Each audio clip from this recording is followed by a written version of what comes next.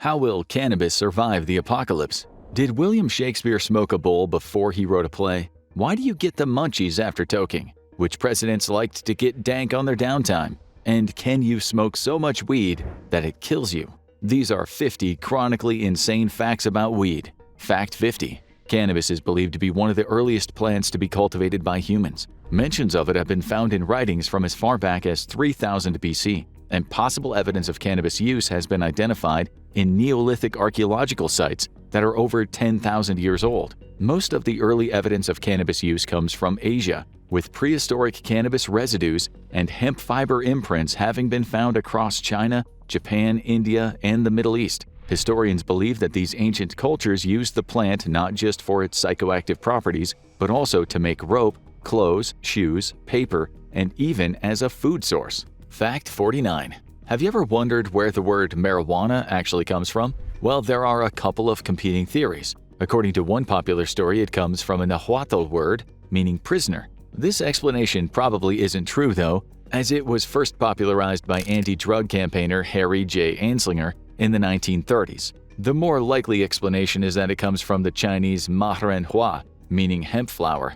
Ganja, another popular nickname for the drug, comes from the Sanskrit word for the hemp plant. Fact 48. People have had it out for cannabis for over 700 years. Throughout history, marijuana has been mainly used for medicinal and spiritual purposes, but even so, it's always been a pretty controversial substance. In fact, the first known laws restricting marijuana use come from all the way back in the Middle Ages. The earliest known anti-cannabis legislation is believed to be a law passed in the 1300s by an Arabian emir called Sodun Sheikuni. Cannabis use was also made illegal by Napoleon Bonaparte during his reign and was widely outlawed throughout the British Empire during its heyday. Fact 47. The United States has something of a love-hate relationship with the hemp plant. America started restricting the sale of the drug in 1906, but only made it outright illegal in 1937 when the Marijuana Tax Act was passed. For some reason, hemp was outlawed alongside cannabis, but that wasn't the case for long. Once the US entered World War II, the government started making propaganda that encouraged hemp cultivation.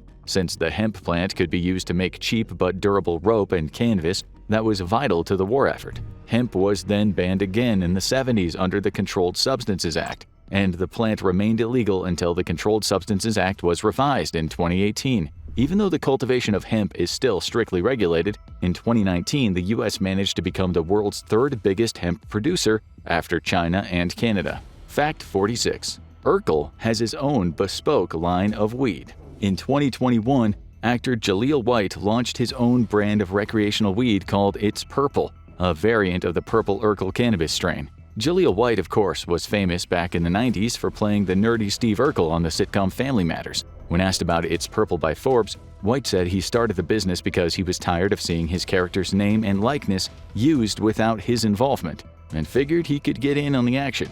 He even filmed ads for it alongside Snoop Dogg, where he was fully in character as Steve Urkel. Fact 45. Reggae legend Bob Marley was buried with weed. Perhaps one of the most famous tokers of all time, music god Bob Marley took the plant to the grave with him. When he died of cancer in 1981, according to some accounts, he was buried with a football, his beloved Gibson Les Paul guitar, and a bud of chronic. Hopefully, he's still lighting it up in the great beyond. Fact 44. There are over 1,000 ways to say it. Literally. Time magazine has reported that there are over 1,200 popularly used slang terms for cannabis, and here are some of our favorites: weed, bud, ganja, chronic, grass, wacky tobacco, reefer, herb, green goddess, sweet Mary Jane, Donna Juanita, pot, dank, and the devil's lettuce. If we forgot one of your favorites, let us know in the comments. Fact 43. Tupac's closest friends smoked him. And no, that's not a euphemism. When Tupac was tragically murdered in 1996, his old band and close friends, the Outlaws, claimed to have gave him a true rapper send-off, rolling some of his cremains into a joint with some weed and smoking him up. While some have doubted these claims, the Outlaws themselves have stuck to their story. Personally, we think this one's up there with Marley's coffin weed. Fact 42. A group of weed-hunting teens invented 420. It's one of the most popular codes for cannabis, and it's the reason that April 20th, previously best known as the birthday of the decidedly unchill Adolf Hitler, is now synonymous with sharing some herbal love. In the early 1970s, a group of high schoolers from San Rafael High School in California went hunting for a legendary weed farm in their area, using the code 420 to signify the hunts. While they never found the El Dorado of ganja, their story and their secret code got picked up by the magazine High Times and the band Grateful Dead, leading to the phrase becoming forever cemented in cannabis culture language. Fact 41.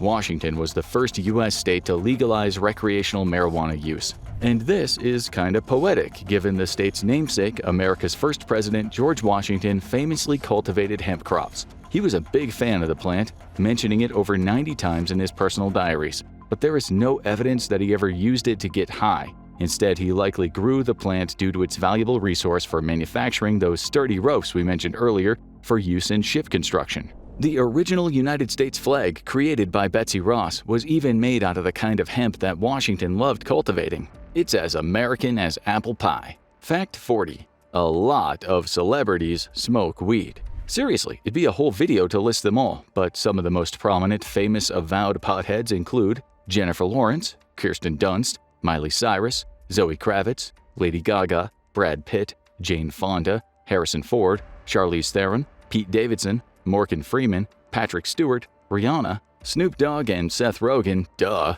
Willie Nelson, Woody Harrelson, Kendall Jenner, and Matthew McConaughey. And those are just the ones who admit it. Fact 39. Washington wasn't the only president with a history of weed use, and these presidents actually did smoke it. George W. Bush is an admitted weed user, and Barack Obama even had a weed-smoking club in his youth called the Choom Gang. According to some of the Choom Gang's other members, Obama actually pioneered some new weed consumption techniques, including TA, or total absorption, and roof hits. And yes, there is a cruel irony to the fact that both those presidents smoked weed, but neither of them legalized it on the federal level. We guess they just wanted to keep it all to themselves. Fact 38. The government could be making billions of dollars from marijuana. Extrapolating from the tax money that states with legal weed have already made, it's estimated that across the entire United States, the federal government could make $8.5 billion in tax revenue, and potentially more if they institute a so-called potency tax, where taxation of cannabis is put on a sliding scale based on how potent the strain is. And even this is nothing compared to the money that private industry stands to make. It's estimated that if weed was legalized in all 50 states, it would quickly become a bigger market than organic food. Fact 37. The U.S. military experimented with weaponized weed. Researchers at the Edgewood Arsenal facility in Maryland pioneered dimethylheptylpyrin.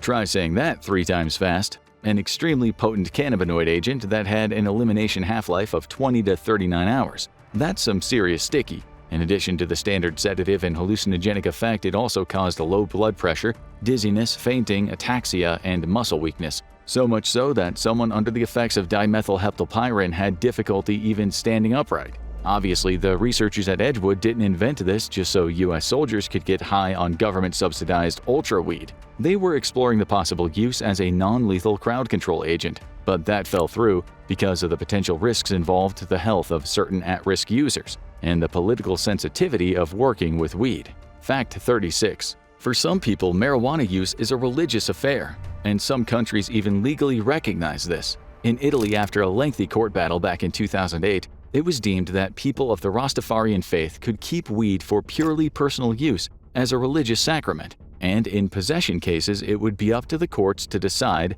based on the quantity of the weed, whether it was for personal use or trafficking. Fact 35. Weed is giving coffee a run for its money. At least in Denver, in 2011, some counts showed weed dispensaries outnumbering Starbucks locations 300 to 266. Weed dispensaries were so rife that a popular local magazine even had a weed reviewer who gave their take on the local chronic. Fact 34.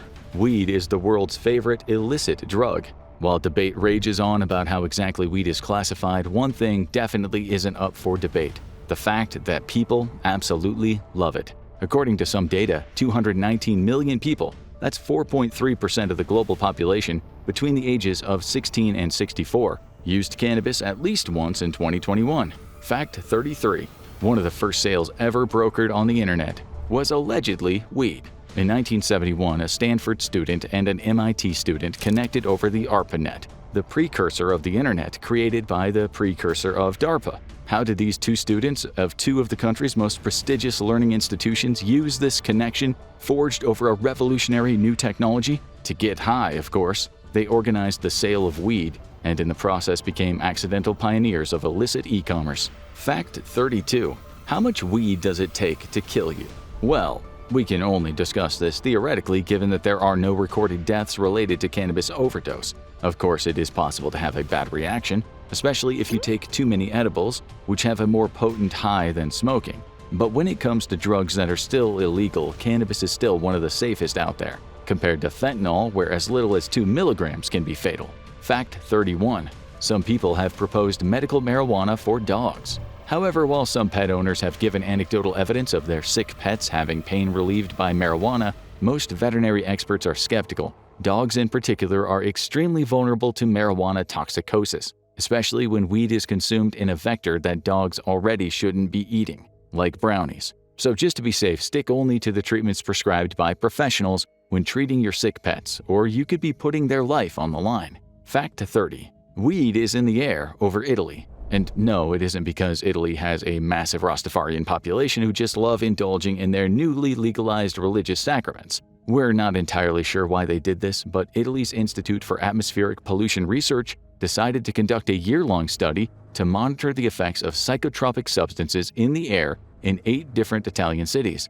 Bologna, Florence, Milan, Naples, Palermo, Rome, Turin, and Verona. They ended up finding trace amounts of marijuana and cocaine in all 8 of them. Fact 29. A North Carolina hospital thought people were toking up around newborns. Social services started getting extremely concerned when urine tests from a number of newborns appeared to show trace amounts of marijuana in their systems, believed to be a result of secondhand smoke from overly mellow parents. However, when they dug deeper, they found out that the actual truth was even stranger. Chemicals in several different baby soaps, specifically Johnson & Johnson's Head-to-Toe Baby Wash, Johnson & Johnson Bedtime Bath, CVS Nighttime Baby Bath, Aveeno Soothing Relief Creamy Wash, and Aveeno Wash Shampoo, seemed to trigger false positives for marijuana. If this wasn't discovered, it could have resulted in some life-ruining accusations getting thrown around. Fact 28. Illegal weed operations have been killing off owls. In another valuable argument for legalization, illegal pot operations have been having a ruinous effect on local ecosystems. In 2012, 2 rare spotted owls were found dead in Northern California's Mendocino County. The culprit? Rat poison, specifically rat poison used by a local illegal Kush operation to keep pests away from their crop. But it isn't just the owls. The fisher, a rare forest mammal native to the area, has also been put in a dangerous position by careless weed farmers. Rat poison has been found in the system of 85% of dead fishers found in the area, also believed to be caused by illegal weed operations. Fact 27. Is weed getting stronger? Researchers studied 36,800 samples of weed captured by the DEA over the last 20 years and found 2 interesting results. The amount of THC, the psychoactive compound in marijuana, has increased, and the amount of CBD, the chemical compound most often touted as having health benefits, has decreased. So when old stoners tell you that the weed was more chill back in their day, they're not just blowing smoke. Well, they probably still are, but just not about that. Fact 26. You can be allergic to weed. As if life for people with allergies wasn't hard enough, yes, you can also be allergic to Puff the Magic Dragon, both its pollen and its smoke. Allergic reactions can include runny noses, sneezing, irritation of the nasal passages, hives, and in one extremely rare case, anaphylaxis. For some people who experience allergic reactions to weed, it isn't actually the weed itself that gets them. Improperly stored weed can sometimes get moldy, and that mold sometimes has allergenic properties.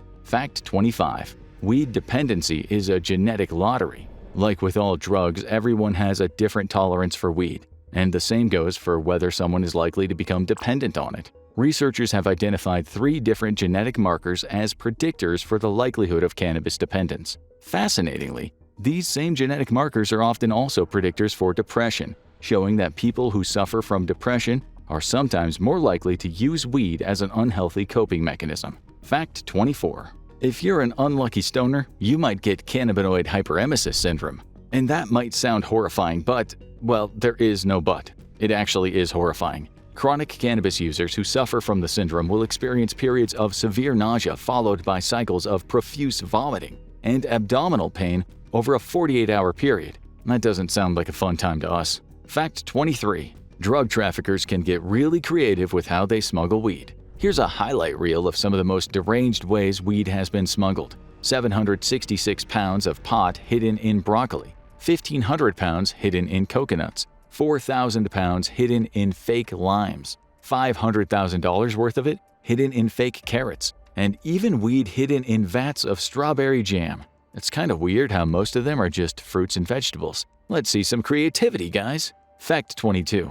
Debates have raged on for years on whether Shakespeare liked to partake in a bit of the devil's lettuce. During an excavation of the immortal bard's home, 2 pipes were found with, among other things, cannabis residue. Immediately this, plus Shakespeare's reference to a noted weed during one of his sonnets, had people claiming that one of history's greatest playwrights was an avowed stoner. This immediately led to scholarly debate after scholarly debate, with some on the side of weed and the skeptics claiming that there's no proof that the pipes even belonged to Shakespeare. The debate has raged on for so long that Francis Thackeray, an anthropologist from South Africa, has requested the opportunity to exhume Shakespeare's grave and test his remains for any traces of cannabis. They might be taking this a little bit too seriously. Fact 21.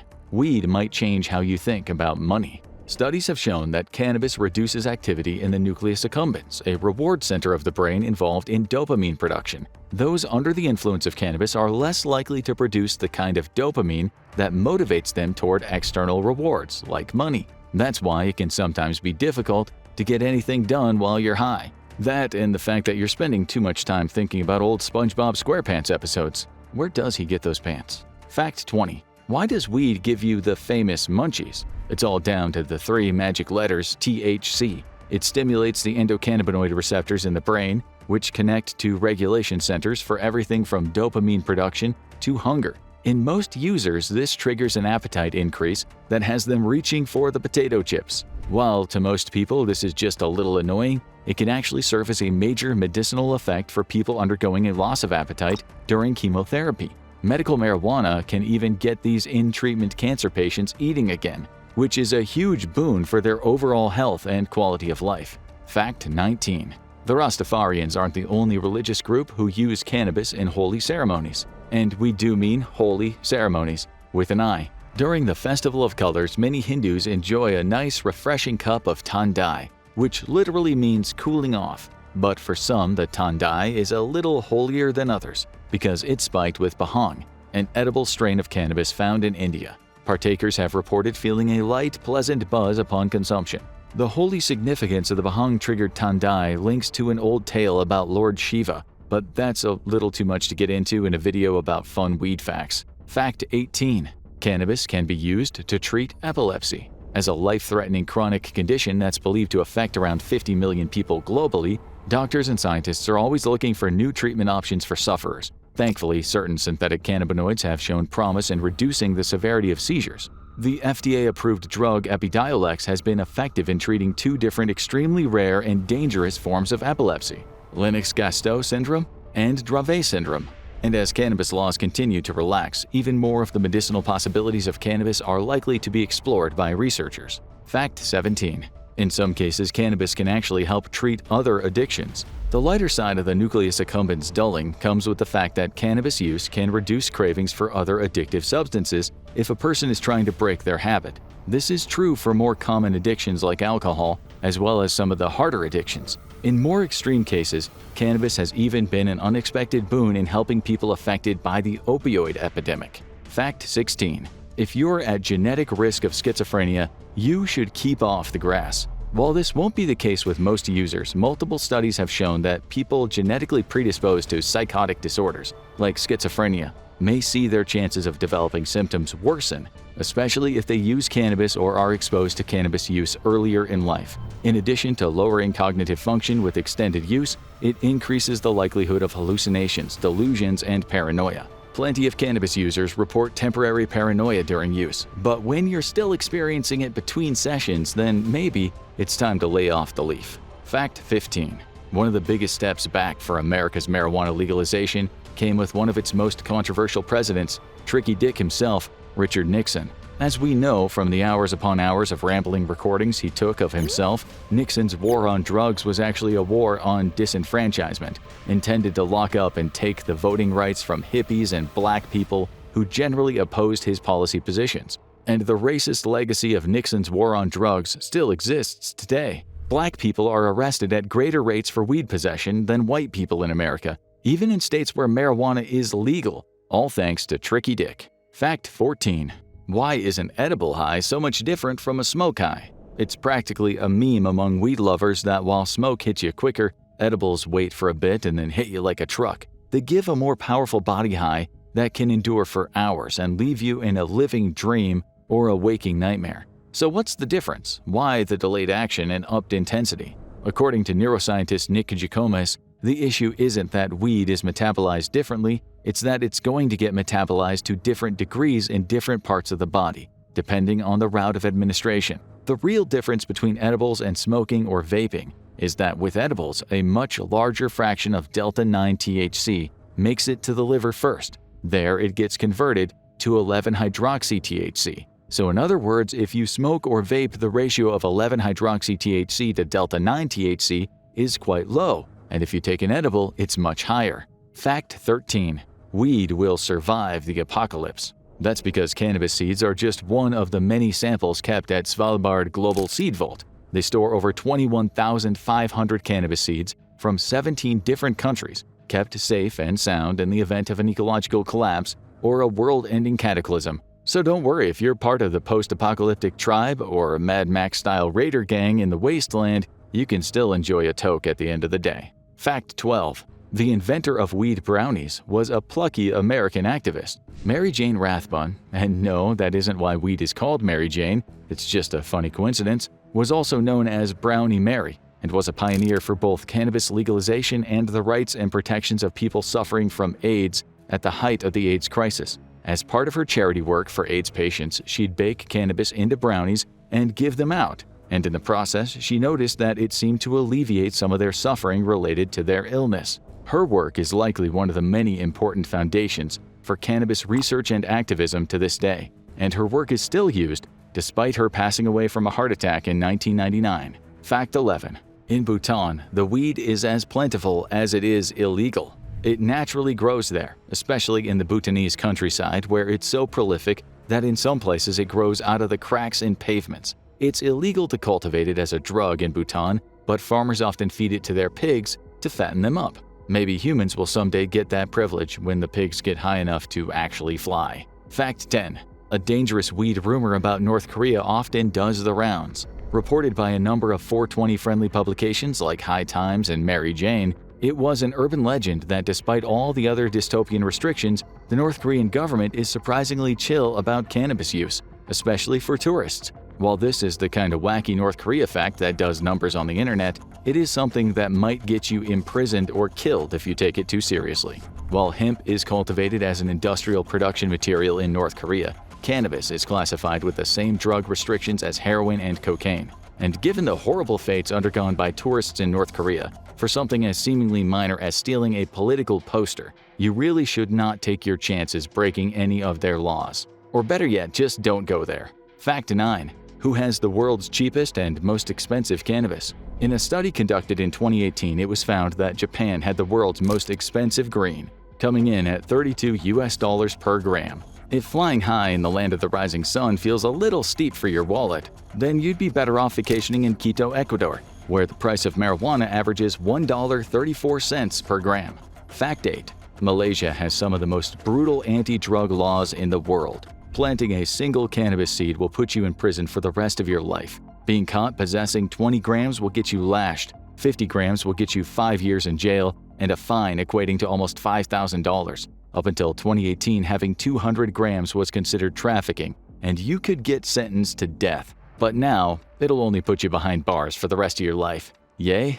Fact 7. Carl's Jr. once served a weed burger for $4.20. Seriously, back in 2019, as part of a special promotion for $4.20, they released the Rocky Mountain High Cheeseburger Delight, which had a special Santa Fe sauce infused with a small quantity of CBD. It was only available for a single day at one of their locations in Colorado, but for any pot fans in the area, it was a day to remember. Fact 6. Ever been curious about the actual difference between a joint, a spliff, and a blunt, but been too afraid to look lame if you asked? The difference is actually pretty simple. Joints are small quantities of cannabis wrapped in rolling paper. Spliffs aren't pure cannabis. They're a mix of cannabis and tobacco in rolling paper. And blunts, if we can be blunt about it, are bigger loads of cannabis wrapped in cigar or blunt wraps, which normally also contain tobacco. Now, you're familiar with all the key weed smoking lingo. Fact 5. One man had the guts to smoke weed in the White House while weed was still illegal everywhere in the United States.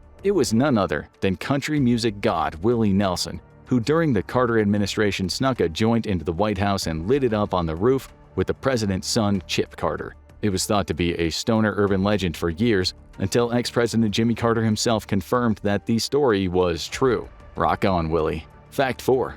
Weed has been inspiring Hollywood movies for almost a century. Stoner comedy is a movie institution, with stoned adventures being seen in Pineapple Express, Dude, Where's My Car, and the Harold and Kumar trilogy. But the first ever movie inspired by weed was 1936's Reefer Madness. But this wasn't a comedy, at least not intentionally. It was a propaganda movie that implied smoking weed would turn you into a violent psychopathic killer and lead your life to ruin. Ironically, a lot of people get high to watch and laugh at it today. Fact 3. There are some negative side effects of smoking weed that you should look out for.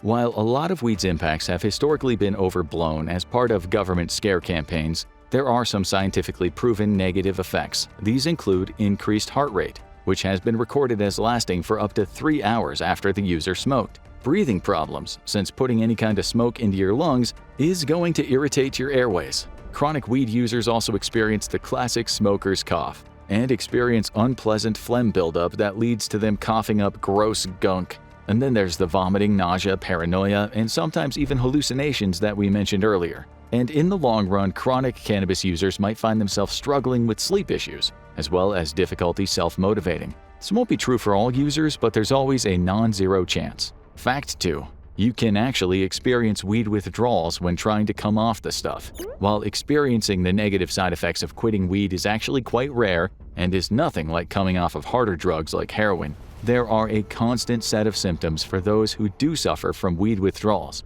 So what can you expect from experiencing weed withdrawals? The most common symptoms include reduced appetite, the opposite of the famous munchies, mood swings, and a general sense of irritability, difficulty sleeping, including insomnia and strange dreams, headaches, an inability to focus, weed cravings, chills and cold sweats, digestive issues, and a general feeling of depression. That's why a lot of chronic users struggle to come off the stuff. And of course, Fact 1. The U.S. Coast Guard seized 54 tons of marijuana in a single bust back in 1977. The night train seizure occurred off the coast of Florida and was the beginning of Operation Stopgap, the first interagency initiative to stop drug trafficking. It was carried out by the Coast Guard, the DEA, and the federal marshals, and remains one of the biggest weed busts in history. It takes a couple of attempts, but you manage to spark up a lighter and hold it up steadily in front of your face to light up a joint. A familiar woody smell fills the room and drifts out of your window on the afternoon breeze. You blink, steady yourself, inhale deeply, and fill your lungs up with warmth. But what happens next? Chemically speaking, biologically speaking, what is it about this little green plant that gets millions of people around the world to flock to it? How long has humanity been consuming it? And what exactly is it doing inside your body, inside your mind? To start, let's have a look at the chemical composition of the cannabis plant itself, rolled up in a joint in your hand. Native to Central and South Asia, the cannabis plant today is so popular, it's now grown to be a global economy of its own. From small-scale rural farming operations all the way through to drug super labs, including any number of illegal weed farms somewhere in the middle. Experts believe that there are well over 700 different strains of cannabis currently on the market, and this number seems only set to increase. Being able to identify which strain of weed you have in your hand can be very easy when buying from a legal dispensary, but if you live in a country or a state where marijuana is still criminalized, being able to verify exactly what it is you're smoking becomes more difficult. Looking down at the green mossy balls in your hand, do you know where in the world it's come from and what's inside it? Let's break it down a bit, or rather, grind it down. You've likely heard of the two most well-known active ingredients in cannabis. These are cannabidiol and tetrahydrocannabinol, or as you probably know them, CBD and THC. Over the last 10 years in the West in particular, CBD has been championed as a potential medical breakthrough. It's also been shown to have a calming effect on those with anxious disorders and is currently being tested as a treatment for psychosis, sleep disorders, muscle spasticity, and more. You might have seen ads for CBD oil products popping up in your feed claiming that it can solve any number of ailments. Research is ongoing, however, results vary. In the case of curing cancer, for example, so far there's no evidence to support that CBD has any kind of effect on the disease, despite what people on the internet might be saying. So, you smoke CBD to get high, right? No, CBD is usually extracted as an oil, and on its own it will not get you high. But it's still psychoactive, meaning it alters your mental state, typically leaving you feeling more calm and mellow. The feeling of being high comes from the main active component in marijuana, THC. Typically found in much greater quantities than CBD, THC can have a powerful psychoactive effect. To see what that means in practice, let's follow it as it enters the human body. You take in a deep breath of that joint and let the smoke fill your lungs. In this example, you're going to be our test subject, and you will be smoking weed. Smoking is one of the most direct and quickest ways to get high. This is because the smoke from your burning marijuana contains high levels of THC. The smoke is then inhaled, filling your lungs. At this point, you might experience some irritation, manifesting in the iconic smoker's cough, from introducing an alien substance into your lungs. This, however, is not unique to smoking weed, as you're likely to see the same from people smoking or vaping conventional tobacco. The lungs are designed to quickly and efficiently transfer oxygen into the bloodstream when we breathe. Therefore, they have the capacity to take in large quantities of gas in one breath and get any number of elements or compounds from that gas into our bloodstream, and fast. The lungs aren't just empty chambers, they're full of tiny little air pockets called alveoli. The average human adult has roughly 480 million alveoli in their lungs, constituting about 1,500 miles of airways. That's the equivalent of driving from Miami to New Hampshire for our American viewers, or Madrid to Copenhagen for our European viewers. For everyone else, it's roughly 13,636,363.6 bananas lying end to end. Anyway, back to your lungs. In each alveolus, the THC from the smoke is transferred directly into your bloodstream, which then carries it all over your body, including to the critical area, your brain. As a result, it often only takes a matter of seconds for the user to start feeling the psychoactive effects of what they're smoking. So, let's crack your head open and see what's going on inside. Sorry, this might hurt a little. The THC and CBD bind themselves to receptors throughout your brain. The amygdala, for example, is responsible for anxiety, emotional responses, and fear. CBD dulls the activity in this part of the brain, but the THC component can stimulate it. While many users feel calmer after having smoked weed, others can feel a heightened sense of paranoia and worry, particularly on the come down as the calming effects of the CBD wear off. Looking at other parts of the brain impacted by the CBD, we have the basal ganglia, which is involved with motor control and planning, the neocortex, which processes sensory information, and the cerebellum, which is the center of motor control. All three of these areas are impacted by smoking weed, resulting in you feeling slower in general. Reflexes are delayed, information takes more time to process, and motor functions and speech slow down.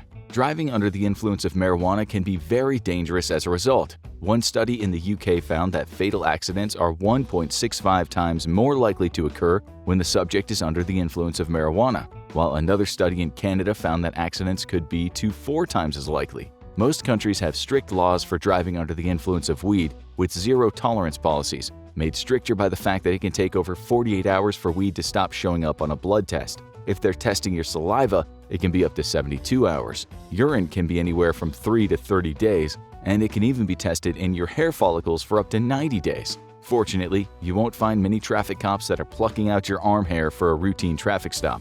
However, it would be reductive to think that all weed does is dull your brain. THC is a very active component that stimulates a lot of neural activity.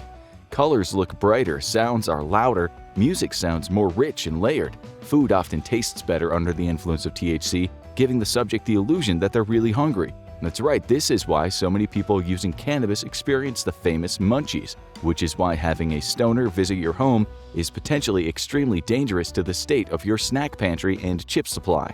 Many people report having heightened imagination, being able to think outside the box or come up with fresh and exciting ideas. Artists all throughout history have partaken in recreational drugs in an attempt to broaden their horizons, dulling a lot of the negative sensations, such as feeling pain and anxiety, coupled with the stimulation from THC, results in feelings of euphoria. In short, you, our human test subject, have gotten high. But what does this high actually look like?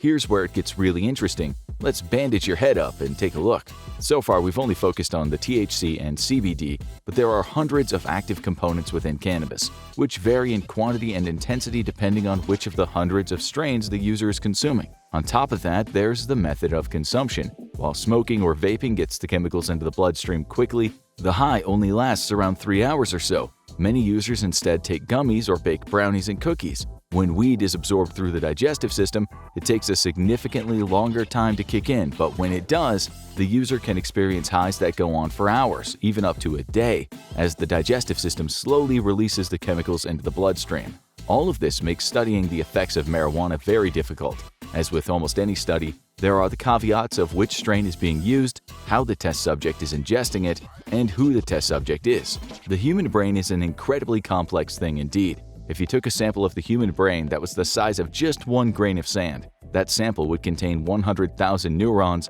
and 1 billion synapses. Now multiply that by 860,000 and you've got a human brain, just like the one that's sitting in your head, watching this video and feeling very smug about itself. Being able to quantify and measure exactly what's happening in an organ far more advanced and complicated than the computers we're studying it on has been a challenge in medical science for decades and will likely continue to be one for a very long time.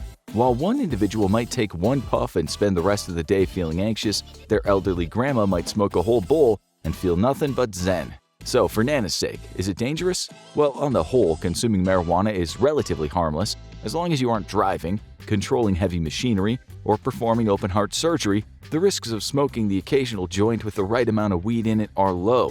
So, why hasn't it been legalized worldwide already? And why are there skeptics out there, including in the scientific community? As is often the case with controversial topics, a lot of the conflict comes from political and cultural differences. To tell that whole story, we need to wind all the way back to China in 2800 BC, where we find the first recorded use of marijuana in history. Even that long ago, the cannabis plant was being used for medicinal purposes. Emperor Shen Nong, considered by many to be the grandfather of medicine, recorded the plant in his writings as being particularly useful. From that point, records of cannabis spread throughout India, Syria, Greece, and Rome. Various healing properties have been ascribed to it over the years, including cures for inflammation, depression, arthritis, and even asthma. Of course, most early medicine is notoriously rather unreliable. We're looking at you, leeches and milk transfusions. But there's always been something about this little green plant that's captured the attention of doctors and pharmacologists throughout the centuries. Often there's a grain of truth to the mythology that has sprung up around the drug.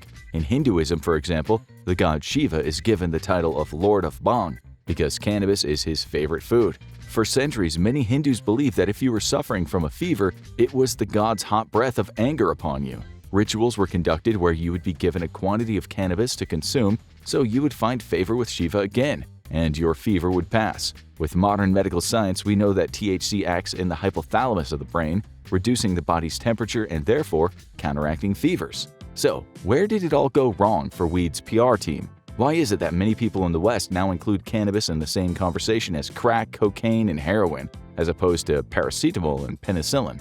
Well, medical marijuana was first introduced in the West in 1841 by William Brooke O'Shaughnessy, an Irish physician who spent years studying all kinds of different medicines in India. But the real origins of the USA's problem with marijuana began 200 years before that, in the Jamestown colony in 1605. Dissatisfied with the return on investment they were seeing, the English, and King James I in particular, demanded the colony change up the crop they produced to hemp, a plant within the cannabis family. The crop was a massive success and became the key to the early expansion of the American colonial settlements. George Washington himself famously grew hemp as one of his 3 primary crops on Mount Vernon.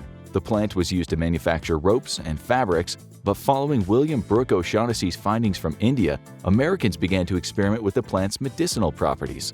The USA was still in relative infancy, with many laws and prohibitions being established. Drug laws at the time involved labeling products as being poisons, which restricted them to being legal only if prescribed by a pharmacist. Even then, the debate about cannabis varied from state to state, with some issuing it with the poison status and others believing it was exempt from these rules. At the time, opium dens were rife across America, and alongside them a number of hashish parlors popped up in which people would smoke various forms of hemp and cannabis. By 1880, these establishments were seen as quite fashionable, with many of the upper classes frequenting them. It's estimated that there were roughly 500 such parlors in New York City alone. The laws needed to be strengthened further still. Fraud and corruption were rife in the drug industry, with many falsely labeling their products for the sake of profit.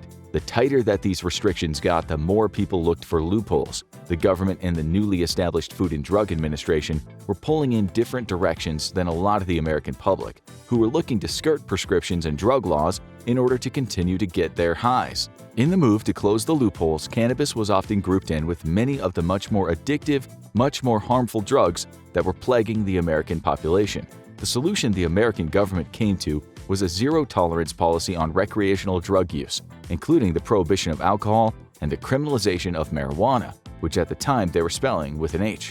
In 1971, President Nixon coined the term "war on drugs," where he declared drug abuse to be public enemy number one of the American people. The approach was incarceration with an iron fist. Possession, distribution, and consumption of banned substances would result in jail time. It's estimated that throughout this war on drugs, the USA spends roughly $51 billion annually on its endeavor to clean up the streets. To illustrate, with that money, the USA could give each Canadian citizen $1,416.67 per year just as a little thank you for being such lovely neighbors. Alternatively, they could give one lucky Canadian $1 a minute for 97,032 years. A large amount of this campaign against drugs has involved a level of fear-mongering. There's a lot of false information swirling around the world about the negative effects these drugs have. It rots the brain and causes psychosis. It's a gateway drug to stronger and more dangerous highs, and it is highly addictive. But is there any truth to any of these claims? Let's examine them one by one. Firstly, no, marijuana does not rot the brain. Rotting is the decay of dead organic material as bacteria and fungi consume it. That simply doesn't happen. However, the link to psychosis is a much more contested field, with evidence for both sides of the argument.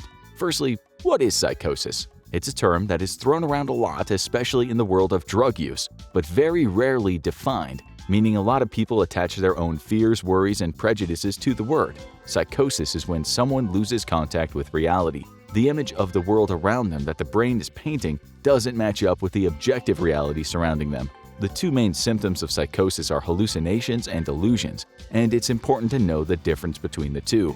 A hallucination is when a person experiences something that isn't actually happening. Most commonly, this takes the form of hearing voices that aren't really there, or sometimes seeing things that aren't really there. In some cases, people have reported smelling, feeling, and tasting their hallucinations too, such as tasting blood in their mouth despite there being none. A delusion, on the other hand, is more abstract.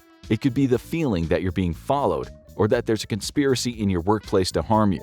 Delusional people are often highly susceptible to conspiracy theories, as often the paranoid messaging chimes with their fearful delusions that their minds have already been generating. So, does marijuana cause psychosis? It's complicated. Let's go back to the chemicals active in your brain. We're gonna need to crack that skull open again, sorry. THC is highly psychoactive. This is where the feeling of euphoria from being high comes from. While CBD can decrease the levels of panic and paranoia in the brain, it's often present in much smaller quantities than THC, mainly as many cannabis farms compete with one another to grow stronger and stronger strains. Couple that with the fact that there are hundreds of active compounds within the cannabis plant, and it goes back to our earlier point about this being a challenging area of study. Therefore, many scientists rely on quite broad studies, taking large sample sizes of drug users and non-drug users and comparing the development of their brains over time, looking most notably at teenagers and young people. What they found is there is often a link between heavy pot smoking and psychosis. There are cases of people living with schizophrenia and bipolar disorders where the heavy use of marijuana is linked to the onset of those symptoms. What has not been proven, however, is that weed was the cause. Most scientists believe that weed can, in some cases, accelerate the development of underlying psychotic disorders. The brain is a very complex and delicate thing. If somebody has an underlying psychotic condition, then the consumption of drugs that alters their state of mind and heightens activities within certain sections of the brain can naturally lead to an exacerbation of those symptoms. Schizophrenia is believed to affect 1 in 300 people, while bipolar disorder affects 1 in 100. While these are quite small percentages, they are not insignificant. THC does carry the risk of triggering a psychotic episode if you're genetically predisposed to having a psychotic condition. The chances are very low and won't affect the majority of the population, but they are still there. Next, is it a gateway drug? The experience of a chemical buzz in the brain is a sensation that many of us try to chase in our lives. You get up and sing in a concert at your high school and you get a rush from it. You do it a second time and the high is worn off a bit. So you need a bigger crowd, and suddenly you're in a rock band on an arena tour. Chasing this type of bigger, better high is an experience we're sure many of you are familiar with. Studies have shown that in a minority of cases, the same can happen with marijuana. Usage of the drug can prime the brain, ready for more intense highs, which it then craves. This sounds bad until you realize the same thing happens with cigarettes and alcohol. Both of these demonstrate a similar connection to being a gateway drug to harder substances as marijuana. So why are those not held up to the same level of scrutiny? One thing studies have shown is that there is a much more powerful gateway drug out there: trauma. A difficult childhood, experiencing abuse, and going through acute pain and suffering are all far more likely to result in a person developing a dependence on hard substances. Weed is often a part of that journey, but in these cases it seems to be a symptom more than the cause of the problem. But is it addictive? Let's take a similar look at this question. You wake up one morning feeling tired, so you make yourself a cup of coffee. It clears away the fog, helps you focus on your job, and gives you a little endorphin rush from a good day's work. So the next day, you do the same, and the next, until one day you run out of coffee. You look in the jar and it's empty. A storm cloud gathers over your head. You go to work with a scowl, snap at your coworkers, have a headache by lunchtime, and come home feeling miserable. What's happened here?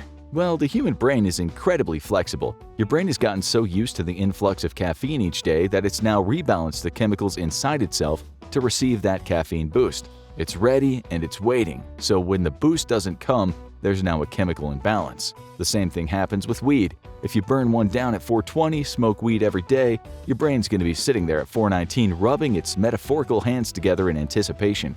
Coming off weed now feels hard. You have cravings for it, you feel irritated when you don't have it. You struggle to fall asleep, you lose your appetite, and you generally have a bad time.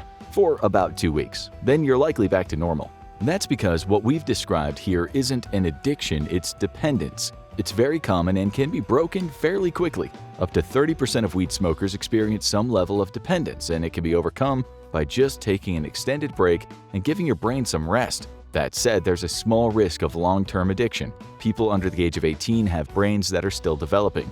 They're still growing and changing and adjusting to the world around them. Smoking weed regularly at this stage in your life could lead your brain to building itself around the expectation that it'll be receiving those chemical hits every day, which may start as a dependence and could grow to be much more deeply rooted and could result in a lifelong addiction. If there's one thing you learned from this video, it's that marijuana, much like life, is complicated. There may not always be a straight answer to every question. Anyone who tells you that something is totally amazing and has no downsides will always be lying. Even ice cream has downsides. What's important is looking at the big picture. Is weed the devil's leaf that spells the end of society as we know it? No, of course not. But neither is it a miracle cure-all drug that everyone should take on a daily basis. Weed, cannabis, the good kush, sweet Mary Jane. She's been around a long time, over 5,000 years in fact. And in that time, the infamous drug has racked up some incredible stories and uses. How did this bud ignite a war? Why does India have a weed milkshake? And did you know that in the 1930s, they made an infamously bad propaganda film about how weed would turn you into a psychopathic killer? We're ganja tell you all this and more. Welcome to the wild, wacky history of weed. Let's begin with the basics. What exactly is weed? Marijuana is a drug that comes from the cannabis plant, an ancient flora that's been used all over the world for centuries for its medicinal, spiritual, and agricultural properties. The latter is more commonly known as hemp. The seeds of the plant can be used for food. The oils and fibers produced by hemp can be made into clothing, paper, and ropes, which was very useful as those things were in high demand. And one plant could do it all. Now, we aren't really sure when exactly the cannabis plant popped out of the ground, since we weren't alive back then, unless there's a secret immortal hiding away the truth. And if you're an immortal watching this, please let us know in the comments. We know it's incredibly old, that much is certain. Lucky for us, there are scientists dedicated to finding out the answers. They haven't found all of them yet, but we hear they're still looking. So for the sake of brevity, let's keep this to weed's history with the human race. Our first stop on this dank adventure brings us to China. Cannabis sativa, weed's maiden name, had been established as a useful farming crop in this region due to its fast-growing nature and ability to produce textiles, fiber, and grain.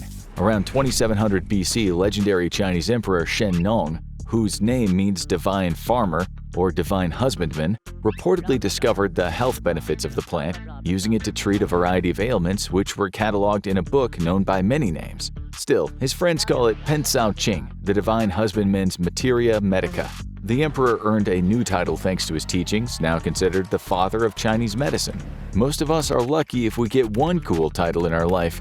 Good old Emperor Shennong couldn't get enough. How MJ became global after its debut is likely thanks to the infamous ancient trading route, the Silk Road, or Silk Route. This 4,000-mile journey between China and Europe is believed to be the key in how cannabis spread its leafy wings and took people higher, quite literally, as one of the travel paths merchants took up into the Pamir Mountains. These mountains contain Jerzankal Cemetery, an ancient burial site that would unknowingly shine a light on some massive weed mysteries. Approximately 2,500 years later, these tombs were excavated, and you'll never guess what they found. That's right, bones! Bones that were carbon dated to about 500 BC. But buried with the bones were wooden burners that would burn a special plant. Can you guess which one? It was cannabis sativa, and if you guessed that, feel free to take any prize from the middle shelf. Historians and archaeologists have extrapolated that ancient mourners in this area would add cannabis seeds to the hot stones and inhale smoke while burying the deceased or visiting. The oldest known evidence of humans smoking the herb. We told you this stuff was old school. They don't call it the OG Kush for nothing. Whether ritualistic or to simply hide the rotting stench of the corpses with its distinctive smell, the cannabis found in those braziers was unique when compared to previously found specimens. It contained a high level of tetrahydrocannabinol. Now, for those of us who can't afford $5 words, THC. The psychoactive chemical is what stimulates the brain and allows one to enter a higher plane while smoking a bowl, metaphorically speaking. In 440 BC, Greek historian Herodotus was traveling the world. Around this time, his travels led him to meet the Scythians, a fierce nomadic tribe that originated from what's now known as Siberia, but spread across Central Asia from 900 BC until 200 BC. Herodotus reported that the warriors would build weed saunas, using tents and hot rocks to inhale the fumes, which made the Scythians cry out in ecstasy. So we have anecdotal evidence that we can thank the Scythians for the original hotbox. Weed has been a consistent part of many rituals, ceremonies, and festivals for centuries. In India, bhang is made from the cannabis plant and has deep religious ties to the Hindu god Shiva. Some mythological accounts speak of bhang being Lord Shiva's favorite offering, and the Hindu god is often depicted with the substance in portraits. Since the 5th century, bhang has been consumed at the iconic celebrations Holi and Mahashivratri, where it's typically infused in traditional drinks like lassi and thandai. And in case you weren't aware, thandai is a cold, milky beverage. That's right, a weed milkshake. As time went on, cannabis became prominent in Asia, Africa, and Europe, sailing across the seas, which was convenient as hemp was widely used for ships' rigging and sails. And did we already mention rope? Hemp became popular among the white settlers of the Americas in the mid-1600s for agricultural use in the colonies. Did you know that the first president of the United States, George Washington, grew his own hemp crop at Mount Vernon? Well, now you do. In 1833, an Irish physician named Dr. William Brooke O'Shaughnessy came to India, where he would spend many years researching the medical benefits after noting the locals using bhang as a remedy. O'Shaughnessy believed cannabis was an untapped medical resource for Western medicine. He used the plant in an attempt to cure patients suffering from illnesses like rheumatism and cholera. His experiments concluded that cannabis wasn't a cure, but could be used as part of the treatment. O'Shaughnessy also claimed cannabis to be anti-convulsive medication, reportedly using it to stop seizures of a baby and ease the tremors in tetanus patients. Enter cannabis indicate. Cannabis indica was a new strain of cannabinoid, getting the nickname Indian hemp or more famously ganja. New year, new weed. This strain was noted to have added relaxation effects with a side effect of increased delirium. O'Shaughnessy's research paved the way for cannabis to be recognized and used in Western medicine. It became widely accessible in the medical field and popular as an over-the-counter remedy. A staple ingredient in all kinds of concoctions and elixirs, some of those included other drugs such as poppy opium and cocaine, which was incredibly common during the 19th and 20th centuries. In 1850, cannabis appeared for the first time in the United States Pharmacopoeia, a compendium of all the most important drugs in American medicine. Meanwhile, during that same decade in France, the Club des Hashichans was formed, which celebrated more recreational use of the wacky tobacco. But the story of weed isn't all sunshine and roses. While weed use got a head start, anti-weed legislation had been carefully marching along behind it. All the way back in 1378, over in the sunny land of Arabia, Sodoyun Shekoni, the emir of Jonemia, banned the smoking of hash in his domain, which many historians seem to agree was the first time someone legislated against marijuana officially. Marijuana would have an easy ride for a few centuries after that, until the King of Jamaica brought down the ban hammer in 1787. Yes, Jamaica. In the 1800s, for all the advances in marijuana use, both medical and otherwise, that it gave us, there were plenty among the powers that be who were striking back. To name a few, Napoleon Bonaparte, the Municipal Council of Rio de Janeiro, British colonies in the Mauritius, South Africa, and India, not to mention rulers in Greece, Singapore, the Ottoman Empire, and Morocco. It was only a matter of time before legislation against marijuana would hit the Americas. Let's jump ahead to 1914, when the United States Congress passed the Harrison Narcotic Act, which greatly impacted the opium trade. Opioids can no longer be dispensed without a prescription, and all narcotics manufacturers and distributors had to be registered under the U.S. Treasury Department. Soon after, morphine, cocaine, heroin, and other hard substances were completely prohibited by federal law. Despite cannabis being untouched by this new law, it undoubtedly foreshadowed trouble on the horizon. Then came the Volstead Act of 1919, more commonly known as the Prohibition Act. While it didn't take effect until 1920, that new law was responsible for banning the sale or distribution of all alcoholic beverages. This lasted until 1933. America was running dry, and crimes were running higher. Here's a little advice from us. If you happen to find yourself thrown back into this era, watch out for Chicago Thunder. So how did all these new laws impact Mary Jane? Substances that were widely available now came with suffocating restrictions. The rise in addiction-related crimes, the beginnings and boomings of black market drugs, misinformation, and exploitation was the perfect combination to stir up a growing fear amongst the general population. Marijuana's reputation as a safe substance had been flipped. It didn't take long for the madness to spread. Reefer madness came to America's screens in 1936. The exploitation film attempted to portray a dark, cautionary tale to warn young people and their parents about the dangerous devil's lettuce and get them back on the path of the straight and narrow. It used highly exaggerated false claims about the drug to push its narrative, the most infamous being that cannabis would get the users so high that it would drive them to insanity, causing them to commit heinous acts like murder. The melodramatic picture with its bold, iconic posters dripping with occult imagery had a bit of an unintended effect, with the target audience finding it more a comedy than a drama, especially if you were high at the time. No wonder it gained a cult following. Jumping forward briefly, we see decades later in the distant year of 2005, a parody musical of Reefer Madness featuring a very special guest, Jesus, was born. It was very popular with stoners. Anyway, back to the 1930s. An article written by the head of the United States Federal Bureau of Narcotics, Harry Anslinger, titled Marijuana, Assassin of Youth, was published in 1937, just a year after Reefer Madness was released. Anslinger wrote that ignorance about the effects of cannabis was the cause of criminal activity, murder, and insanity. That sure sounds familiar. In that same year, the Marijuana Tax Act of 1937 was passed. A yearly tax was placed on all imports, selling and distributing under regulation, and failure to pay was met with prison time and a fine. Legal but heavily regulated, the recreational use of weed started its decline. At least not all was snubbed into an ashtray. The hemp industry was still going. Medical marijuana was still accessible under the right circumstances, but how long would that last? In 1942, cannabis was removed from the U.S. pharmacopoeia. Despite the reputation of weed being linked to the shady underground of crime, that didn't stop breakthroughs in research involving the herb. Israeli chemist Raphael Mechoulam isolated and identified THC, that little mind-altering chemical we mentioned earlier, and the structure of cannabinol, CBD, in 1964.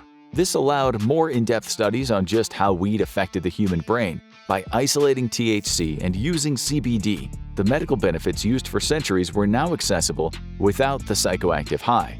But don't count THC out yet. More information was discovered during the study on how THC could be used in therapeutic treatments. During the 60s, a new era of free love was emerging, and Mary Jane became linked to the hippies, who brought with them a wave of new revolution against social norms through the use of fashion, political rebellion pushing the call for peace, and love over war.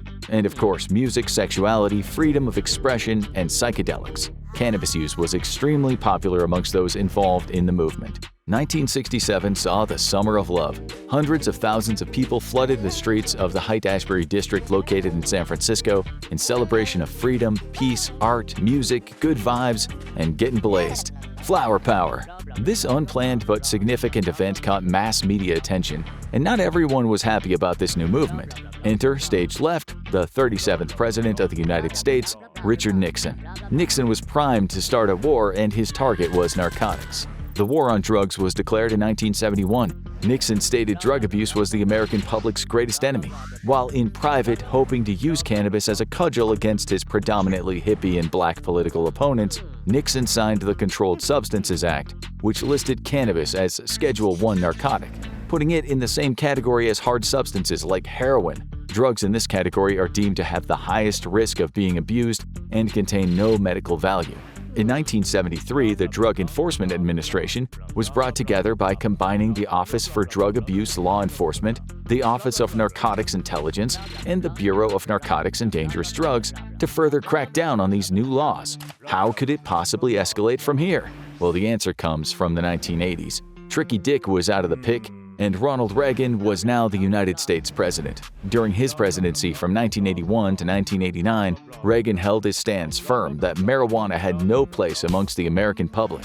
The Anti-Drug Abuse Act of 1986 poured more U.S. federal funding into drug enforcement, creating a minimum sentence for any drug-related crimes and increasing the monetary and incarceration penalties for those crimes. Heroin, crack cocaine, and marijuana were among the most common narcotics involved. The arrests and incarcerations for drug crimes such as possession saw a massive spike. A pretty intense sentence for a small herb, but why? Marijuana was often called a gateway drug. Thus, it was argued that it was just as dangerous as the other Schedule I narcotics it shared the list with. President Reagan's wife, Nancy Reagan, was also heavily involved in this war, privately funding a new campaign, Just Say No, in response to the concerns of rising drug abuse and crimes against school-aged children.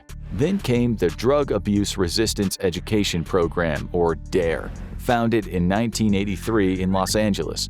You might be familiar with it, or at the very least familiar with its legendarily corny PSAs. This program infiltrated schools across the U.S., taught by police officers accompanied by a cartoon lion mascot called Darren the Lion.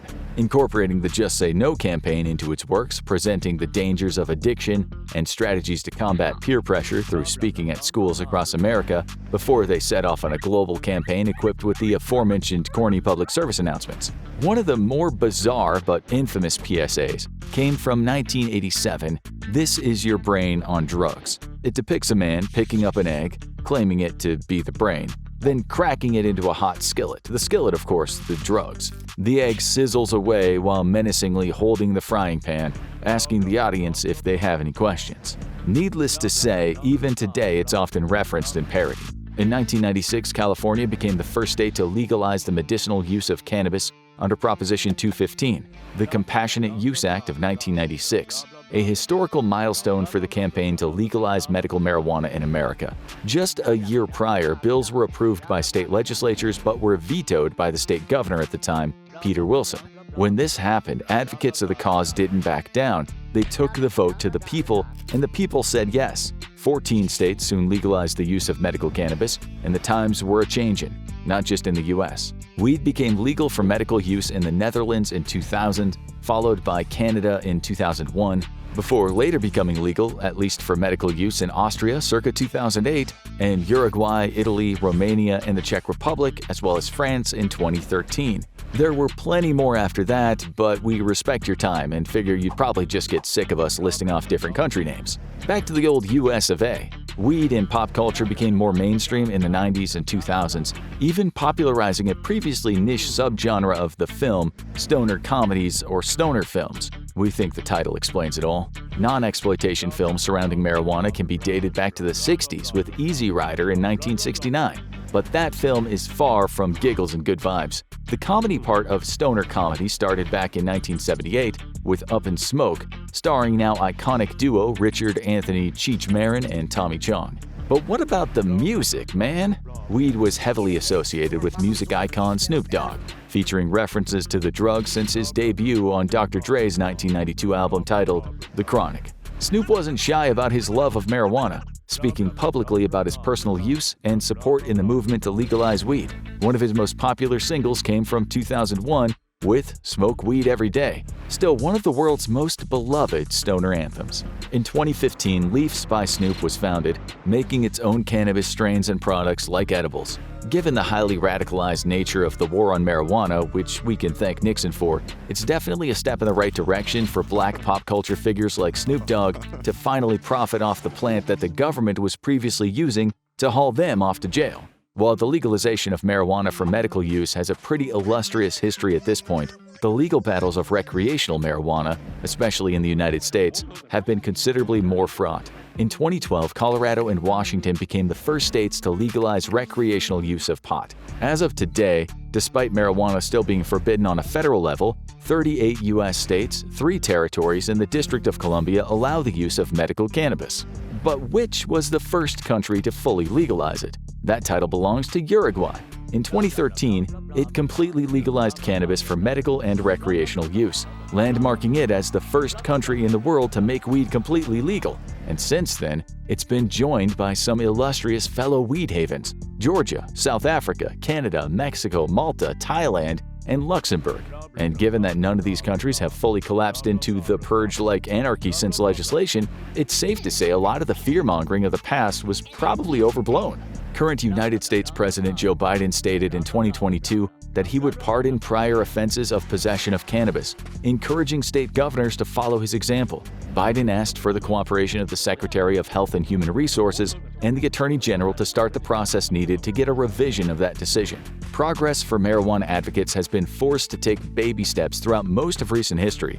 But if the waves of legalization across the 2010s remain an enduring trend, the 2020s are likely to be an extremely good decade for the dankest among us. Regardless of whether you partake yourself, there's no denying that weed truly has a remarkable history. From its humble rise as a simple crop, to its blazing fall as a narcotic, to its revival as medicine, and maybe someday as a normalized drug like alcohol, caffeine, and tobacco.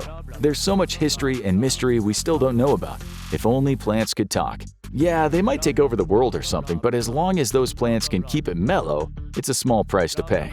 Can smoking the devil's lettuce every day for a month be bad for you? What happens to your body exactly? Or more importantly, what happens to your mind? And what if you suddenly quit? Will you pay for your month of indulgence with nasty withdrawal? Humanity has come a long way where weed is concerned. It's now legal for recreational use in 25 states, plus 3 territories and Washington, D.C. A further 7 states in the U.S. have decriminalized it, meaning it's not legal, but you won't be prosecuted for taking it. This trend toward general acceptance seems to align with the general public's opinion. Surveys show that 88% of Americans think it should be legal for recreational and medical use. The world is changing. Seems like it won't be long until weed is legal or decriminalized in many more countries. That's because word's on the street that weed isn't half as bad as those Puritans from the past made it out to be. Even some of the strictest nations where drugs are concerned have done an about-turn on weed. We imagine a few of our viewers have been to Thailand in the last year and seen what has been nothing short of a weed explosion. And this is a country that not long ago could have you put behind some very nasty-looking bars for having a few grams of weed on your person. Entire streets these days in the tourist areas look like a fantasy dream of deceased Bob Marley. Weed shops are everywhere. Feels like walking through a weed wonderland. The BBC called it just that, interviewing a guy who said the country is now Amsterdam on steroids, but despite it being a veritable cash cow, there have been people, including doctors, calling for a re-ban. The government doesn't look like it'll change its stance. Surely, if this is happening in conservative Thailand, weed can't be that bad for you. That's what we'll try to figure out in this video. Let's start day 1 by exploring some myths about this once demonized drug. One theory states that weed can make you mad, mad as in the angry type of mad. And maybe even on your first day of smoking, making it extremely relevant for our 30-day journey. There have already been news articles in Thailand saying someone viciously attacked someone else and the now legal weed was blamed. Some of those stories reminded people of long-gone era where misinformation about drugs came out of almost every politician's mouth. In the past, we humans absolutely got weed aka ganja, pot, grass, herb, all wrong.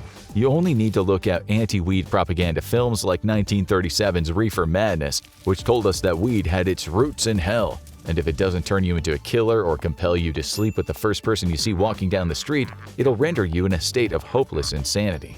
Here's a line from a doctor in the movie explaining what happened to some kid who got himself addicted to weed.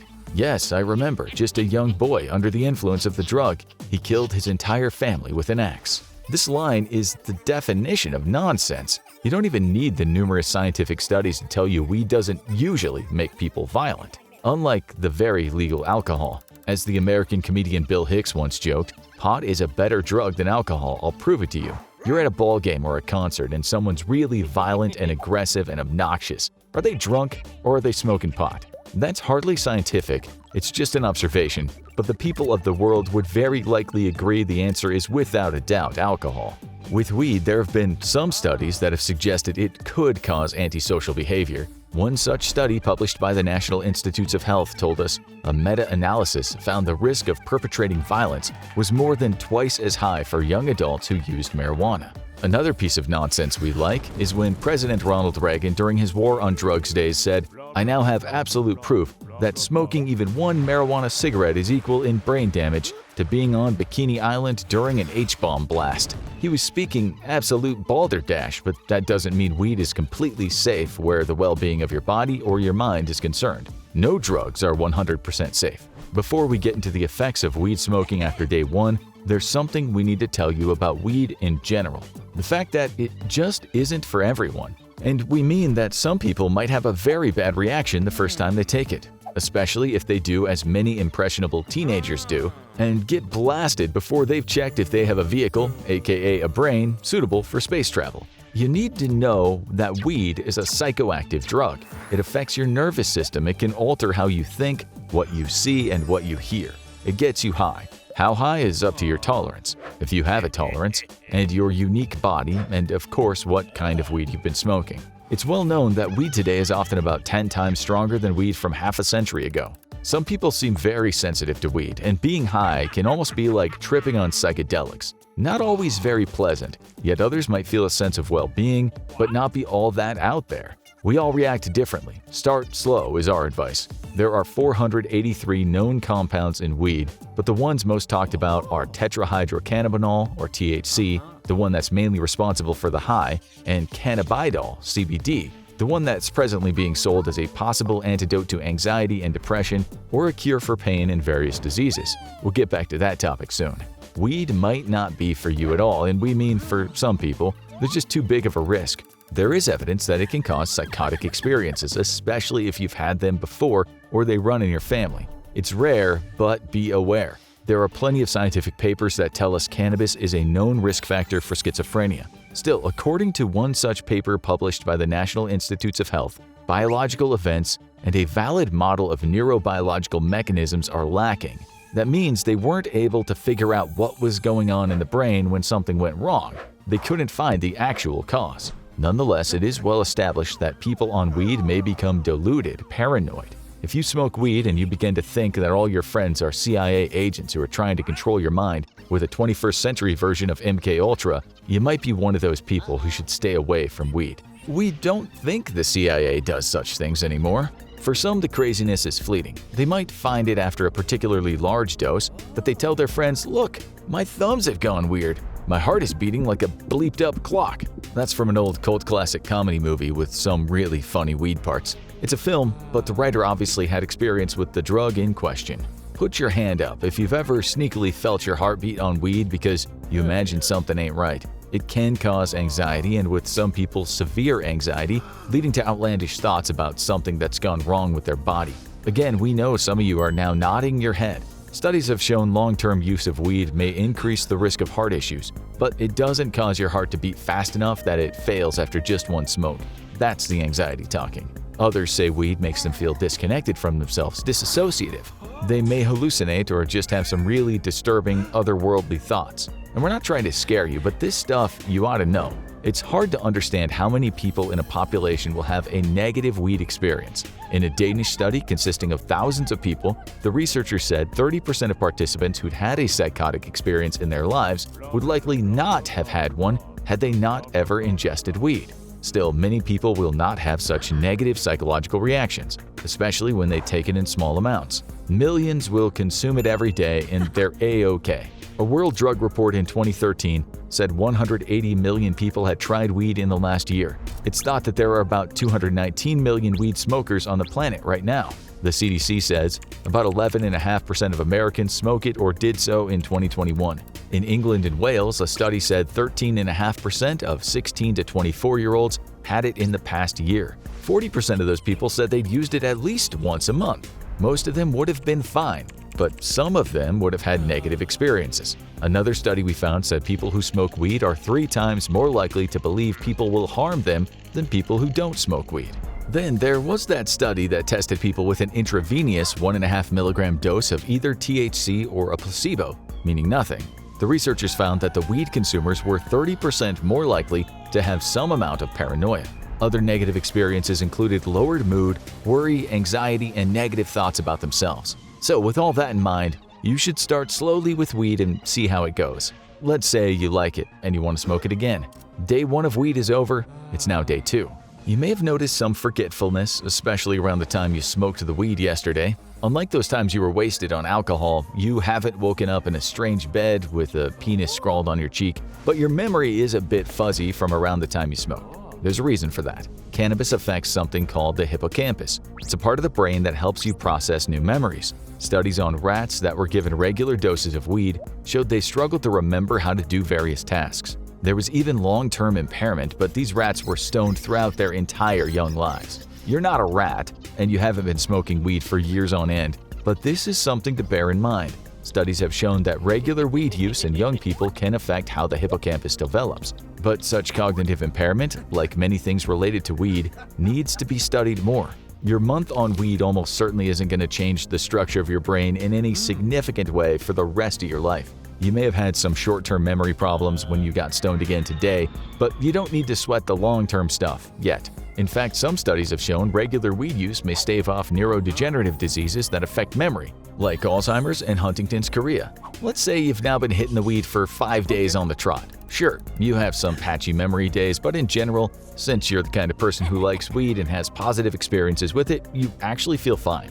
You haven't really experienced any changes. We mean the middle-aged, long-haired guy that's been selling it to you, the one who always is wearing that old Ween t-shirt, says he's been smoking it every day since 1997. He says he's fine. Well, he does seem to have some motivation issues. Many people do, which is why Afro Man wrote the song lyrics, "I was gonna clean my room until I got high. I was gonna get up and find the broom, but then I got high. My room is still messed up, and I know why." Again, that's not scientific, but many people have said such things. We'll come back to that topic of motivation soon. Another thing you noticed is you put on a few pounds. As the rapper Master P said in a song, "You the captain, I'm the crunch, you got that dinner, I got the lunch. Hit the weed, pass the blunt, your eyes red, and you got the munchies." A paper in the journal Nature, again based on stoned rodents, said the THC in weed can cause changes in the brain's hypothalamus, tricking the rat into thinking it's hungry. There's evidence that smoking weed can lead to an increase in the production of the hormone ghrelin, which can create hunger pangs. Not only that, but weed leads to increases in the feel-good chemical dopamine, so the experience of eating that food could feel much more satisfying than normal. If you're a weed smoker, we don't need to tell you this. You've all raided the fridge at 2 a.m. like a ravenous zombie after getting the weed munchies. Still, while you've put on a few pounds, studies have shown that regular weed use does not generally lead to weight gain in the long run. In fact, some studies show pot smokers might have a lower body mass index on average. We should just add here that there are so many studies out there and so many are contradictory that figuring out the mystery of weed is going to take a lot more work. You could literally spend all day Googling all the good stuff about weed and think it was the answer to all the world's problems. Then you could do the opposite and soon become scared out of your wits. It's always best to analyze various studies or at least know they exist. Let's also remember here that people wouldn't do it if it didn't make them feel good. As the book and the movie Trainspotting said about an illegal substance, not weed, but it works for all substances, people think it's all about misery and desperation and death and all that, which is not to be ignored. But what they forget is the pleasure of it. Otherwise, we wouldn't do it. Sticking with the positives, for many people suffering from chronic pain, weed has been a godsend. You yourself may have had neuropathic pain in your back for years, but now you've been smoking weed for a few days and there's been a considerable reversal of pain levels. The reason for this is that a person's peripheral nerves, the nerves that detect pain sensations, contain a lot of receptors for cannabinoids. Scientists now think that cannabinoids might block peripheral nerve pain. Studies have shown this to be true in animals. Still, as you might know, the mind plays a big part when it comes to pain. You may have heard of the nocebo effect, where people feel pain when they shouldn't be feeling pain. A good example is the case of the guy who went to the ER with a long nail stuck through his work boot. He was screaming and telling doctors that even the opiates they were giving him weren't working. When they finally sawed off his boot, they saw the nail had actually gone through the gap between his toes. Embarrassed, the guy was suddenly pain-free. But for him, he really did feel that pain. And with cannabis, there's now good evidence that it can act as a placebo where pain is concerned. Studies have shown that when people with pain took a placebo that looked, smelled, and tasted like weed, they felt a reduction in their pain levels. We've known for decades that when someone takes a placebo for pain, certain neurotransmitters are released in the brain, including what are called endocannabinoids. But there have also been some negative reactions, especially now that you've been smoking it for 10 days. You seem to be less motivated. Studies have shown that after weed consumption, people can indeed be less motivated. One study showed that participants who've had weed were less likely to press buttons for a reward. Still, this study showed that if people waited 12 hours, their motivation returned. Now you've realized that taking a long break from weed smoking is sometimes good. Long-term smokers of weed don't need studies to tell them overdoing it can make them a bit sluggish and not exactly in the mood to get things done as fast as possible. It's the same with reaction times. You've noticed that when you're stoned, you might float like a butterfly, but not exactly sting like a bee. Researchers have said that this might have something to do with the brain's thalamus corticostriatal circuit. The Nature Journal tells us that this controls movement execution, habit formation, and reward. Receptors in here bind with the THC, and this can slow down someone's perception of time. In a 2012 study, scientists said 70% of participants who smoked weed experienced what seemed like a stretching of time. Time moved more slowly, and this might have something to do with slowed reaction times. Studies have showed that performance can be affected. These are controversial studies given that people smoke weed and drive cars or operate planes or machinery. One study we found showed that when users had to perform a task after ingesting weed for 4 days, they not only had slower reaction times on the first day of the experiment, it seems that they got used to it. Another study, a meta-study, concluded that some lower-quality studies have reported next-day effects of THC on cognitive function and safety-sensitive tasks. However, most studies, including some higher quality, have found no such effect. But you've been taking it easy, so your reaction time's not much different from usual, certainly after 12 hours from your last smoke. You also seemed much more prone to slowness on the first few days that you did smoke. This seemed to be getting better the more days you smoke. Like most people in the world, the effects seem to completely go away between 2 and 4 hours. But another thing you realized is that after 12 days on this stuff, you started to get more anxious. This is because part of your brain called the amygdala is stimulated by weed. The studies on anxiety and cannabis use can be very contradictory. For some people, weed helped with their anxiety, but for others, they experienced an increase in anxiety after long-term use, although the causal links were not clear. In a 2017 survey consisting of 9,000 American regular weed smokers, 70% said it gave them noticeable health benefits, with almost 50% saying it relieved anxiety. Others said it helped with their PTSD. Some said it had a positive effect on their phobias, and some said it helped with sleep and social anxiety. But others said it caused anxiety, especially when they consumed weed with high levels of THC. It's a bit of an each-to-their-own situation. In your case, the anxiety has only been fleeting, and you only experienced it when you had consumed a lot more weed than usual. It's around this point in your 30-day experience that you notice the effect weed is having on your lungs. This is mostly a silent effect, although admittedly just the other day you coughed up something that made you think of the movie Ghostbusters. Just be aware that chronic weed smoking can increase phlegm production. You've been smoking for quite a while now, and this might have affected the cell linings of the large airways in your body, which has led to coughing up that ball of slime. Still, you don't mix the weed with tobacco as many people in the UK do when they often make those huge baseball bat spliffs in their Rizla-based works of art. The question is smoking weed safe just because you don't mix it with tobacco? A 2021 study showed that 44% of Americans believe that smoking weed every day is better for you than smoking cigarettes every day. Of course, the amount you smoke matters. People generally smoke way more cigarettes than weed joints. Still, smoke from weed is still not great for you. Scientists say it may still cause lung cancer and emphysema. The problem is scientists haven't figured out just how bad weed smoke is for you. Not enough studies have been done, something we've seen 1,000 times while researching the show. One of the studies was conducted at the Ottawa Hospital in Canada. Researchers compared 150 lung scans from weed smokers, tobacco-only smokers, and non-smokers. The research reported that rates of emphysema, meaning an inflammation of the airway, were higher in weed smokers than they were in tobacco smokers. Still, we're talking about 75% compared to 70%. Only 5% of non-smokers had it. As for the big C, the Mayo Clinic says cannabis may cause lung cancer, but there's not enough evidence right now to say it definitely does. Then again, there's also evidence that the compounds in cannabis have, in some instances, been shown to kill certain types of cancer cells, including those found in the breast, lung, prostate, and skin cancers. Again, we must reiterate that there have been some very positive results, but only with some people. So we definitely can't say cannabis, mainly CBD, will help someone beat cancer. One thing it seems to do for scores of people is help with their cancer pain,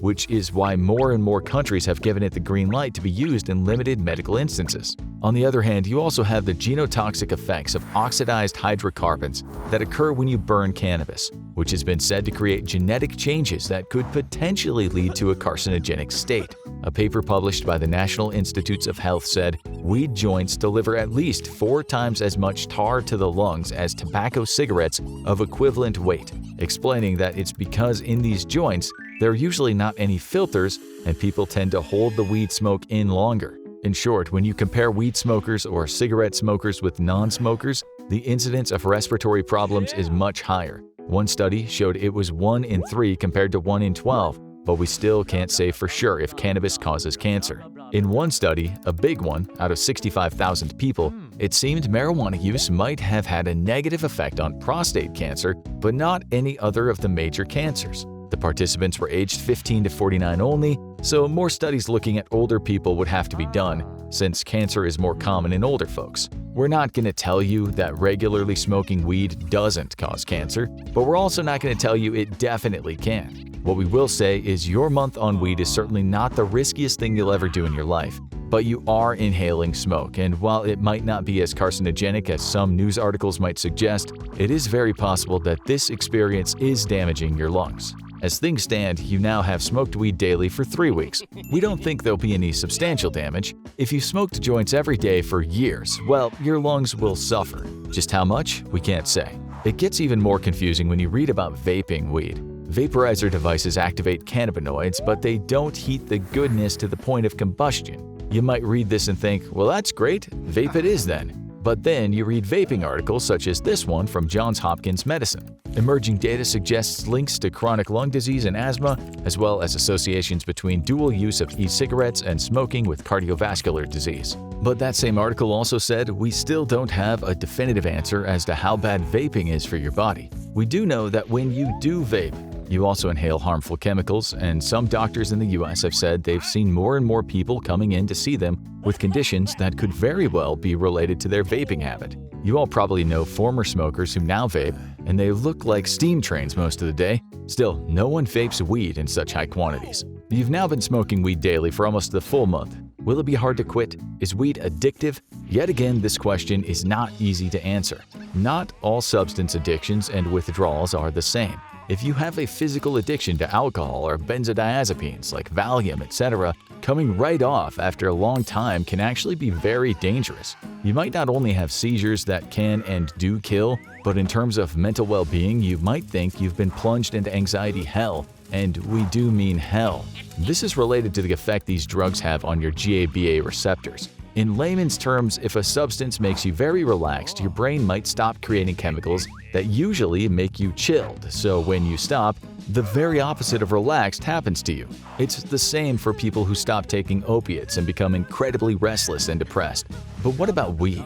Does that kick the poop out of you when your body no longer has it? Actually, with cannabis withdrawal, you're definitely not going to experience anything like we just mentioned, But there is something called marijuana use disorder. People have been known to become dependent on weed. Their body craves the psychological changes that weed's been giving to them. They can develop a tolerance, so they need more and more. Still, it's said only 10 to 20% of daily weed users will develop dependence. There will be some mild withdrawal symptoms when they stop, maybe lasting about 2 weeks. These might include cravings, irritability, decreased appetite, mood and sleep difficulties, restlessness, and other kinds of physical discomfort. A paper in the National Institutes of Drug Abuse in the U.S. stated, in 2015, about 4 million people in the United States met the diagnostic criteria for a marijuana use disorder. 138,000 voluntarily sought treatment for their marijuana use. With any psychoactive substance, there's no clear line you can cross as to how long and how much you can actually consume before developing dependency. Everyone is different. There are cases of people smoking weed for years and having zero problem stopping, or maybe just mild issues. Then you have people who've smoked for shorter periods who feel pretty bad after stopping. But on the whole, in terms of withdrawal symptoms, weed is far, far less dangerous than many substances we use to change the way we feel. Weed withdrawal is a gazillion times safer than if you were a regular consumer of things like Xanax, Percocet, or Johnny Walker. Still, you should be aware that becoming dependent on weed is possible. Studies show that this is a disproportionately bigger problem for younger people. Okay, so your month is up. And to be honest, since you've taken your weed sensibly, you feel fine. You are aware of all the psychological dangers some people face with weed consumption, but it seems that for now you're not one of those people who react badly to it. That said, if you keep this up, there's a very real possibility you'll damage your lungs, and there's also a real possibility you'll develop a dependence. Still, since you feel better, you're sleeping well, you have less social anxiety, and your work hasn't been negatively affected, you think you'll carry on. Although just to be safe, you're going to limit your smoking to small doses just a few times a week.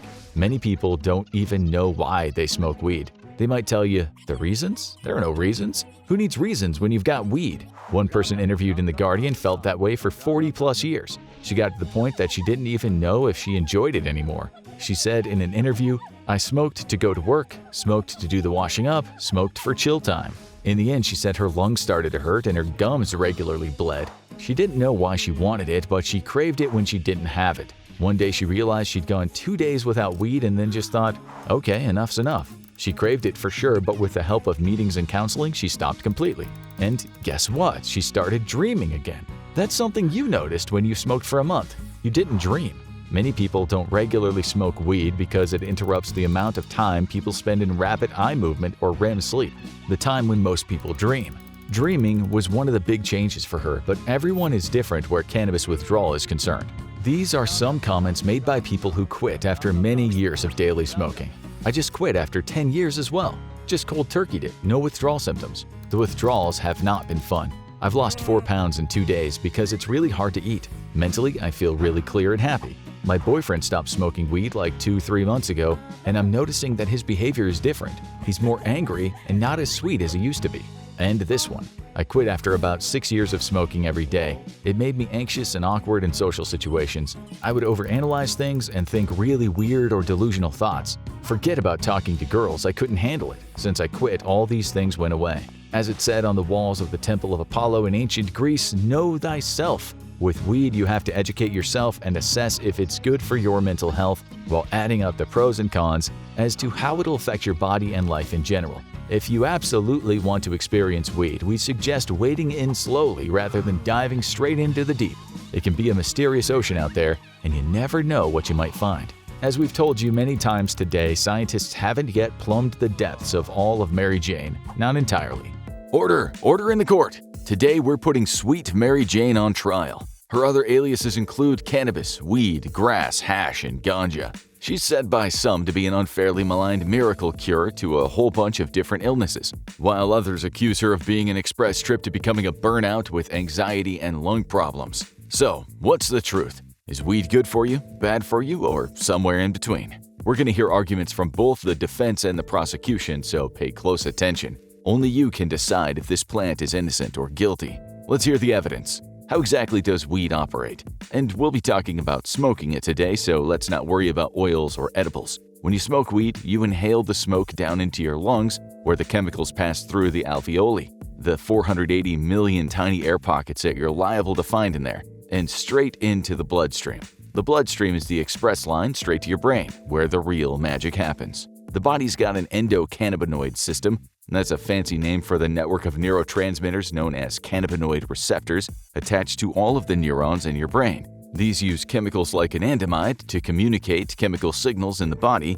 The anandamide has an uncanny similarity to THC, the psychoactive chemical in our defendant today. In sliding on in and attaching itself to the brain's cannabinoid receptors, it hijacks several key systems in the brain and the nervous system to produce its distinctive effect, including the hippocampus, the orbitofrontal cortex, the hypothalamus, the basal ganglia, and the cerebellum. The most important to the average cannabis user is its effects on the brain's reward system, in the amygdala and the ventral striatum. It induces the body to release spurts of dopamine, the neurochemical that gives you pleasurable feelings after activities like exercise, good food, and even sex. And studies show that the dopamine released as a result of THC is even more intense than the regular batch. So we know why it makes you feel good, but so does beer and chocolate cake, and no sane person is ever going to argue that those are any good for you. So now we have the proper context. Let's hear the back and forth arguments. Is it a net good or a net bad to take up smoking the devil's lettuce? Before we get into the specifics of the body, let's talk about the effects cannabis use can have on your mental health, starting with the defense. Many weed users will be quick to tell you that their habitual pot smoking helps regulate their mental health, taking the edge off anxiety and mitigating depression. CBD and low doses of THC have been shown to reduce anxiety in some smokers due to its effects on the brain's limbic system. In some cases, it's also been shown to reduce the frequency of panic attacks in people suffering from PTSD. However, the prosecution would have a strong case in saying that this is a double-edged sword. The effects of THC in particular can be vastly different from person to person and in some cases have some seriously detrimental effects on the user's mental health. For some people suffering from bipolar disorder, habitual weed smoking can make their symptoms worse. But don't worry if you don't already have bipolar disorder, there isn't any evidence that smoking weed will give it to you. However, that doesn't mean that chronic weed smoking might not open the door to other mental health struggles. In some users, because of chronic weed use's effects on their neural reward pathways, they might require more significant quantities of dopamine in order to stay at baseline level of emotion, resulting in depressive episodes. These reward pathway issues might also result in feelings of listlessness, low energy, and an inability to feel motivated. And while weed relieves anxiety for some, it has the opposite effect in others, causing edginess, irritability, and paranoia. Because of the psychoactive effects of THC, some brains predisposed to psychotic symptoms may see these exacerbated by habitual cannabis use. If a user is predisposed to developing schizophrenia, then smoking weed might push them in the wrong direction, increasing their risk of psychotic episodes. This is particularly true of people who started smoking weed too young. But what about sleep? Sleep assistance is touted as one of the benefits of marijuana, but does the science stack up? First, the defense. In the short term, weed seems to have this one because it suppresses physical arousal and promotes the creation of the neurological chemical adenosine. Weed can make the user feel pleasantly sleepy, though CBD is by far a more active part of the process than THC. Short-term weed use is believed to allow the user to spend more time in deep sleep, which will leave them feeling more refreshed when they wake up. However, this comes at the cost of spending less time in REM, or rapid eye movement sleep. This is the part of the sleep cycle where the brain processes emotions, encodes your memories, and allows you to dream. This is a huge benefit to people who take weed to alleviate their PTSD symptoms, as this will reduce the time they spend experiencing nightmares and stop their traumatic memories from being cemented too deeply into their minds. Some have even reported that using synthetic cannabis medication has reduced both nightmares and daytime flashbacks.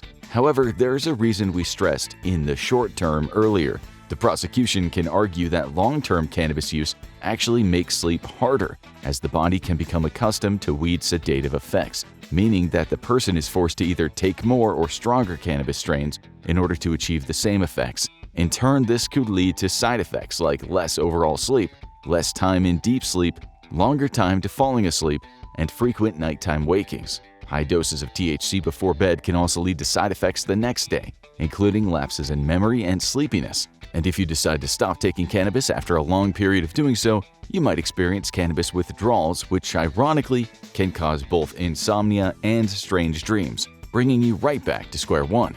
If you're an aspiring athlete, the science says that taking up habitual weed smoking probably isn't the best interest of your career aspirations, and for more reasons than the extremely frequent drug testing in the athletic field.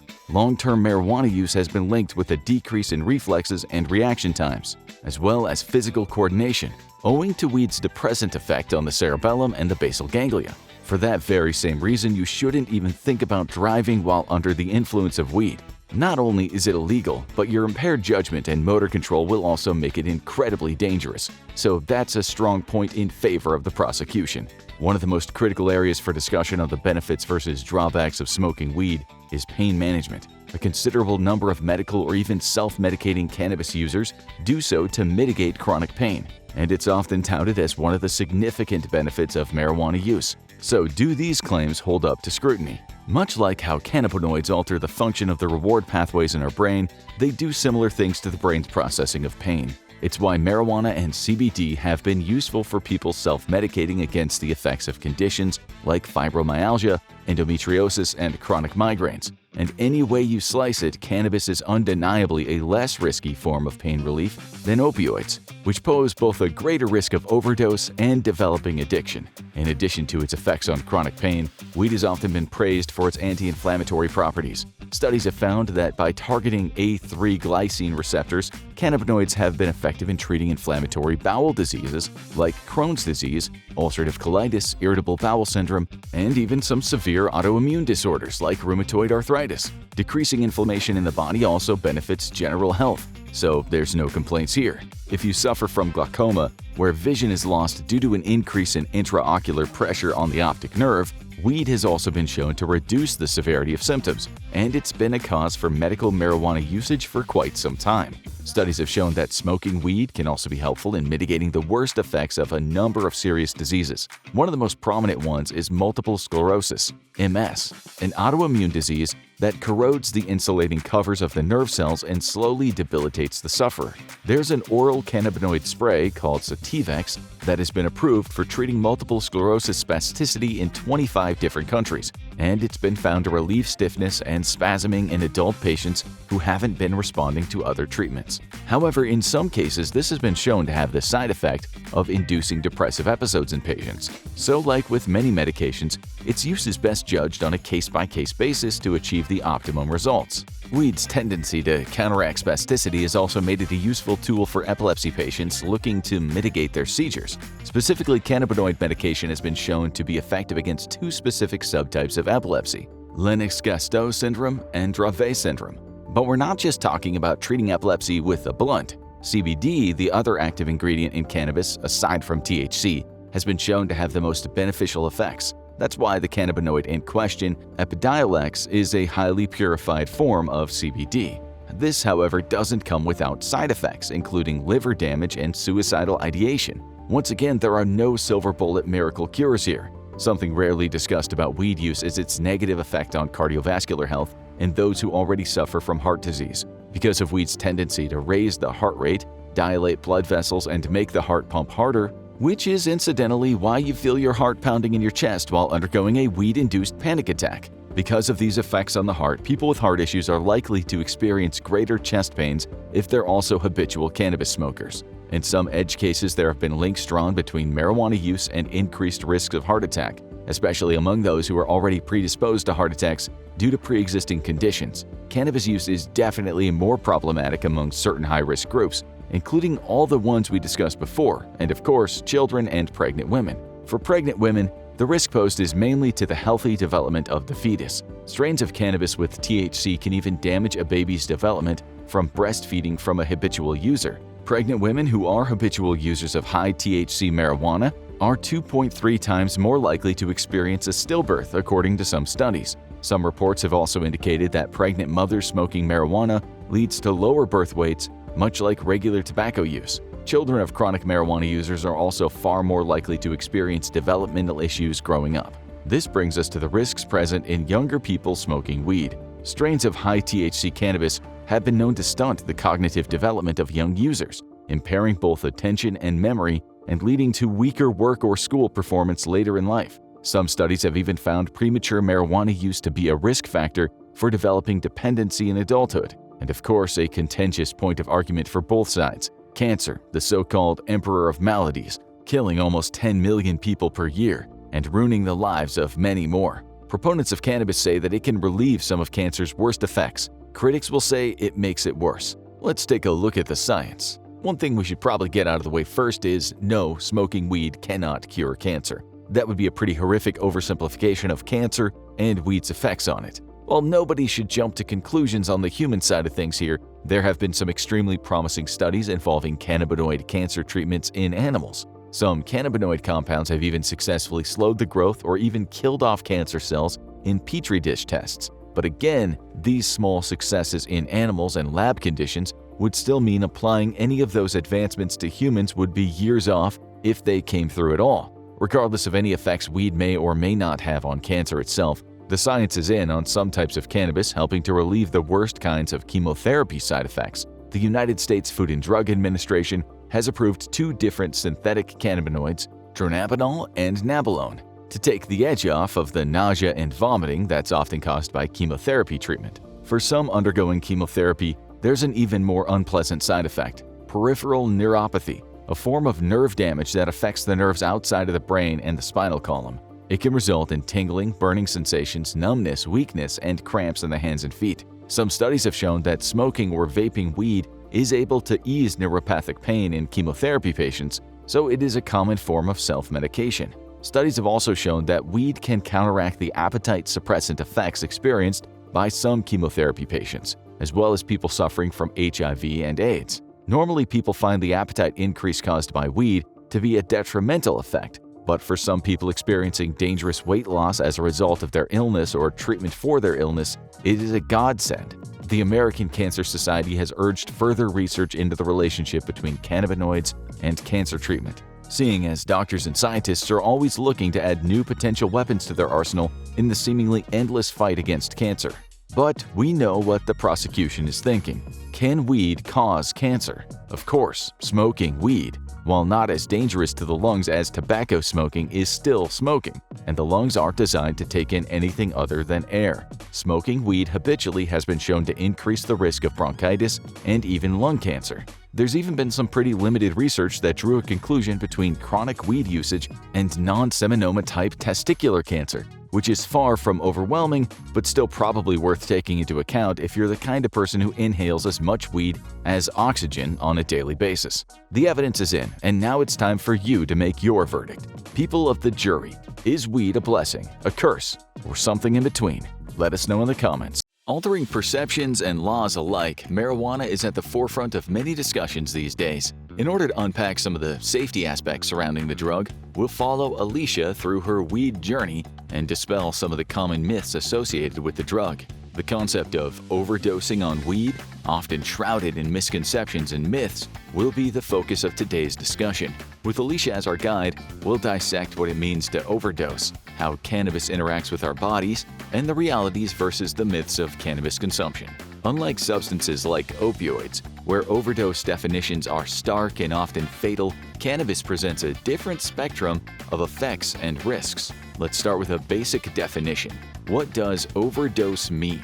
The concept of an overdose is often misunderstood, with many associating it exclusively with fatal outcomes. However, in the medical community, an overdose refers to the intake of a substance in quantities greater than the recommended or generally practiced, leading to adverse health effects.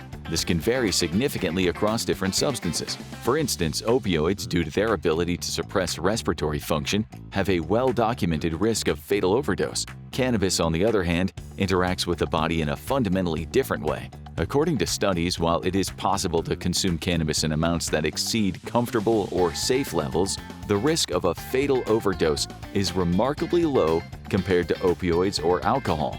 This distinction is crucial in understanding the unique safety profile of cannabis and its compounds. In Alicia's journey into the world of cannabis, understanding what an overdose means is an important step.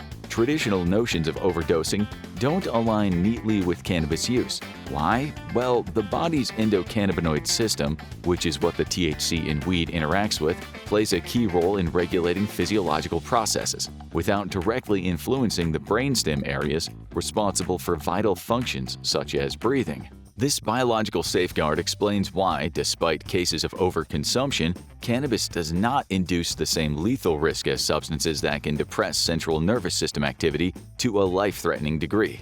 While the discomfort and the anxiety of consuming too much cannabis can be distressing, these experiences are fundamentally different from the dire, often life-threatening consequences of opioid or alcohol overdose. This distinction is vital, not only for users like Alicia to understand, but also for shaping public health messages and harm reduction strategies. As cannabis becomes more integrated into societal norms, dispelling these kinds of myths is essential for policymakers and users alike to make sure that they stay informed and know how to safely use the drug.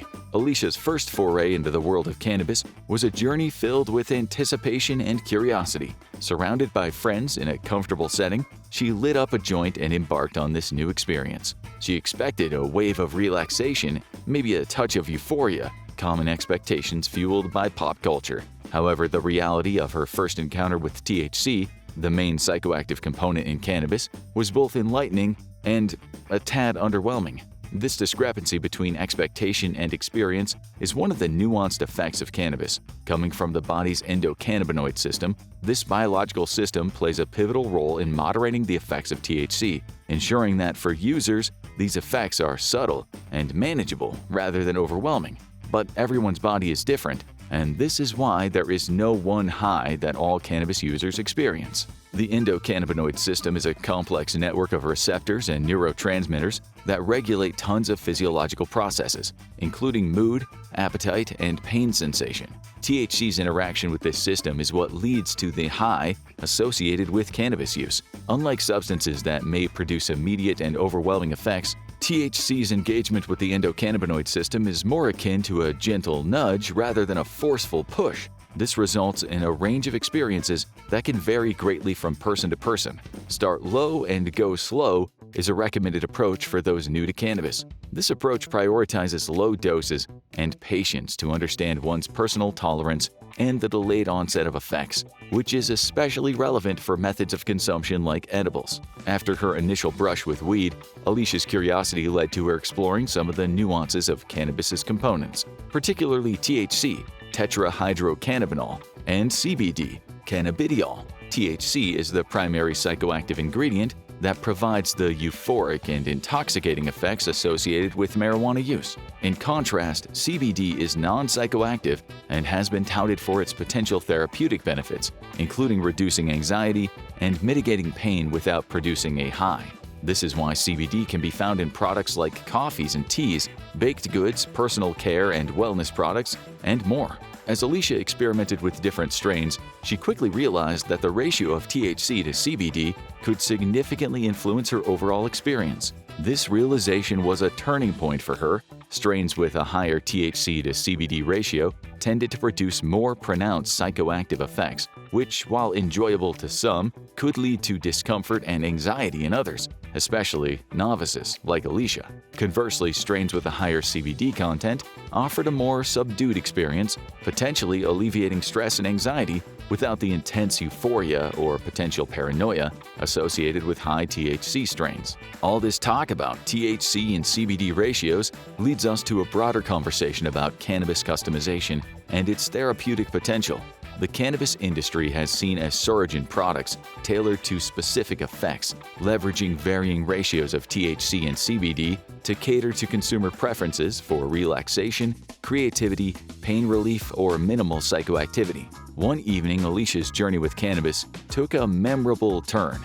After years of hearing about them, she finally decided to experiment with edibles. Unlike smoking or vaping, where the effects manifest almost immediately, there is a notorious delay with edibles, leading many to underestimate their potency. Alicia, unfamiliar with this delayed effect, consumed more than the recommended serving size, expecting instant gratification. This common mistake among edible newcomers set the stage for a night of intense, and we mean intense, discomfort. Why? Well, the body processes cannabis different when ingested, resulting in a more intense and prolonged experience. This distinction is crucial unless you want to spend hours dealing with unpleasant consequences. The effects of the edibles crept up on Alicia unexpectedly, transforming what was intended to be a relaxing night into an overwhelming ordeal.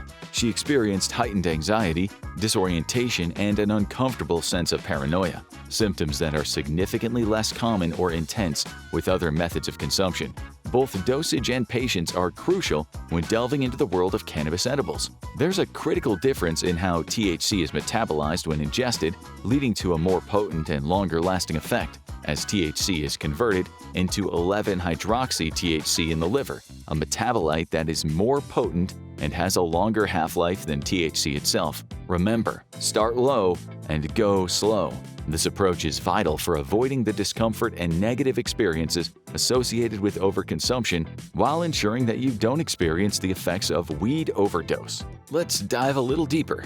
The concept of a lethal overdose is a significant concern when discussing substance use, including cannabis. However, when it comes to cannabis, this discussion is wrapped in all sorts of myths and misunderstandings. The notion that one can die from consuming too much cannabis is a topic fraught with misinformation. Scientific research suggests that while cannabis can lead to uncomfortable and sometimes severe adverse effects, the likelihood of a fatal overdose is exceptionally low.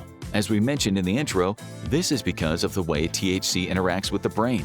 Unlike opioids, which can suppress the brain's ability to control vital functions like breathing, THC does not affect these critical brainstem areas. This fundamental difference significantly reduces the risk of lethal outcome from the overconsumption of cannabis. While Alicia had experienced overconsuming edibles and facing an uncomfortable ordeal, it was not life-threatening. The absence of cannabinoid receptors in the brainstem areas responsible for controlling vital life support functions explains why there has never been a documented case of a fatal cannabis overdose. But here's the thing. Addressing the myth of lethal overdose is not meant to trivialize the potential negative impacts of cannabis use. Non-lethal overdose symptoms, such as severe anxiety, paranoia, and panic attacks, can be profoundly distressing and have immediate mental health implications. Plus, these experiences can deter individuals from further cannabis use and contribute to stigmatization and misinformation.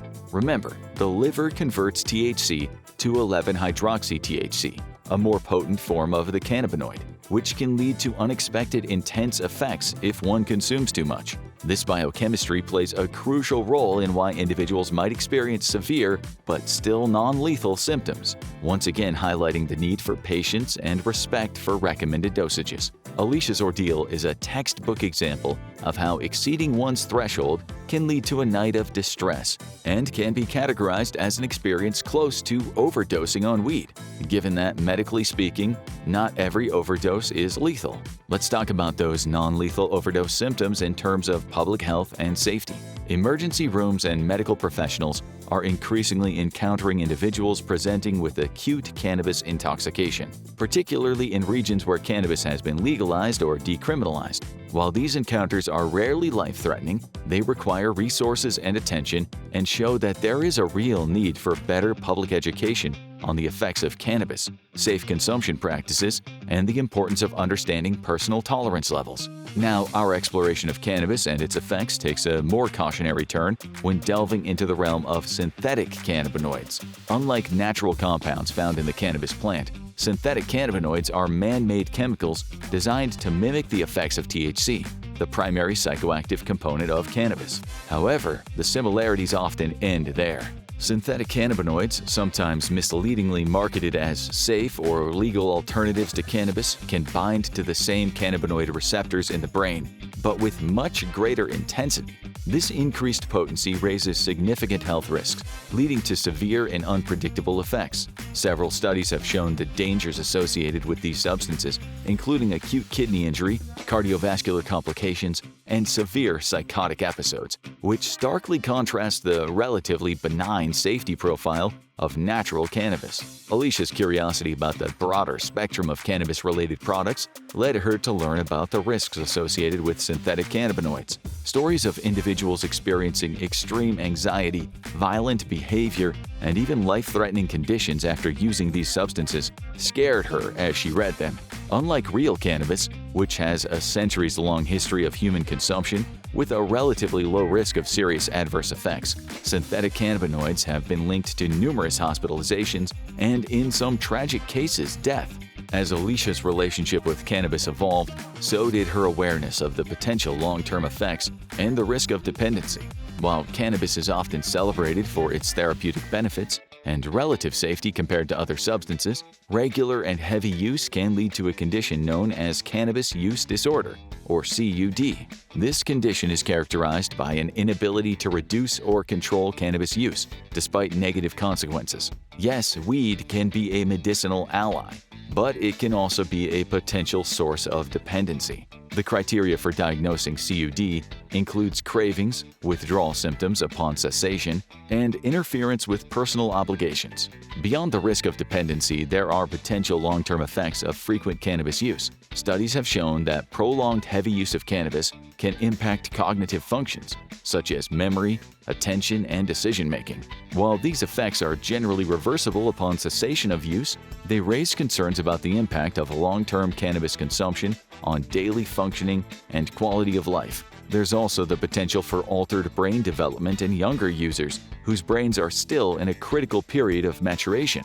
So how about the social and psychological aspects of long-term cannabis use? While cannabis can enhance social interactions and provide relief from stress and anxiety in the short term, dependency can lead to social withdrawal, reduced motivation, and diminished interest in activities once found enjoyable. This paradoxical effect, where the substance initially used for its positive effects becomes a hindrance to well-being, is a critical consideration for anyone navigating their relationship with cannabis. Now let's turn to Alicia's story as we discuss some of the shifting societal and legal paradigms.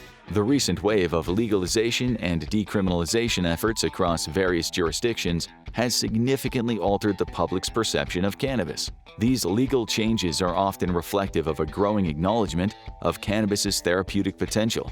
They've contributed to normalizing cannabis use in society. For Alicia, living in an area where cannabis has been legalized meant navigating a new world where purchasing cannabis came with the same ease and regulation as buying alcohol. This shift in legal status removed a layer of stigma, but it also introduced new challenges in understanding responsible use in a legal landscape.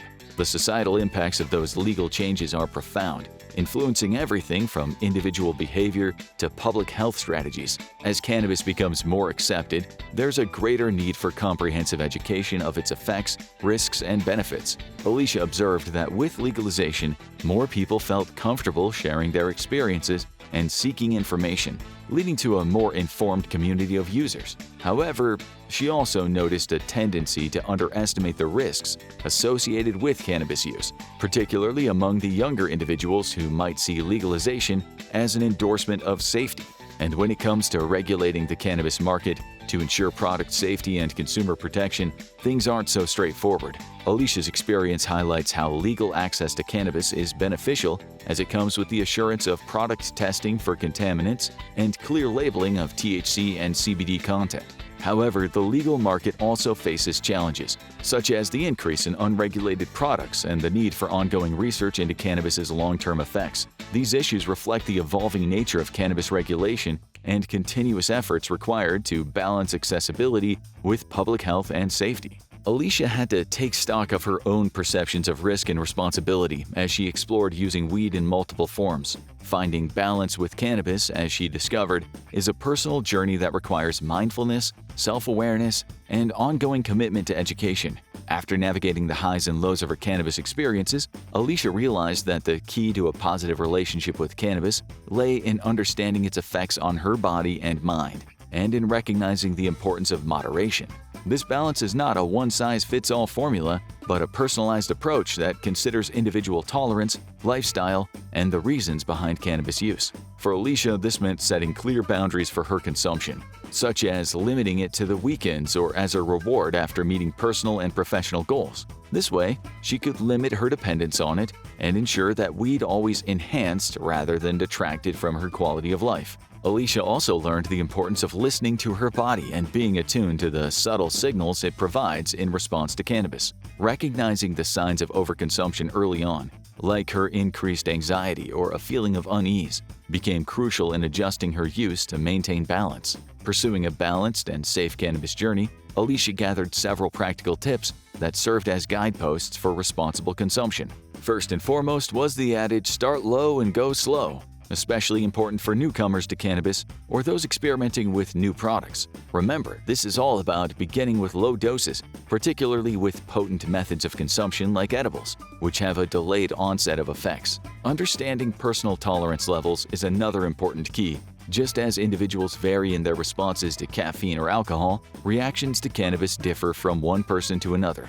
Alicia learned to pay close attention to how different strains and consumption methods affected her, using this knowledge to make informed choices about her use. This personalized approach to cannabis consumption is vital as it respects the body's unique reactions to THC and CBD, allowing for a more tailored and enjoyable experience. Another big tip: avoid synthetic cannabinoids or unregulated products. Stick to natural, regulated cannabis products. Legal markets offer the advantage of tested and labeled products, providing transparency about strain, potency, and the presence of any additives. If you want to avoid any of the nasty side effects of consuming weed, stick to the natural stuff. Most importantly, though, keep educating yourself. Staying informed about the latest cannabis research and legal changes is essential for safe use. The cannabis landscape is continually evolving, with new studies shedding light on its effects, benefits, and risks. If you follow these tips, you'll end up having a positive relationship with weed.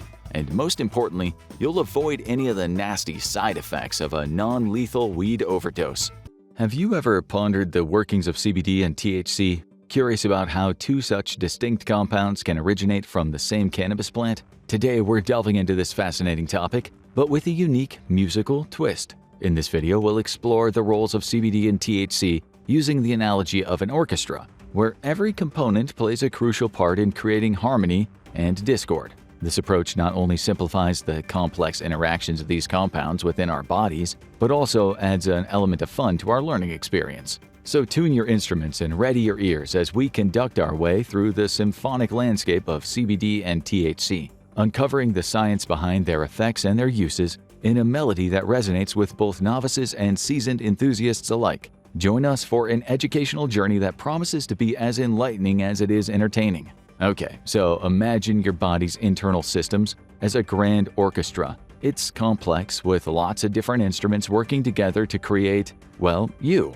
The system that helps regulate things like mood, pain, and sleep is called the endocannabinoid system. Let's consider it our orchestra for today. This orchestra isn't just about sounds, it's a symphony of chemical signals and reactions. Every instrument, your organs, your nerves, and immune system plays a vital part. Sometimes things get a bit out of tune. Maybe the brass section is too loud, representing anxiety, or the strings are playing too slow, mimicking sluggishness or fatigue. The endocannabinoid system helps to retune this orchestra. Its special receptors, like little volume knobs scattered throughout your body, ready to adjust how different instruments play. These receptors are what THC and CBD interact with, but in very different ways. Think of these receptors as sensitive microphones placed within your body's orchestra. Some microphones are attuned to pick up certain instruments more clearly. THC has a powerful signal that certain microphones lock onto, blasting that input to the rest of your brain. CBD, however, sends a much gentler signal.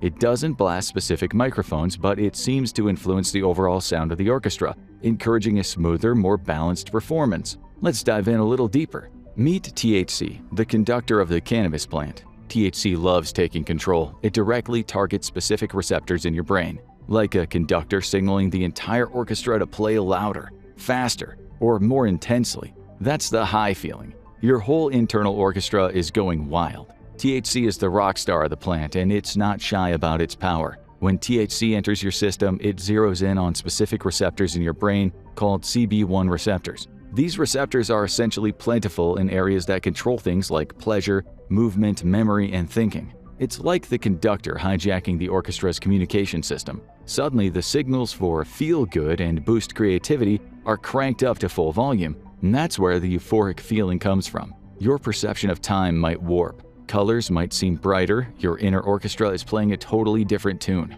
But the conductor can be unpredictable. THC's influence extends beyond the classic high. It has the potential to disrupt short-term memory formation, particularly in areas of the brain like the hippocampus. That might explain why it can be tough to remember your train of thought or recall events clearly when you're under the influence of THC. Additionally, THC interacts with the brain's reward system, releasing a surge of dopamine, the feel-good chemical. This dopamine rush reinforces the desire to repeat the experience, which plays a role in how some individuals can develop a dependence on THC. Sometimes the orchestra speeds up, making your thoughts race or your heart pound. Other times the music becomes slow and dreamy, making you feel sleepy or uncoordinated. THC can have a big impact on your appetite too. It's like the conductor tells your stomach, "Play louder," leading to those famous munchies. And remember, the conductor's influence is temporary. As THC levels fade, your internal orchestra starts to return to its regular programming, and that's why the high eventually wears off. The conductor's impact also can vary depending on how much THC you take, how often you use it, and even your own individual body chemistry. It's a complex concert, to be sure. Now here's CBD. CBD prefers a more subtle approach than its attention-grabbing cousin, the conductor. CBD is more like a single influential musician, perhaps a calming cellist. It doesn't take center stage, but it subtly interacts with the orchestra as a whole. It's like encouraging the flute to play more softly, or suggesting the percussionist ease off a bit, essentially promoting a mellower atmosphere. It doesn't bind as strongly to CB1 receptors as THC loves. Instead, it seems to interact with a whole network of receptors and other systems in the body. Think of CBD like that cellist who isn't trying to lead the orchestra, but is content to contribute its rich, mellow sound. It might gently influence how your body produces certain internal cannabinoids, which are signaling molecules similar to those found in the cannabis plant. CBD also seems to have a hand in regulating serotonin levels. Serotonin is a neurotransmitter that plays a huge role in mood and anxiety. It's like the cellist subtly encouraging the flute section to play a calming melody. While it doesn't cause a high, CBD might create a sense of overall relaxation and well-being. Some research suggests CBD has the potential to reduce anxiety, making stressful situations feel a bit more manageable. It's like the cellist's influence helps dampen the frantic energy of the orchestra. CBD might also have pain-relieving properties. It seems to work alongside the body's natural pain-signaling systems, potentially helping to turn the volume down of those uncomfortable sensations. Think of it as the cellist soothing the percussion section after an intense crescendo. CBD's potential benefits don't stop there. It's also being explored for its role in sleep regulation, inflammation reduction, and even managing conditions like epilepsy. Like the cellist's influence extends beyond any single section of the orchestra, promoting overall harmony. It's important to note that the research on CBD is still evolving. Scientists aren't entirely sure about all of CBD's mechanisms of action. However, one interesting avenue involves how CBD interacts with a receptor known as TRPV1. This receptor is involved in sensing pain and inflammation. So, CBD's potential influence here could be a factor in its pain-relieving effects. CBD also seems to modulate the activity of GABA receptors in the brain. GABA is a major inhibitory neurotransmitter. It helps calm things down. By tweaking GABA signaling, CBD might help ease feelings of anxiety and promote relaxation. The potential benefits of CBD are exciting, but it's important to remember CBD isn't a miracle cure. The effects can vary from person to person, and more research is needed to understand its applications and limitations fully. It's always best to talk to your doctor before trying CBD, especially if you take other medications. While THC and CBD come from the same plant, their effects can feel worlds apart. Understanding the differences is key when deciding if one, both, or neither might be right for you. THC causes euphoria, altered senses, and sometimes even increased appetite. CBD, on the other hand, is associated with potential benefits like easing anxiety, managing pain, and promoting a sense of calm without the intoxicating high. THC's powerful effects on perception and mood are why it's historically been associated with recreational use. However, researchers are also exploring THC's potential therapeutic benefits, including pain management, nausea reduction, and appetite stimulation for medical conditions. CBD, on the other hand, is often sought out for its calming and potentially therapeutic effects.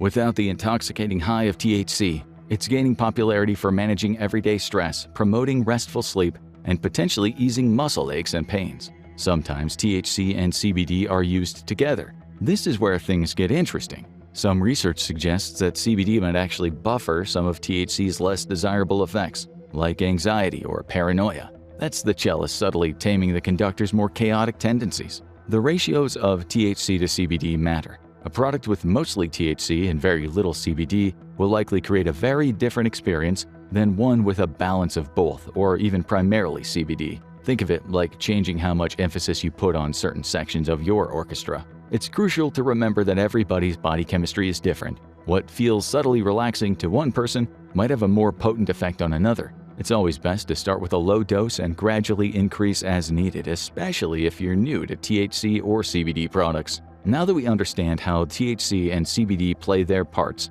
in the body's orchestra, let's explore the various ways these compounds can be administered.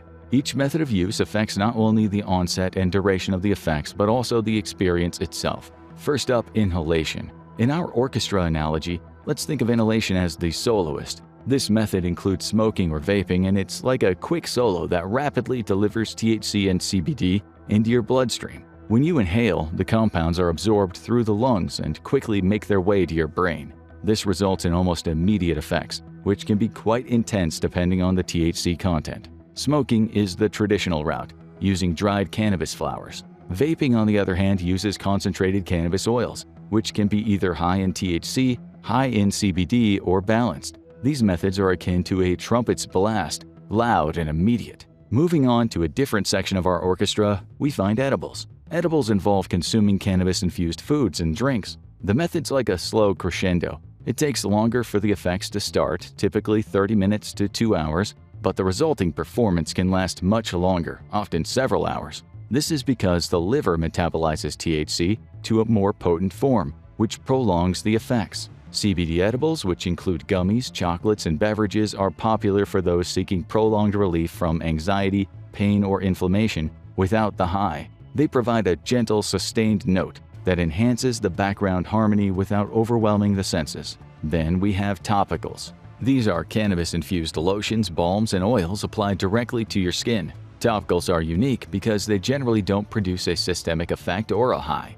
Instead, they work locally. Think of them as a percussionist who focuses on a specific beat, targeting areas of pain or inflammation. This makes them ideal for localized relief, such as soothing sore muscles or calming irritated skin. Sublinguals are another method involving tinctures or sprays administered under the tongue.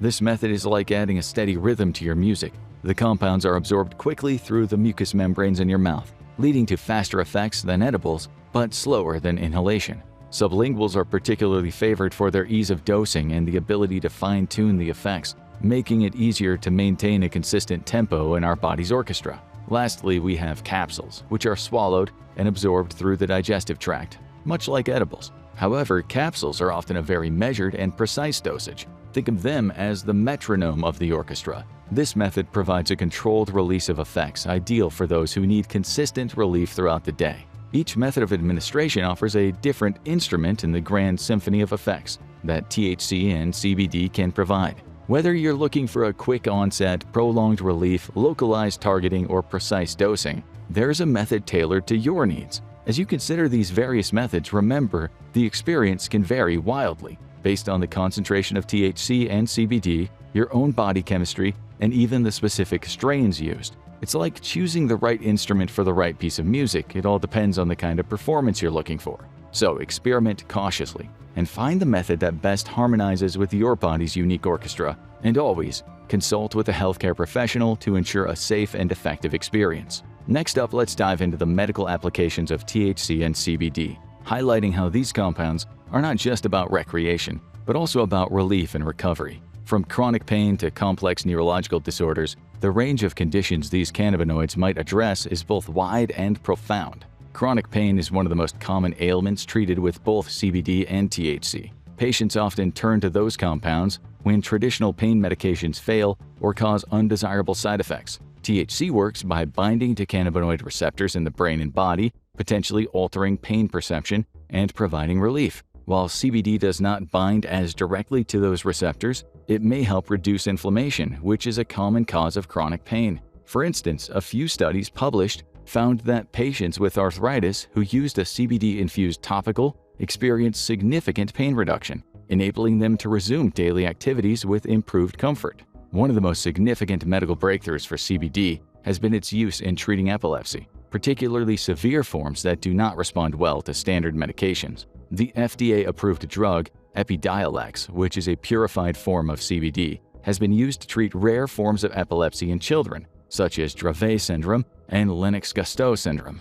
Clinical trials have demonstrated that CBD can substantially reduce the frequency of seizures and, in some cases, stop them altogether. Multiple sclerosis, a disease that affects the brain and spinal cord, results in muscle spasms, pain, and tremors. Medical cannabis rich in THC and CBD has shown promise in reducing these symptoms. The oral spray, Sativex, which contains both THC and CBD, is approved in several countries to treat MS-related muscle spasticity. Patients report reduced spasticity and pain, which significantly enhances quality of life. Cannabis compounds, particularly CBD, are also explored for their potential in treating mental health disorders, such as anxiety, depression, and PTSD. CBD is valued for its anti-anxiety effects without the psychoactive high associated with THC. Studies suggest CBD may help reduce anxiety in real-life situations, like public speaking, and could also offer benefits for depression by enhancing serotonin receptor activity. A compelling case study involves a veteran with PTSD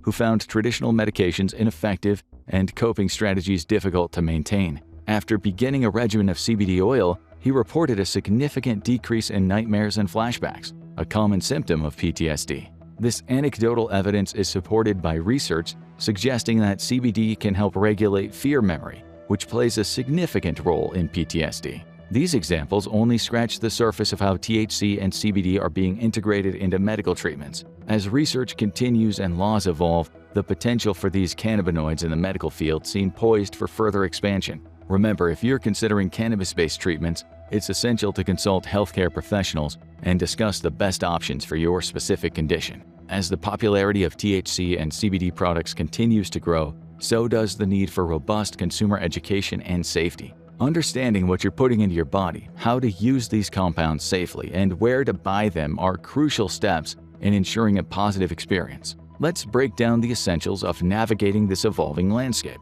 The first step to safe consumption is knowing how to read product labels. This is vital as it helps you understand exactly what you purchase and consume. Labels on cannabis products typically include information on THC and CBD content, dosage per serving, suggested use, and whether the product contains full-spectrum, broad-spectrum, or isolate extracts. Checking for a product's Certificate of Analysis or COA, which should be available from reputable sellers, can also inform you about potential contaminants and the exact cannabinoid profile. Understanding dosages is key to a safe and enjoyable experience with cannabis products. THC and CBD can affect everyone differently. Factors like body weight, metabolism, and tolerance can influence how a person reacts. Start with a low dose, especially if you're new to cannabis or trying a new product. For THC, this might mean starting with a product that contains under 5 mg per serving. And for CBD, starting doses are usually around 10 to 20 mg. Monitor how you feel over a few hours, as the effects of THC can be immediate,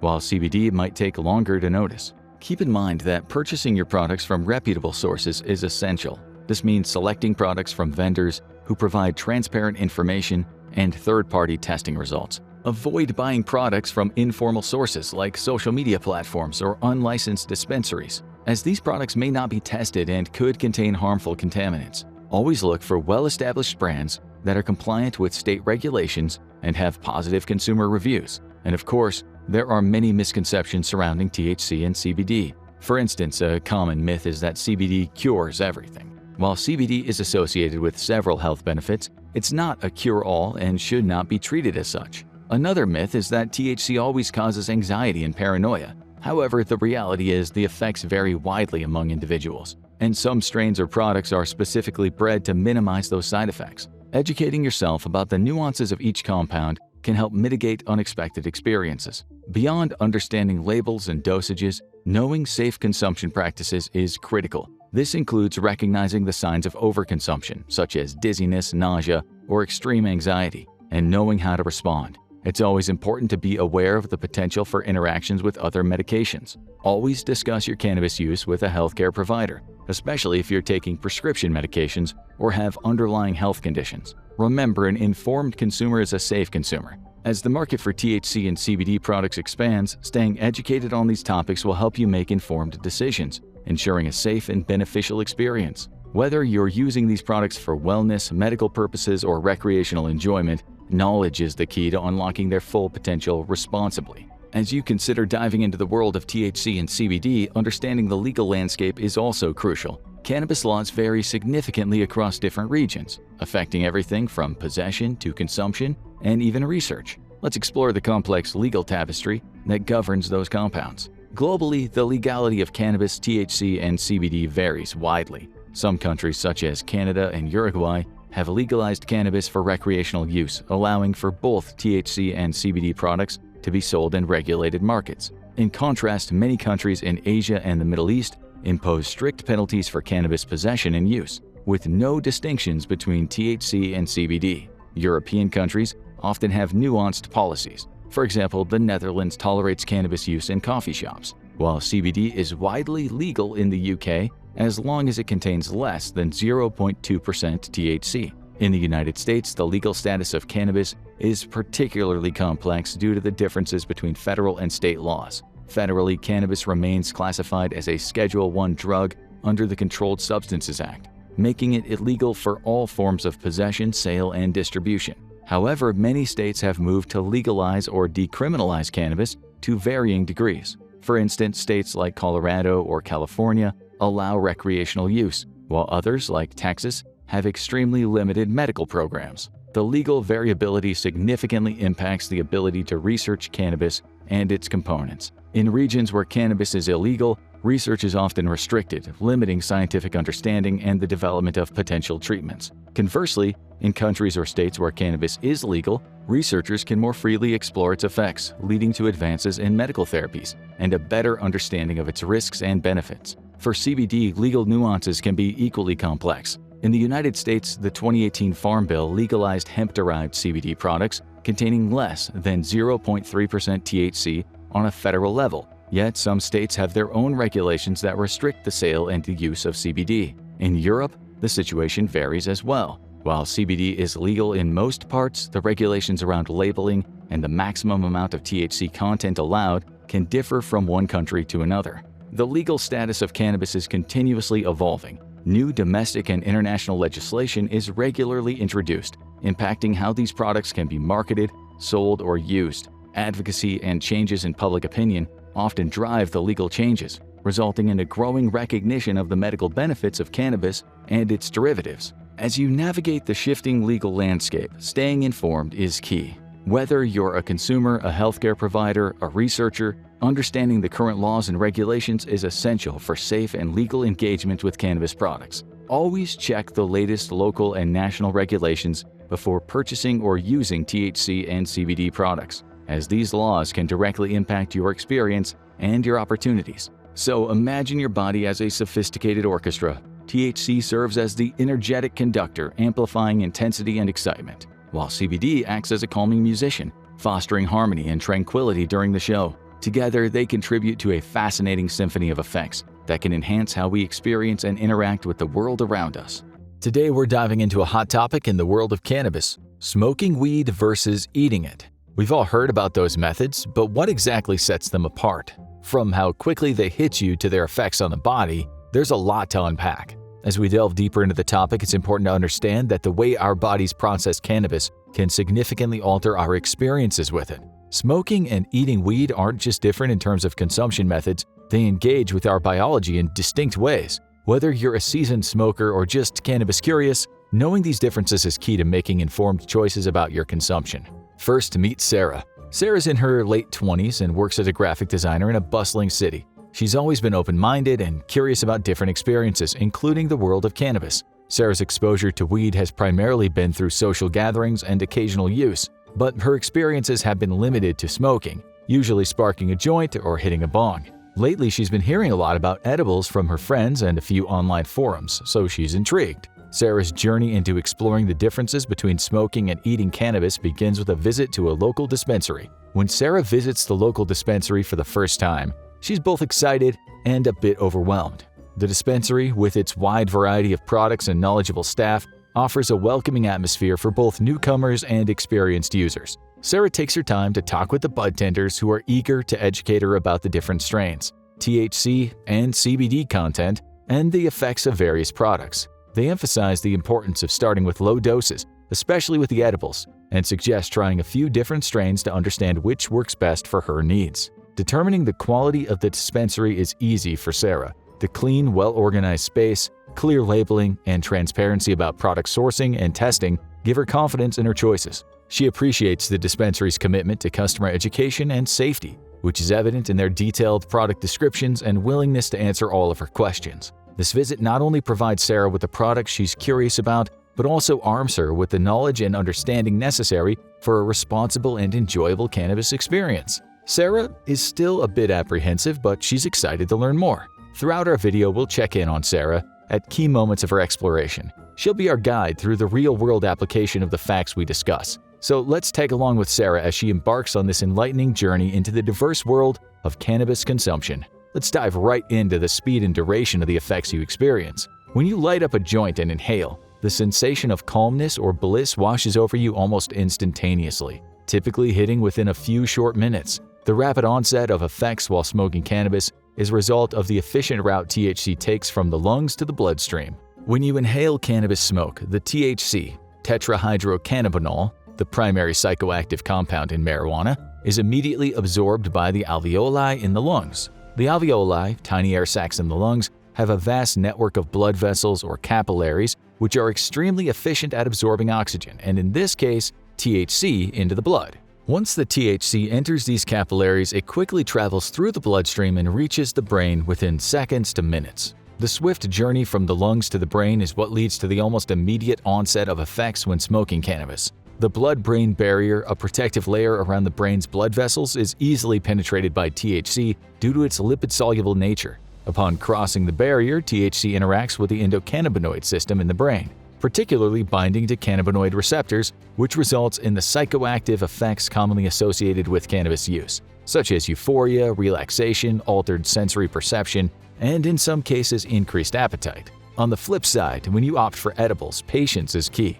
The journey from ingestion to feeling the effects is considerably longer, ranging from about 30 minutes to even a couple hours. This delay happens because the THC has to navigate through your entire digestive system, getting processed along the way before finally entering your bloodstream. But once the effects of edibles do start to surface, they come with a robust intensity and longevity that far surpasses smoking. Edibles are known for their sustained and powerful high, often lingering for several hours, providing a prolonged experience that can vary significantly in intensity and duration compared to smoking. In Sarah's first experiment, she decides to start with what she knows, smoking weed. She opts for a joint, as she's already familiar with the almost immediate effects that come with a few puffs. As she inhales, the THC travels directly to her bloodstream through her lungs, and within minutes she feels the familiar wave of relaxation and euphoria. This quick onset of effects is typical of smoking cannabis, as several studies have shown. It's a direct route to the bloodstream, ensuring the effects are felt rapidly. However, Sarah is curious about how this contrasts with edibles. A week later, she tries a THC-infused brownie. Remembering advice from the dispensary, she starts with a small dose. Unlike smoking, she doesn't feel the effects immediately. It takes about an hour and a half before she starts noticing a change, a delay caused by the THC needing to pass through her digestive system and then get metabolized in her liver. This slow onset is something many first-time edible users aren't prepared for, often leading to the common mistake of consuming too much too soon. What Sarah also notices is the difference in intensity. The high from edibles feels stronger and more body-oriented. This is due to the THC being converted to 11-hydroxy-THC in the liver, a metabolite that's more potent and has longer-lasting effects on the brain. This transformation is what often makes the experience of eating an edible more intense and prolonged compared to smoking. The duration of the high from edibles surprises Sarah. While the effects of smoking usually taper off after a couple hours, for her, the brownie keeps her in a prolonged state of relaxation and altered sensory perception for several hours. The difference in duration also impacts Sarah's day. After smoking, she's able to continue with her regular activities once the effects wear off. But with the edible, she finds herself needing to clear her schedule for the rest of the day, as the intensity and duration of the high are more than she anticipated. There are three main takeaways from Sarah's first edible experiment. One is to start low and go slow, the golden rule of edibles. Starting with a small dose, about 5 to 10 milligrams of THC, is key. Sarah now understands that the effects of edibles can sneak up on you, and overdoing it is easier than one might think. So she patiently waits for at least 2 hours to fully feel the effects before even considering taking more. This approach not only helps her avoid an uncomfortably intense high, but also allows her to understand how her body reacts to different dosages. Another key tip Sarah picks up is the importance of not consuming edibles on an empty stomach. Before indulging in her THC-infused treat, she makes sure to eat a balanced meal. She learns that having food in her stomach, especially healthy fats, can aid in the more gradual absorption of THC, leading to a smoother experience with fewer spikes in intensity. This approach helps mitigate the potential of an overly intense high and aids in stabilizing the effects over a longer period. Sarah finds that eating a meal before she takes her edible not only enhances her overall experience, but also helps her in maintaining her comfort and well-being throughout the high. Sarah also realizes the setting and the environment are key when trying edibles for the first time. She chooses a comfortable, familiar place where she feels safe and relaxed. She makes sure she doesn't have any pressing tasks or responsibilities for the next few hours, as she's seen firsthand that the effects of edibles can last much longer than smoking. Sarah also keeps herself hydrated and has some snacks on hand just in case she needs them. By creating a calm and controlled environment, she ensures her first experience with edibles is as pleasant and stress-free as possible. When it comes to managing the intensity and dosage of cannabis, the approach varies significantly between smoking and consuming edibles. For smoking, the control over dosage is much more straightforward. The immediate onset of the effects when THC is inhaled allows users to gauge how much they've consumed quite quickly. Typically, a standard dose for smoking might be a few puffs for a casual user, with each puff delivering a relatively known quantity of THC. This immediate feedback loop enables users to stop at the point where they feel comfortable, minimizing their risk of overconsumption. When defining a standard dose for smoking marijuana, the quantity of THC in each puff can vary based on the device or method used. So let's look at a few examples. First, let's examine the joint, or a marijuana cigarette. A common choice for consuming cannabis, a joint typically contains about 0.3 to 0.5 grams of cannabis. For a casual user, a standard dose might be 1 or 2 puffs from a joint. Considering that an average joint has a THC concentration of around 10 to 20%, each puff could deliver a variable amount of THC, but it's generally a small and manageable dose for most users. Next, let's look at a pipe. Pipes offer a bit more control over the dosage, as users can load in a smaller amount of marijuana, typically around 0.2 to 0.3 grams per bowl. Each inhalation from a pipe can be considered a dose, with the THC content depending on the strain and the quality of the marijuana. What about those much talked about bong rips? Bongs are known for their ability to cool and filter smoke, providing a smoother experience. A single hit from a bong can be quite potent, as the chamber allows for a larger volume of smoke to be inhaled. For the casual user, one hit from a bong could be enough, especially if the marijuana used has a high THC content. Next, there's the vaporizer, not to be confused with a vape or an e-cigarette. Vaporizing cannabis is seen as a more efficient method of inhalation. Vaporizers work in a similar way to an oven, heating up the cannabis to just below burning temperature, but enough for cannabinoids to be released. This process is much healthier than burning and inhaling cannabis, as it reduces the amount of harmful byproducts you inhale. The dosage from a vaporizer can be more precise, as many devices allow for temperature control and metered dosing. A few inhalations from a vaporizer can be enough to deliver a standard dose, with each puff delivering a consistent amount of THC.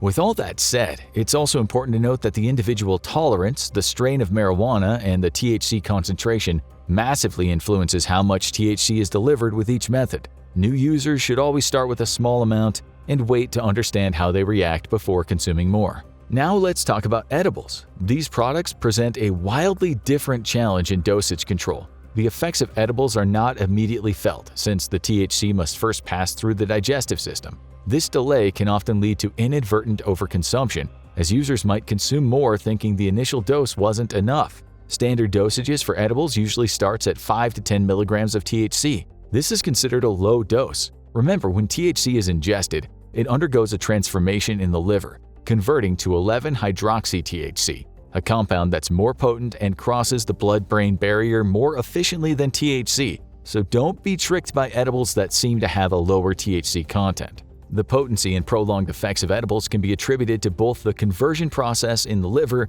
and the sustained release of the THC into the bloodstream during digestion. It's crucial for users, especially those new to edibles, to adhere to that "start low and go slow" mantra Sarah learned from her pot brownie. Understanding those nuances in dosage and the body's metabolic response is key to a safe and enjoyable cannabis experience, whether you continue to smoke it or consume it in edible form. As Sarah continues her exploration, she becomes more aware of the challenges in controlling the dosage with edibles. She recalls how easy it was to take one hit at a time when smoking, gauging how she felt before deciding whether to continue. However, with edibles, Sarah quickly realizes it's a different ballgame. After her first experience with a longer-lasting high, she understands why dosage control with edibles is more complicated. The delayed onset of effects with edibles means it's easy to consume too much before the initial dose takes effect. In her next experiment with edibles, Sarah decides to be more cautious. She cuts a small piece of a cannabis-infused cookie, mindful of the recommended dosage. She waits for 2 hours, resisting the urge to consume more, and finds that the smaller dose is more manageable and enjoyable. This practice of patience is crucial with edibles to avoid the discomfort of overconsumption. This approach leads Sarah to a better understanding of how different factors can influence the effects of edibles. She learns factors like her metabolic rate, the last time she ate, and even her body chemistry can affect how quickly and intensely she feels the effects of edibles. These variables make dosing with edibles less predictable compared to smoking, where the effects are more uniform and consistent. Now let's not forget about the health side of things. Smoking weed, like smoking anything, can irritate your lungs and throat. In the long term, this could lead to some respiratory issues, but edibles don't have this problem since there's no smoke involved. However, they do come with their own set of risks, like the chance of overconsumption we mentioned earlier. As Sarah delves deeper into her cannabis exploration, she becomes increasingly mindful of the health implications associated with different methods of consumption. Her experiences with smoking weed, while enjoyable, raise concerns about the potential respiratory issues. Sarah is aware that smoking in any form can lead to lung irritation and coughing. She recalls reading studies that suggest regular smoking of cannabis can lead to similar respiratory issues as tobacco, such as bronchitis or increased mucus production. This knowledge makes her more cautious about frequently choosing to smoke. Switching to edibles, Sarah notices an immediate difference in how her body reacts. Without the smoke entering her lungs, she doesn't experience the coughing or the throat irritation that sometimes comes after smoking. Edibles provide a smoke-free alternative, which from a respiratory standpoint feels like a healthier option for her. However, Sarah also learns that edibles come with their own set of health considerations. The delayed onset of effects and the potential of overconsumption can lead to an uncomfortable experience, often referred to as greening out, where a person who ate a bit too much of an edible might feel extreme anxiety, discomfort, or even nausea. Sarah's journey also leads her to consider the long-term cognitive effects of regular cannabis use. While research is ongoing on the subject, she understands that heavy and prolonged use, especially when started at a younger age, may be linked to certain cognitive impairments. This piece of information makes her more conscious of her consumption frequency and quantity, as she wants to ensure that she remains within a safe limit. In terms of digestive health, Sarah finds edibles do not negatively affect her. However, she learns that this might not be the case for everyone. For individuals with certain gastrointestinal conditions, ingesting cannabis can lead to different effects or discomforts. The way edibles are metabolized in the liver and the gastrointestinal system means they can interact differently with the body compared to inhaled cannabis. However, certain types of edibles are easier on the digestion system than others, depending largely on their composition and the individual's digestive health. Here are some factors to consider. What types of ingredients does the edible contain? Turns out edibles made with fewer and simpler ingredients tend to be easier to digest. Products that avoid complex, heavy, or overly processed ingredients will generally be gentler on the stomach. High-fat foods can slow digestion and may cause discomfort, especially for those with certain digestive issues. Edibles with a lower fat content, like low-fat gummies or hard candies, can be easier on the digestive system compared to rich, buttery baked goods. For individuals with gluten sensitivity or celiac disease, gluten-free edibles are a must. Similarly, vegan edibles avoid dairy and animal products, which can be beneficial for those with lactose intolerance or certain dietary restrictions. Tinctures or oils are also excellent alternatives. These alternatives can be easier to digest, as they're often taken sublingually, meaning under your tongue, allowing for absorption directly into the bloodstream without going through the digestive process. Edibles that incorporate dietary fiber, often known simply as high-fiber edibles, can aid in digestion. Fiber helps regulate the digestive system, but it's important to consume fiber within your dietary limits, as too much can cause bloating or discomfort. Finally, for those sensitive to THC or its psychoactive effects, CBD-dominant edibles might offer a gentler alternative. CBD is known for its calming effects and is less likely to cause the digestive upset sometimes associated with high doses of THC. It's important for individuals to consider their own digestive health and dietary restrictions when choosing edibles. Starting with a small dose to gauge how your body reacts is always a good practice. If you have specific digestive concerns or dietary restrictions, consulting with a healthcare provider or a knowledgeable dispensary staff member can help guide your choices. Throughout her exploration, Sarah gains a comprehensive understanding of the health impacts of both smoking and eating cannabis. She realizes the importance of balancing her enjoyment with her health and well-being. This journey through different methods of cannabis consumption teaches her to be more attentive to her body's responses and to make informed choices based on both pleasures and the possible health implications of her cannabis use. So let's say cannabis is working well for you, like it is Sarah, and you're starting to think about long-term use. Well, regular and heavy use of cannabis, no matter the method, might be linked to some cognitive changes, especially if you start young. However, the research is still ongoing, so be sure to keep doing your due diligence on looking into the health effects of cannabis. In the weeks following her cannabis experimentation, Sarah begins to notice subtle differences in her cognitive functions depending on the method of consumption she chooses. When she smokes weed, the effects on her cognition are immediate but fleeting. She experiences a short-lived alteration in perception, a slight haziness that lifts as the high wears off. This immediate but short-term impact on her cognition is in line with the typical effects of smoking cannabis, as the THC is rapidly absorbed and then quickly metabolized. However, with edibles, Sarah observes a different cognitive trajectory. The prolonged and more intense high that comes with edibles leads to longer periods where she feels her cognitive abilities are slightly altered. She experiences more pronounced changes in her sensory perception and time awareness. This extended cognitive impact aligns with research indicating that the effects of edibles can last much longer, sometimes resulting in prolonged alterations in perception and cognitive function due to the longer-lasting presence of THC in the system. On the digestive front, Sarah's experience with edibles is relatively smooth, but she learns that this isn't the case for everyone. Remember, the process of digestion and liver metabolism of THC can vary significantly among individuals, affecting how one's body reacts to edibles. This variability is a crucial consideration for those exploring edibles, especially for the first time. Sarah also becomes aware of the potential for long-term cognitive effects with regular and heavy cannabis use. While the research is ongoing, studies suggest that persistent heavy use might be linked to long-term cognitive changes. This knowledge makes Sarah more mindful of her consumption habits, as she wants to ensure her use remains within safe and moderate limits to avoid any potential long-term cognitive risks. Throughout her journey, Sarah's understanding of the cognitive and digestive effects of smoking and eating weed deepens. She learns to respect the power of cannabis and the importance of being attentive to her body's responses. Her experiences with both methods of consumption highlight the need for responsible use and an awareness of the varying effects cannabis can have on different aspects of her mental and physical health. The contrast between smoking and eating cannabis is indeed stark, almost like comparing night and day, with each method offering a distinctively different experience. While smoking cannabis offers a more controlled social and cerebral high, edibles can transport you on a longer, more intense, and often introspective journey.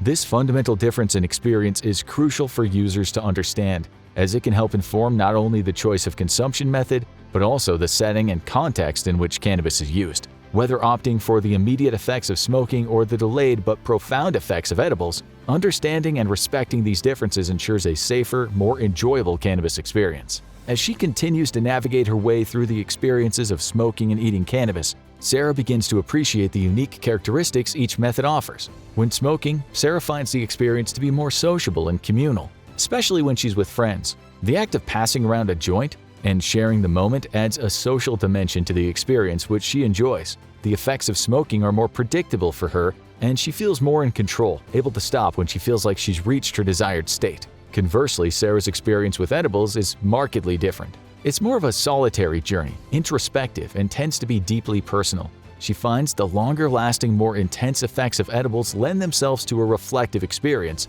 often leading her to deeper thoughts or creative bursts. This is something many users report, a sense of profound introspection or heightened creativity when consuming edibles, likely due to the stronger and more prolonged psychoactive effects. Sarah also notices the difference in the physical sensations between the two methods. Smoking gives her an immediate head high, a lightness that feels centered around her mind and eyes. In contrast, edibles provide a more body-focused high, a deep sense of physical relaxation that seems to emanate from her core and spread outward. Through her exploration, Sarah gains a newfound respect for the diverse experiences that cannabis in its various forms can offer. She learns to choose her method of consumption based on the kind of experience she seeks, whether it's the social, controlled high of smoking or the introspective, prolonged journey of edibles. Her journey underscores the importance of understanding not just the physical and cognitive effects, but also the qualitative differences in the cannabis experience. Through Sarah's story, we've seen the importance of education and personal responsibility in cannabis use. Remember, everyone is different. When it comes to weed, it's about finding the right balance and method that suits your individual needs and preferences, all while being mindful of the potential health implications and cognitive effects.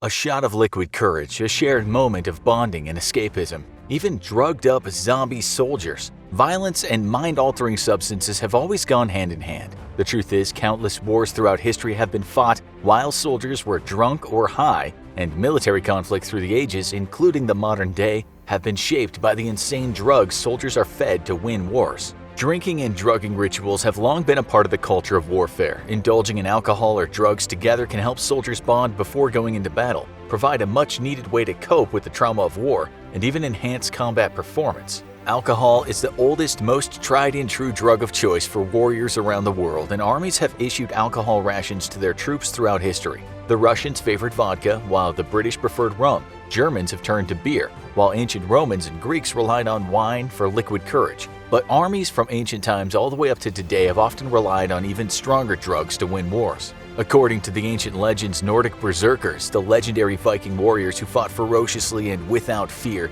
were said to get their animalistic fighting powers from the animal skins they wore in battle. Recently, though, modern researchers have come to believe that their ferocity came from another source altogether, the black henbane plant. The plant's leaves could be dried and smoked or used to make wine and beer. The plant was a powerful hallucinogen, causing users to see and perceive things that aren't there. Berserkers believed that they were calling upon their gods and harnessing the powers of the spirit world to help them thrive on the battlefield. And it's likely that the trance-like state caused by ingesting the black henbane contributed to this feeling.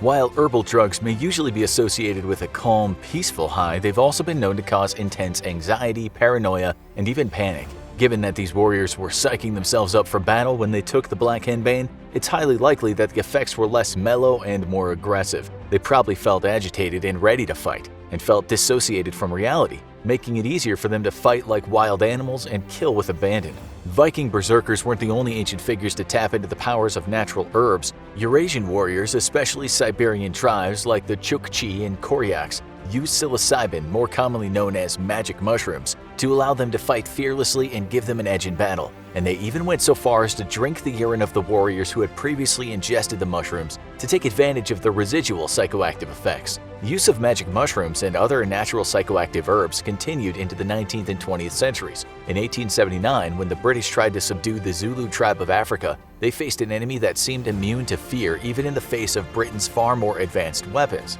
Though the Zulu only carried spears and shields, they seemed unnervingly unafraid of the British's rifles and bullets. They likely had a little medicinal help in this department. The Zulu warriors had a multitude of mind-altering substances at their disposal, from medicated beer to daga, a South African variety of cannabis, to a powerful painkiller made from the Bushman poison bulb plant, which also had hallucinogenic properties. Thanks to the psychoactive properties of these drugs, the Zulu warriors would have felt disconnected from the reality of battle, allowing them to fight ferociously and without fear. Though the Zulus would unfortunately go on to lose the war, they did impress the British with their willingness to face death without fear, thanks to the help of pharmacology.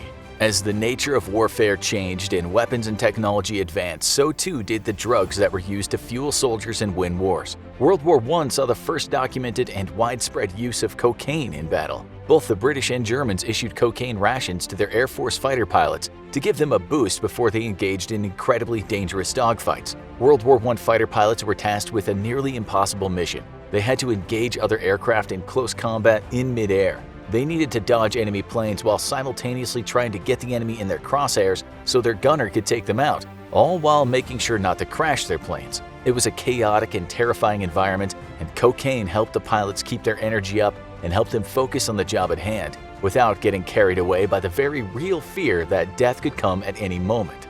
The Canadian infantrymen who also relied on cocaine called it forced march, since that was exactly what it was used for. Infantry troops that needed to be mobilized and moved long distances during the war often had to do so on their own 2 feet, enduring grueling marches through desolate, war-torn landscapes, knowing all the while the enemy could be anywhere waiting to attack. These marches could last for hours or even days, and once again, Cocaine was their secret to success. The forced march pills, which were a combination of cocaine and caffeine, gave soldiers the energy and endurance to withstand hours of marching through difficult terrain to get to where they were needed, but also helped to blunt the fear that the enemy could be waiting for them around the next corner.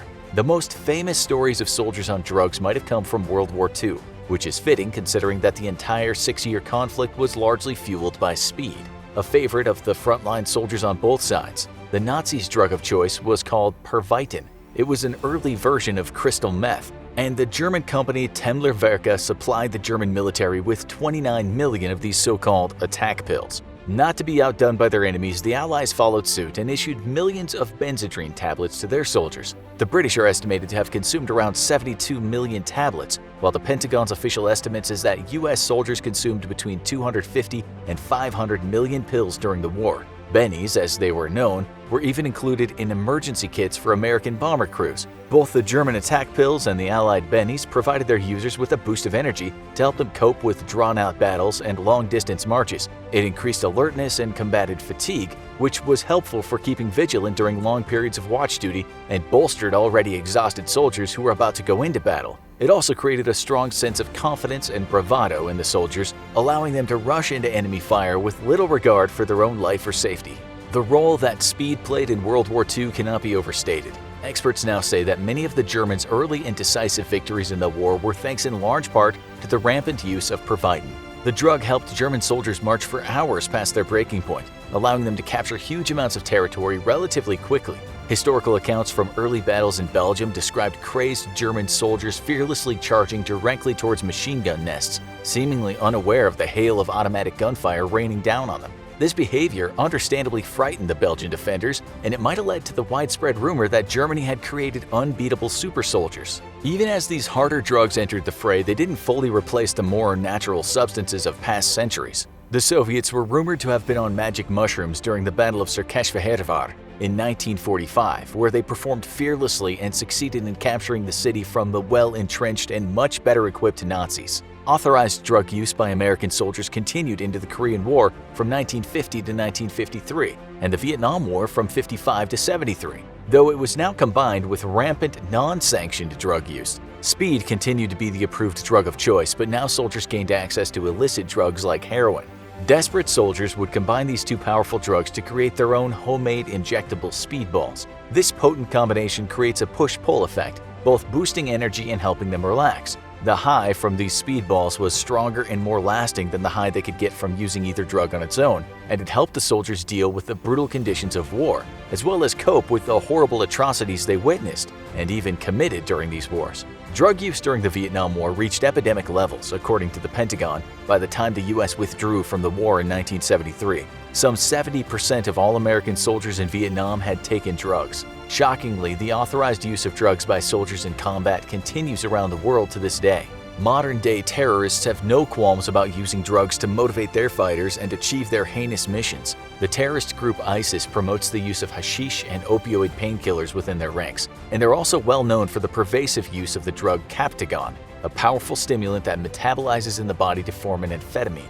This drug increases alertness, numbs fear, and induces a sense of courage and bravado, and so it's incredibly popular with jihadists undertaking suicide missions. The drug's also reported to increase strength, and there have been reports of fighters taking so much of the drug that even after being shot multiple times, they refuse to drop and continue to fight through their injuries. Even smaller terrorist organizations have capitalized on the power of drugs to create seemingly invincible soldiers. In his book, A Long Way Gone, Memoirs of a Boy Soldier, Ishmael Bey describes his horrendous experience as a child soldier in Sierra Leone and the rampant use of drugs to control and manipulate child soldiers in these loosely organized armies. According to Bey, the commanders would strategically keep their child soldiers high on what they called brown browns, a potent and highly addictive combination of cocaine and gunpowder. Gunpowder contains nitroglycerin, which helps the cocaine to spread more quickly through the bloodstream and delivers a faster, more intense high. Once these child soldiers were high on brown browns, they would essentially be immune to fear and would have little to no conscience.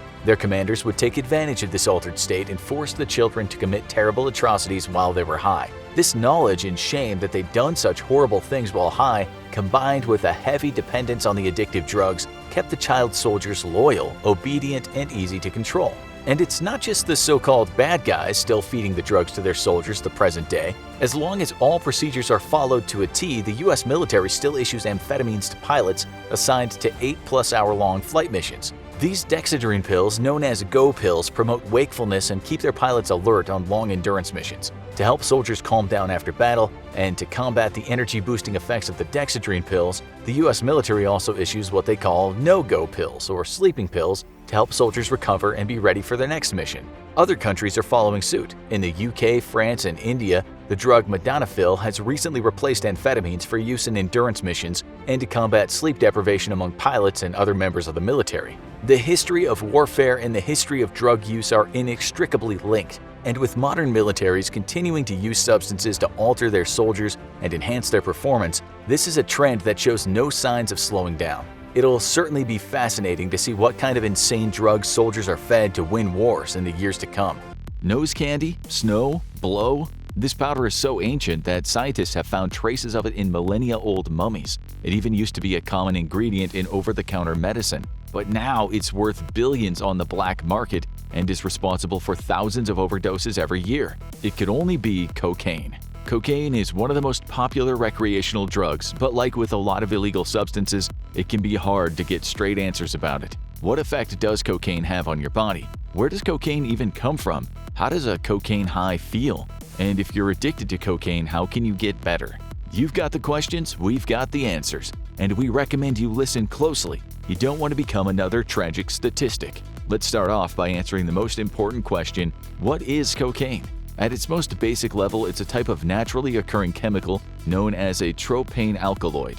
Derived from the leaves of the South American coca plant, once it's extracted from the plant, it's typically processed into a powdered form called cocaine hydrochloride. Cocaine is a nervous system stimulant, a class of substances that also includes MDMA, caffeine, nicotine, and prescription medications like Ritalin and Adderall. Like all stimulants, its main effect is that it gives the user an energy boost and stimulates the brain's reward pathway. This, as you might guess from the name, is one of the parts of the brain that produces dopamine, a chemical that the brain releases as a form of positive reinforcement. Normally, the reward pathway is activated by what the brain deems to be positive actions: exercise, eating your favorite foods, finishing a complex task, and listening to music, all things that cause your brain to produce dopamine. But cocaine sends the reward pathway into overdrive, resulting in intense excitement as well as an inflated sense of self-confidence. On the extreme end, a cocaine user might also experience psychotic delusions, and all that excess energy can cause heightened aggression. Other side effects of cocaine use include raised blood pressure, raised body temperature, and photosensitivity due to pupil dilation. The high doesn't go on for very long. On average, users start to come down after 15 minutes to a half hour. Even if the high is worn off, the drug isn't immediately flushed out of your system. Traces of cocaine can be picked up in blood and saliva samples for up to 2 days after use, and in urine samples for up to 4 days after. Cocaine use can even be detected by testing hair samples. Metabolized cocaine can be found in your hair for up to 3 months after taking it, which is just another reason to be suspicious of your boss if he asks for a hair sample.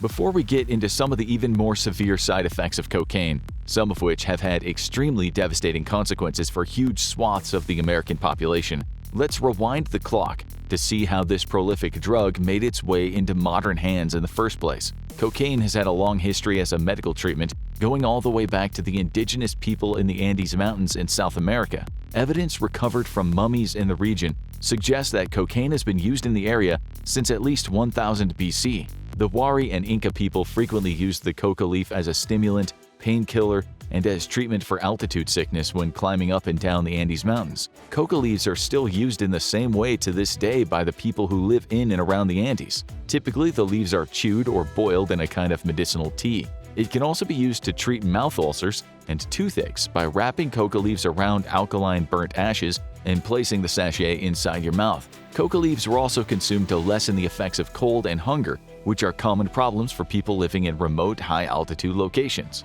When the Spanish first invaded South America, they saw the locals using coca leaves and immediately knew they wanted some of those magic leaves for themselves. When Francisco Pizarro conquered the Inca people in 1532, the Spanish Empire began exploiting the coca plant, forcing the natives to farm it in mass quantities so it could be exported back to Europe.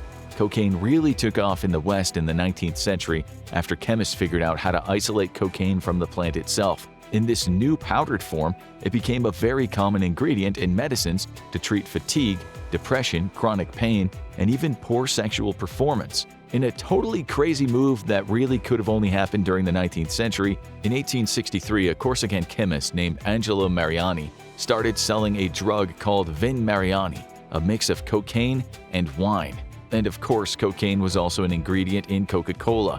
Like a lot of soda fountain classics, Coke was originally sold as a patent medicine, a type of brand name over-the-counter drug that was very popular in the 19th century and had dubious health benefits. In the early 1900s, however, an FDA crackdown on quack medicine and a push for cleaner labeling on consumer products led to a lot of patent medicines disappearing from shelves. The ones that did survive did so by drastically changing their formulas and rebranding as soft drinks, including Coca-Cola, which was totally cocaine-free by 1929.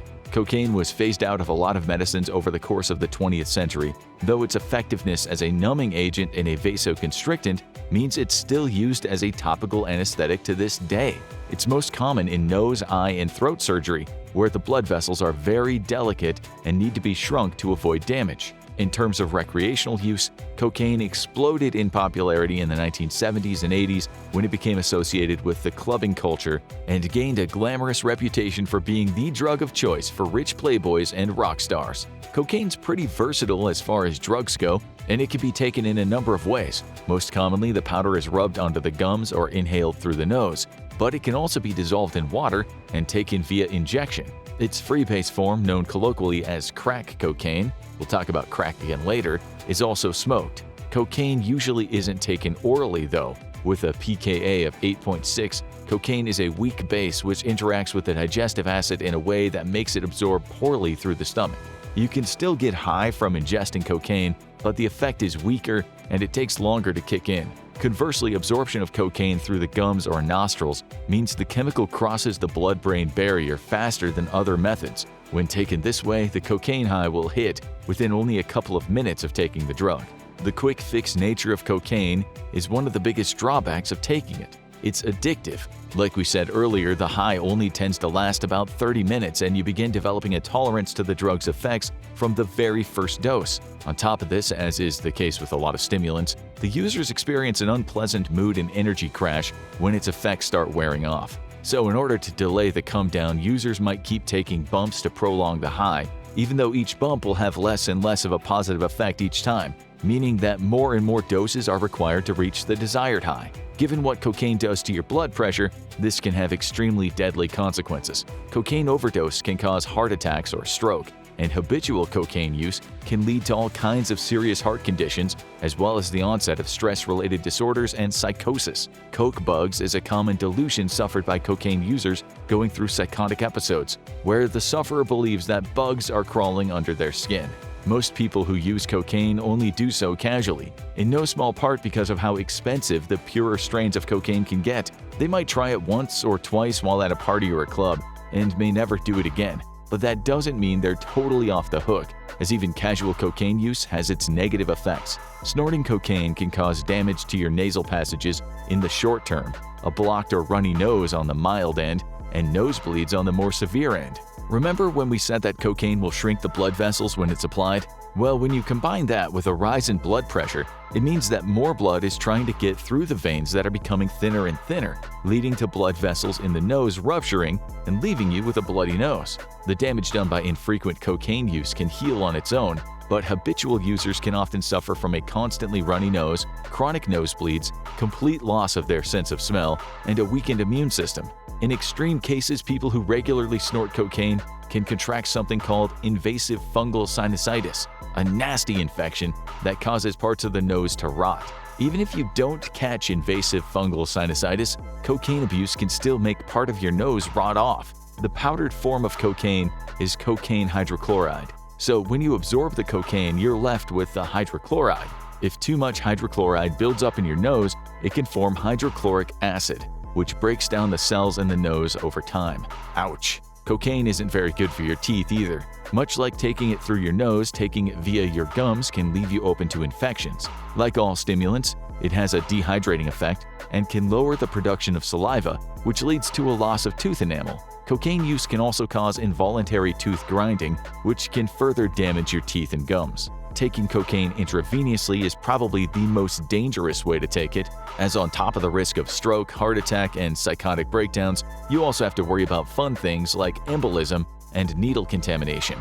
Incidentally, Sherlock Holmes, the famous detective from the novels of Sir Arthur Conan Doyle, was a periodic user of injected cocaine. It goes without saying that this was a little more normalized during the Victorian era than it is now. Strangely enough, people who consume cocaine this way also often report getting tinnitus straight after injecting, which usually lasts for a couple of minutes. Those who inject cocaine are more likely to overdose, as the high wears off a lot faster than it does when taken through the nose or gums. Cocaine is also sometimes mixed with heroin to create something called a speedball, which is extremely dangerous, as the complementary effects of the two drugs together make it hard to recognize symptoms of overdose. A lot of people have died as a result of a speedball overdose, including a number of celebrities such as John Belushi, River Phoenix, and Philip Seymour Hoffman.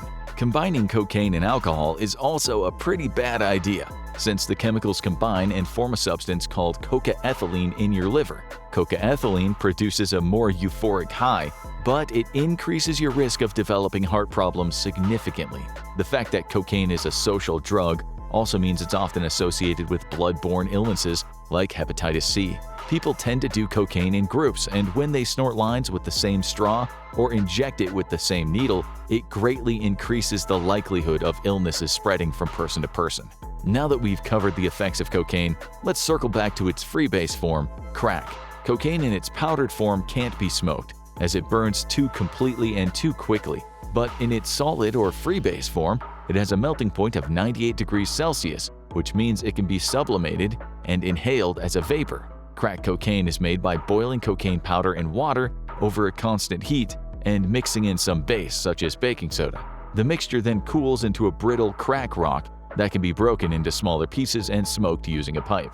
Like any drug taken by smoking, crack can cause long-term damage to lungs, to the point that crack users cough up blood. Crack comes with its own unique side effects compared to, say, cigarettes or marijuana, due to the unique way it has to be smoked. Unlike weed or cigarettes, the vapor produced from melting a crack rock loses its potency very quickly. Crack pipes are typically very short to reduce the time it takes for the substance to travel from the pipe to the user's lungs as much as possible. And since crack pipes are normally made of glass, they tend to get very hot very quickly. Because of this, people who smoke crack will develop blisters on their lips and fingers from touching the hot glass too much. Crack became such a hot-button issue in American culture that in its heyday, bizarre public service announcements featuring a wide range of public figures, such as movie star Clint Eastwood and children's entertainment character Pee Wee Herman, were televised across the U.S., hoping to discourage people from taking the drug. During the moral panic around crack cocaine in the 1980s and 90s, when the drug became popular in low-income neighborhoods across America, concerns were raised about the health of children born to parents who smoked crack. The term crack baby arose as part of that moral panic, and many anti-drug groups argued that crack usage in pregnant people would lead to a generation of children with poor health, low intelligence, and underdeveloped social skills. This turned out to be a greatly exaggerated fear based mainly on racism and classism. Studies done since have shown that compared to the effects of nicotine and alcohol use during pregnancy, the effects of cocaine on fetal development were negligible. However, cocaine abuse during pregnancy can cause a miscarriage and can in some cases trigger premature labor. Crack is also cheaper than powdered cocaine, which means it's more likely to be cut with other drugs and potentially poisonous substances. This is not to say that powdered cocaine is never cut with any hidden nasties though. Cheap cocaine is often cut with baking soda, quinine, or sugar, which can cause blockages in blood vessels when injected or respiratory infections when inhaled. It can also be cut with a drug called levamisole, which heightens the drug's effects but has been associated with the development of autoimmune disease. Cocaine's also increasingly being contaminated with fentanyl, an extremely potent synthetic opioid. While many have speculated that drug manufacturers combine the two drugs intentionally, tests done on seized cocaine by police suggest that fentanyl is usually only present in trace elements. Fentanyl has become a very popular drug in the past decade, and it's likely that cross-contamination occurs simply as a result of the two drugs being processed in the same lab or from them being stored in the same places. But because of how potent fentanyl is, consuming drugs with even trace elements of it can have noticeable negative consequences. Like a speedball, the mix of fentanyl and cocaine can have deadly effects if the signs of overdose aren't spotted quickly. Given that cocaine addiction can lead to all of these horrible effects, it might give you some comfort to know that the physical effects of cocaine withdrawal are fairly minor. Cocaine withdrawal can cause disturbed sleep schedules, increased appetite, slower reaction time, and fatigue. These physical symptoms usually start to go away a few days after quitting. However, the psychological effects can be much more severe. Cocaine withdrawal can often cause severe depression and anxiety, as the brain's reward pathway needs time to repair itself from overstimulation. Therapy can help to alleviate these psychological symptoms, but the process of recovery can take years. And during that time, the person may feel compelled to relapse and start taking cocaine again. That's why it's important for people trying to quit cocaine to have a social support network, and why group therapy is so important in cocaine addiction rehab. Because while many have survived and moved on from cocaine use, it only takes one unlucky session for things to take a turn for the worst. According to the Center for Disease Control and Prevention, smoking causes nearly 6 million deaths around the world each year, and current trends show that tobacco use will be responsible for more than 8 million deaths annually by 2030.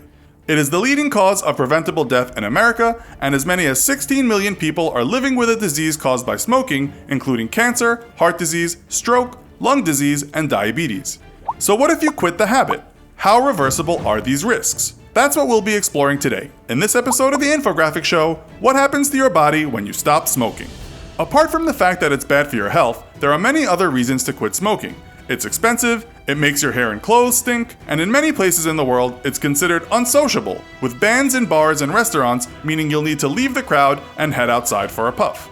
There are plenty of pluses to kicking the habit, but what will the health results be? Let's take a look at how your body will change as time passes once you've quit smoking. 20 minutes. In less time than it takes to commute to work, your body will already be fixing itself. 20 minutes after the last cigarette is stubbed out, your pulse and blood pressure start to drop back to normal, circulation will start to improve, and your hands and feet will warm to their usual temperature. 12 hours. Cigarettes contain a lot of known toxins, including a harmful gas, carbon monoxide. This gas can be fatal in high doses, as it prevents oxygen from entering the lungs and blood. At 12 hours, halfway through your first day, your carbon monoxide level is back to normal, which is great for your heart, as it doesn't have to pump as hard to get enough oxygen to your body. Unfortunately though, it's at this point you'll be feeling the withdrawal and cravings. A couple of ways to fight these feelings are by chewing gum or sipping water. 24 hours. Well done, you've hit the 1-day mark. And the good news is that after just 24 hours, a person's blood pressure begins to drop, decreasing the risk of heart disease and blood clots that can lead to stroke. If you smoke a pack a day, you're twice as likely to have a heart attack as a non-smoker, and that risk has already been reduced considerably after just 24 hours. And with oxygen levels on the rise, physical activity and exercise will already feel easier. 48 hours. 2 days in is a good time for a tasty snack. Smoking damages the nerve endings, which decreases your ability to smell and taste properly. And after only 48 hours, your senses will get sharper as nerve endings begin to heal. Your body will also enter a detoxification phase, with your lungs kicking out mucus left from cigarettes. The downside is that this is when the toughest withdrawal symptoms show up. If you are a heavy smoker, you might feel dizzy, anxious, or tired, and you may also crave more food than usual. 3 days. After 3 days, the nicotine levels in a person's body are depleted. Ridding the body of nicotine leaves a person much healthier, but initially this also adds to the effects of withdrawal. At the 3-day mark, many people will become moody and irritable, experiencing severe headaches and cravings as the body readjusts. On the positive side, energy levels will increase and you will breathe more easily. During the first 3 months, this is when the major improvements start. After a couple of weeks, the cravings will subside and the chance of going back to the habit is far less likely. Your lungs become stronger and clearer, your blood flow has greatly improved, you can exercise without huffing and puffing so much, and the risk of a heart attack goes down even more. 9 months. 9 months after quitting, there will be major physical changes and improvements in the body. The lungs have significantly healed themselves. The delicate hair-like structures inside the lungs, known as cilia, which help to fight infections, will have recovered from the toll of cigarette smoke. Around this time, many former smokers notice a decrease in the frequency of lung infections because the healed cilia can do their job more easily. You'll also be able to take deeper breaths, and energy levels will be a lot higher and back to normal. 1 year, a big milestone with the habit in the distant past. Time to celebrate the achievement. The risk of heart disease has decreased by half and will continue to drop beyond this 1 year mark. 5 years. After 5 years without smoking, the body has healed itself so that the arteries and blood vessels begin to widen again. This means blood is less likely to clot, which lowers the risk of stroke to the same level as a non-smoker. And compared to when you first quit, you're half as likely to get cancer of the mouth, throat, esophagus, or bladder. 10 years. Lung cancer is one of the greatest risks a smoker faces, and after 10 years, a person's chances of developing lung cancer and dying from it are about half compared to a smoker. 15 years. And finally, after 15 years of not smoking, the chances that you'll get heart disease are the same as if you've never smoked at all. Your body has done a huge amount of recovery and healing, rejuvenating the tissue and cells. From the first few weeks of headaches and discomfort to a fully healed body, a long path, but the rewards are very real and very clear. There's no real argument to be made for continuing to smoke. As well as the changes to your health, your immune system will also improve, your hair may become thicker and fuller, and your skin will age less quickly. You're at your local watering hole. You order your favorite drink, tip the bartender, and take your first sip. The cool liquid hits your lips and enters your body. In the next few minutes, a bunch of crazy chemical reactions will occur. Over the next several minutes and hours, your body will swell, you'll lose control of your bladder and bowels, and you could black out and die. 1 minute after you drink alcohol. The alcohol flows down your throat and into your stomach. What happens next depends on who you are, what you've done that day, and if you've eaten recently. When the alcohol enters your stomach, it's either absorbed through your stomach lining into your bloodstream or released into your intestines, where it'll diffuse into your circulatory system. Either way, the alcohol will be spreading around your body in a matter of minutes. If you ate recently, this process is slowed down as some of the alcohol is absorbed by the food being digested in your stomach. However, your stomach and intestines cannot metabolize or break down alcohol, so it will eventually end up in your bloodstream anyway. 3 minutes after you drink alcohol. More and more alcohol from your drink seeps into your bloodstream and enters cells through your body. This causes several reactions to occur, but it's unlikely you'll feel their effects at this point. However, some pretty strange stuff will happen to your body in the minutes to come. Some will feel good, while others will make you wish you'd never put a drop of booze into your body. The alcohol percentage in your drink plays a role in how quickly it diffuses into your bloodstream. Surprisingly, liquors that have an alcohol percentage between 20 and 30% are absorbed more quickly than drinks with a higher alcohol percentage. This means a glass of port, which is around 20% alcohol, will get you drunker faster than a drink with whiskey, vodka, or rum in it. These types of liquors tend to be above 35% alcohol. They will most certainly get you drunk, but they're not absorbed into your bloodstream as quickly as drinks with alcohol percentages in the 20% range. 5 minutes after you drink alcohol. You're starting to feel the effects of the alcohol on your body. The fact that you mix your alcohol with a carbonated beverage means it enters your bloodstream slightly faster than other drinks. Cocktails like rum and cokes, gin and tonics, and vodka sodas will all be absorbed into your bloodstream quicker than if those liquors were consumed without a mixer. It's at this point your brain starts to feel the effects of the alcohol. You're not quite drunk yet, but you are definitely on your way. Chemical changes are happening in your body and they will alter your mood, senses, and balance. 10 minutes after you drink alcohol. You gulp down the last remnants of your beverage and order another one. While you wait, the alcohol from your first drink is changing the size of your blood vessels. They begin to widen, which causes your skin to become flush and turn a reddish color. It looks like you're blushing or having a slight allergic reaction, but this is all just a normal reaction to drinking alcohol. You pull at your shirt as you begin to feel warmer. This is because alcohol is a vasodilator, meaning it opens up blood vessels such as capillaries just under the surface of your skin. The more blood that flows to the surface of your body, the warmer you feel.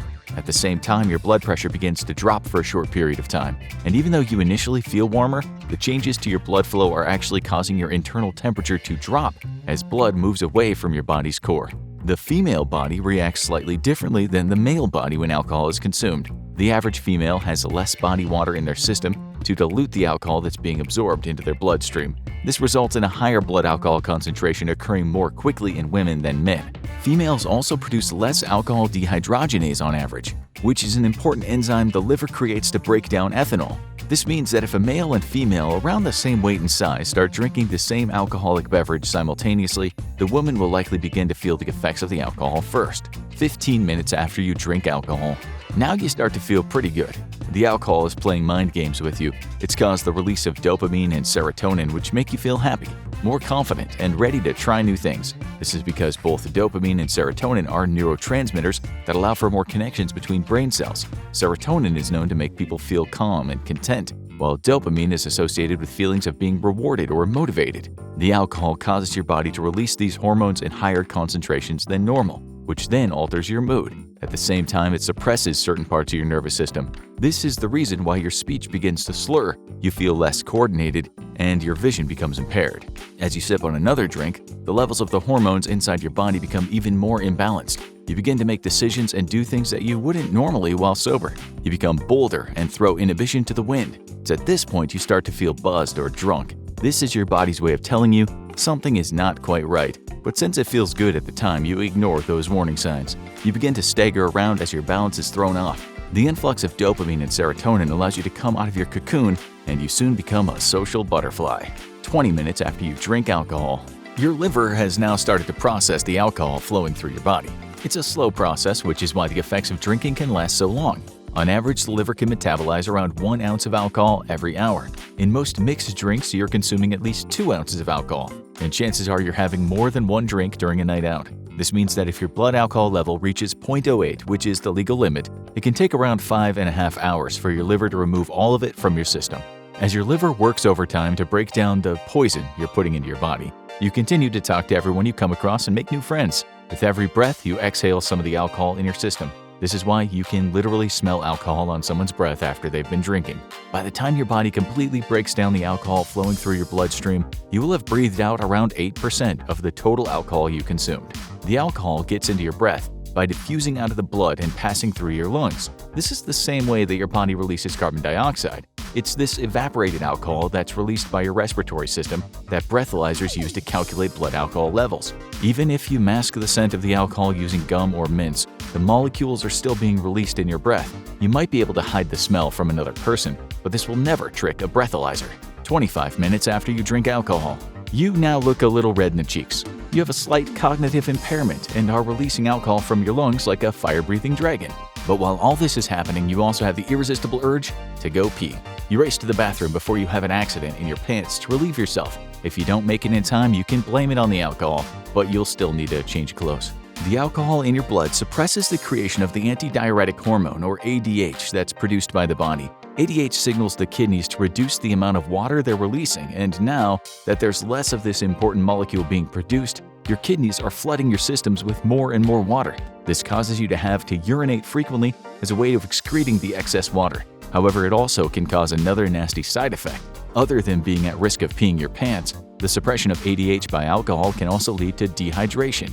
As you release more and more fluids by peeing constantly, your body is unable to retain the water it needs for cellular and life processes. This is one of the reasons it's important to drink water with every alcoholic beverage you have. If you don't replenish your fluids while drinking, it can lead to headaches, exhaustion, and a nasty hangover the next day.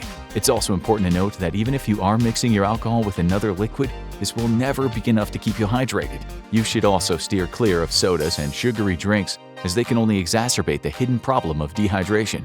Your best bet for replenishing your body's fluids is to drink water, and lots of it. Yes, this might cause you to pee even more, but as long as you keep drinking water, your body will be able to break down and excrete the alcohol in your system while maintaining somewhat stable fluid levels. 30 minutes after you drink alcohol. Now that your body has released some of your water stores, it makes it slightly more difficult for some cellular processes to occur. H2O is a vital component in most reactions in your body. Your liver is the only organ that can actually break down the alcohol, and it is working overtime to try to eliminate the poison that's circulating through your system. Because that's what alcohol is, you're essentially poisoning yourself. It just happens to make you feel good. That being said, almost anything in moderation is okay, and that goes for alcohol as well. Too much alcohol can definitely kill you, but so can too much sugar, salt, and water. At this point, your liver starts to oxidize the alcohol and convert it into water and acetaldehyde. This molecule can cause problems for your body later on in life, but right now, it's the only way that the alcohol can be removed from your system. The more you drink, the longer this process takes, and the higher your blood alcohol content will be. It's the inability of your liver to keep up with the amount of alcohol you're consuming that leads to alcohol poisoning. As you continue to drink, your body continues to try to keep you alive. Something terrible is happening to your brain. At first, the alcohol makes you feel good, but behind this illusion, damage is being done to your brain cells. What happens next could determine whether you live or die. 45 minutes after you drink alcohol. Your choices while drinking matter. If you've consumed several drinks very quickly, your blood alcohol levels will be high. If you have been sipping on a drink or two throughout your time at the bar, your blood alcohol levels will be relatively low. This doesn't mean you won't become drunk, it just means you've given your body time to break down some of the alcohol before consuming more. Your blood alcohol level determines how much damage is being done to your brain. Subliminal intoxication is the first stage of being drunk. It occurs when your blood alcohol content reaches between 0.01 and 0.05. You might not look intoxicated at this point, but you are definitely getting there. Your reaction time has slowed and your judgment has been altered slightly. Everyone's body is different, which means people will respond differently to the amount of alcohol in their system. But as you pass this first stage, you will develop the telltale signs of someone who is intoxicated. At a blood alcohol content of between 0.012 and 0.03, you're in the euphoria stage of becoming drunk. This is when the body has raised dopamine levels, and you're feeling pretty good. It's at this point that you feel buzzed or tipsy. Your reasoning and memory become impaired, and you feel confident and relaxed. Many people try to achieve this by having a drink to wind down after work. However, if you continue drinking, you will inevitably pass into the next zone of inebriation. As your body reaches a blood alcohol content of over 0.08, you're now considered legally intoxicated. It's when your blood alcohol content reaches 0.09 to 0.25 that the connections within your occipital lobe, temporal lobe, and your frontal lobe are highly affected. This can cause blurred vision and impaired decision-making. Your reaction time becomes immensely slower than normal, which makes doing basic tasks more difficult and even dangerous. You should not be driving a car or engaging in any activities that could potentially put yourself or others at risk. It's around this level that you might begin to feel nauseous as your body tries to lower the amount of alcohol in your system any way possible. If you reach a blood alcohol content of between 0.18 and 0.3, many parts of your brain struggle to function properly. The cerebellum, which is the area responsible for coordination, is especially impacted negatively. This is why when your blood alcohol content reaches these levels, you might have trouble walking. You might even black out or have short-term memory loss due to damage to your hippocampus. Anything over a blood alcohol level of 0.25 means you're in danger of developing alcohol poisoning. Every one of your senses is impaired, and there's a chance you could suffocate or sustain internal injuries. Once you reach levels of 0.35, you're at risk of entering a coma. This is because your breathing and circulation have become compromised due to your nervous system shutting down. It's at this point you could actually die, as critical areas of the brain that control breathing and heart rate stop functioning properly. Again, the time it takes to reach these different levels of intoxication is determined by a person's body, the type and quantity of alcohol they consumed, and how fast they've been drinking. But regardless of all that, if someone has been going hard on the booze for close to an hour, their blood alcohol levels will likely be pretty high. 60 minutes after you drink alcohol. Your body has been working overtime to break down the alcohol in your system. The shot of liquor you had at the beginning of the night has been dealt with. However, your liver still needs another hour to deal with the alcohol in that beer you drank. Luckily, you didn't have a large glass of wine, as the alcohol in that beverage can take up to 3 hours to completely be broken down. If you have been drinking consistently for an hour and you continue to do so, your blood alcohol level is sure to rise. You'll feel the levels of intoxication, and if you aren't careful, you could do serious damage to your body. 3 hours after you drink alcohol. You're home now. You feel exhausted. Your body aches slightly, and all you want to do is go to bed. Unfortunately, as you lie awake staring at the ceiling, you find you're having trouble falling asleep. The room is spinning, which makes you nauseous, and even if you don't throw up, it'll be a restless night. The alcohol in your system interferes with your brain transitioning from being awake to REM sleep. That's when your body does a lot of its repairs, and the brain converts short-term memories to long-term ones. One of the reasons you can't remember everything that happened after a night of drinking is because the alcohol you consumed disrupts the process. REM sleep is also the stage of sleep when you dream, and alcohol has been shown to do some incredibly weird things to your dreams. Consuming alcohol before sleeping has been connected to people having more vivid dreams and even nightmares. It's not clear why this happens, but it likely has to do with damage caused to brain cells or interference between neural pathways. You might have had a fun night out drinking with your friends, but as you toss and turn all night and have strange dreams, you will likely curse your past self for making such bad decisions. The morning after you drink alcohol. You wake up feeling like crap. You definitely overdid it the night before. To be fair, if you had only had a drink or two spaced out over the evening, you'd probably feel completely fine. But you went hard and drank a bit past your limit. Your blood sugar is low and you're dehydrated. These factors put a lot of stress on your brain, causing a killer headache to develop. Another side effect of the imbalances in your body is an increase in anxiety levels. You may have thrown inhibition to the wind the previous night, but now you're questioning every decision you made and hating yourself for overindulging. Even though you didn't black out, you can't remember the entire night. This is not because the alcohol causes you to forget memories, but it impedes your brain's ability to create new memories while you're drunk. As you struggle to remember what happened the night before, your stomach starts to grumble, your eyes open wide. You run to the bathroom and make it just in time. An explosion of diarrhea escapes your body. The alcohol you consumed the previous day has increased acid in your stomach, which has caused your stomach lining to become inflamed. On top of that, your body has been suppressing the production of the antidiuretic hormone for several hours. This has caused more and more liquid to build up in the intestines, which results in bad diarrhea the morning after a night of drinking. Now you have one mission in life: drink lots of water and force yourself to eat something. You need to make sure you replenish any fluids that are either lost from vomiting or diarrhea. On top of that, you need to consume some form of food, preferably something starchy, to soak up any remaining alcohol in your digestive system. The following days, weeks, and months after you drink alcohol. Having an alcoholic drink every now and then will likely have very minimal effects on your body. Even if you have a drink a few times a week, as long as it's in moderation, your body probably won't develop any adverse health conditions. However, having multiple drinks every day or binge drinking on weekends has been linked to several severe health problems. Consuming large amounts of alcohol can greatly increase your risk for certain types of cancers. The most well-known ones are liver and colon cancer. However, alcohol also increases your chances of developing throat, larynx, and cancer of the esophagus. Ethanol, the molecule that makes up alcohol, is not a carcinogen in and of itself. However, when your body breaks down the alcohol into acetaldehyde, this is where things can get dicey. The International Agency for Research on Cancer identifies acetaldehyde as a Group 2 carcinogen. This means that when you're drinking too much, your body produces a known carcinogen. And if you do this too often, you're rolling the dice with cancer. Your body can remove dangerous molecules such as acetaldehyde from your system, but only if you give it enough time to carry out the process. The more alcohol you consume in a short period of time, the more acetaldehyde builds up in your body, and the more likely you are to develop cancer.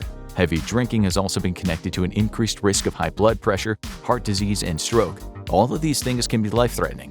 It's the stress you put on your brain and body when consuming large quantities of alcohol that leads to these factors developing. When drinking, your heart needs to work harder to circulate the blood around your body, so the alcohol can be broken down and removed. At the same time, alcoholic drinks can contain high amounts of calories and carbohydrates. This can lead to weight gain as a result of drinking too much. All of these factors combined put even more stress on the heart. The damage done to brain cells and pathways within the brain by alcohol can lead to memory problems and dementia, and this is in full-grown adults. Children and teens whose minds are still developing can become stunted if they consume alcohol. This can lead to learning disabilities and the underdevelopment of their brains. These side effects are one of the main reasons why the drinking age is 21 in the US. It's around this age that the brain has been fully developed. Although this is still debated. Many scientists believe the brain isn't fully developed until you turn 25. Regardless, even a developed brain can be damaged by drinking too much alcohol. There's also some research that suggests drinking can weaken your immune system. This could leave you vulnerable to viruses and bacteria that often frequent bars or anywhere where large numbers of people gather. And even if you're drinking at home, alcohol can inhibit your immune system to the point where you become more susceptible to colds or the flu. Normally, your body would easily fight off these pathogens, but overconsumption of alcohol can hinder your immune system to the point that even a small cold makes you very sick. Alcoholism is a disease and an addiction. Alcohol can fundamentally change your brain chemistry, making you dependent on the substance. This addiction can happen to anyone and is influenced by genetic, psychological, social, and environmental factors. If you or someone you know is dependent on alcohol or overconsuming the substance on a regular basis, you should talk to a medical professional immediately. Drinking socially or having an alcoholic beverage every now and then, and in moderation, will probably not cause you any harm. However, it's important to know exactly how it affects your body and what signs to look out for. Remember, your body needs time to break down alcohol. This is a slow process, and it's why you should pace yourself and drink a lot of water during a night of drinking. The eternal vape versus cigarettes debate is still raging on. In the red corner, you have cigarettes, the established foul-smelling way to intake your nicotine with years of research behind its effects. In the blue corner, you have the newcomer, vapes, with little research behind their effects and nice-smelling clouds of nicotine to mask their dangerous nature. They've become a crowd favorite. But which alternative is worse for your health? First, let's take a look at smoking. You can smoke lots of things, obviously. Since we here at the Infographics Show don't want to condone anything illegal, let's assume smoking means regular tobacco cigarettes. Tobacco is the common name for plants in the Nicotiana genus, a type of leafy herbaceous plant native to North and South America. The one tobacco subspecies, Nicotiana suaveolens, is found on the east coast of Australia. Tobacco plants are a member of the nightshade family, a group of plants that also includes tomatoes and eggplants. The leaves contain a type of neurotoxin called nicotine, which acts as a natural insecticide and makes the plant unappealing to most plant-eating animals. But as we've seen throughout history with things like magic mushrooms and ghost peppers, a plant being poisonous and tasting unpleasant has never deterred humans from putting it in their mouths. Tobacco leaves have always been incredibly popular among the indigenous people of the Americas, with archaeological evidence suggesting that medicinal, recreational, and spiritual use of the plant dates back over 12,000 years. Even today, tobacco is an important part of religious rites and political agreements for the Native Americans. You've probably seen the native characters in cowboy movies smoking peace pipes before. Well, that's only one ceremonial use of tobacco in Native American culture. It's also given as an offering to the gods or as a gift to tribal leaders, and among the Cree and Ojibwe people, it's a crucial part of their purification rituals performed in a sweat lodge. When Europeans first colonized the New World, tobacco was one of the many discoveries they brought back with them, and it was an instant hit. Like the Native Americans, Europeans took to using it as a stimulant, decongestant, and topical painkiller, but they also started smoking it recreationally. Doctors raved about its effects in medical journals. One Spanish doctor even claimed it could cure 36 different illnesses in 1571. In the 1600s, there was even a popular song by Tobias Hume called "Tobacco is Like Love." But like a lot of things that were used medicinally in the 1600s, tobacco's supposed benefits would later be shown to come with some pretty serious side effects. You're not watching this video from the 1600s, presumably, so we probably don't need to tell you that smoking tobacco is actually really bad for you.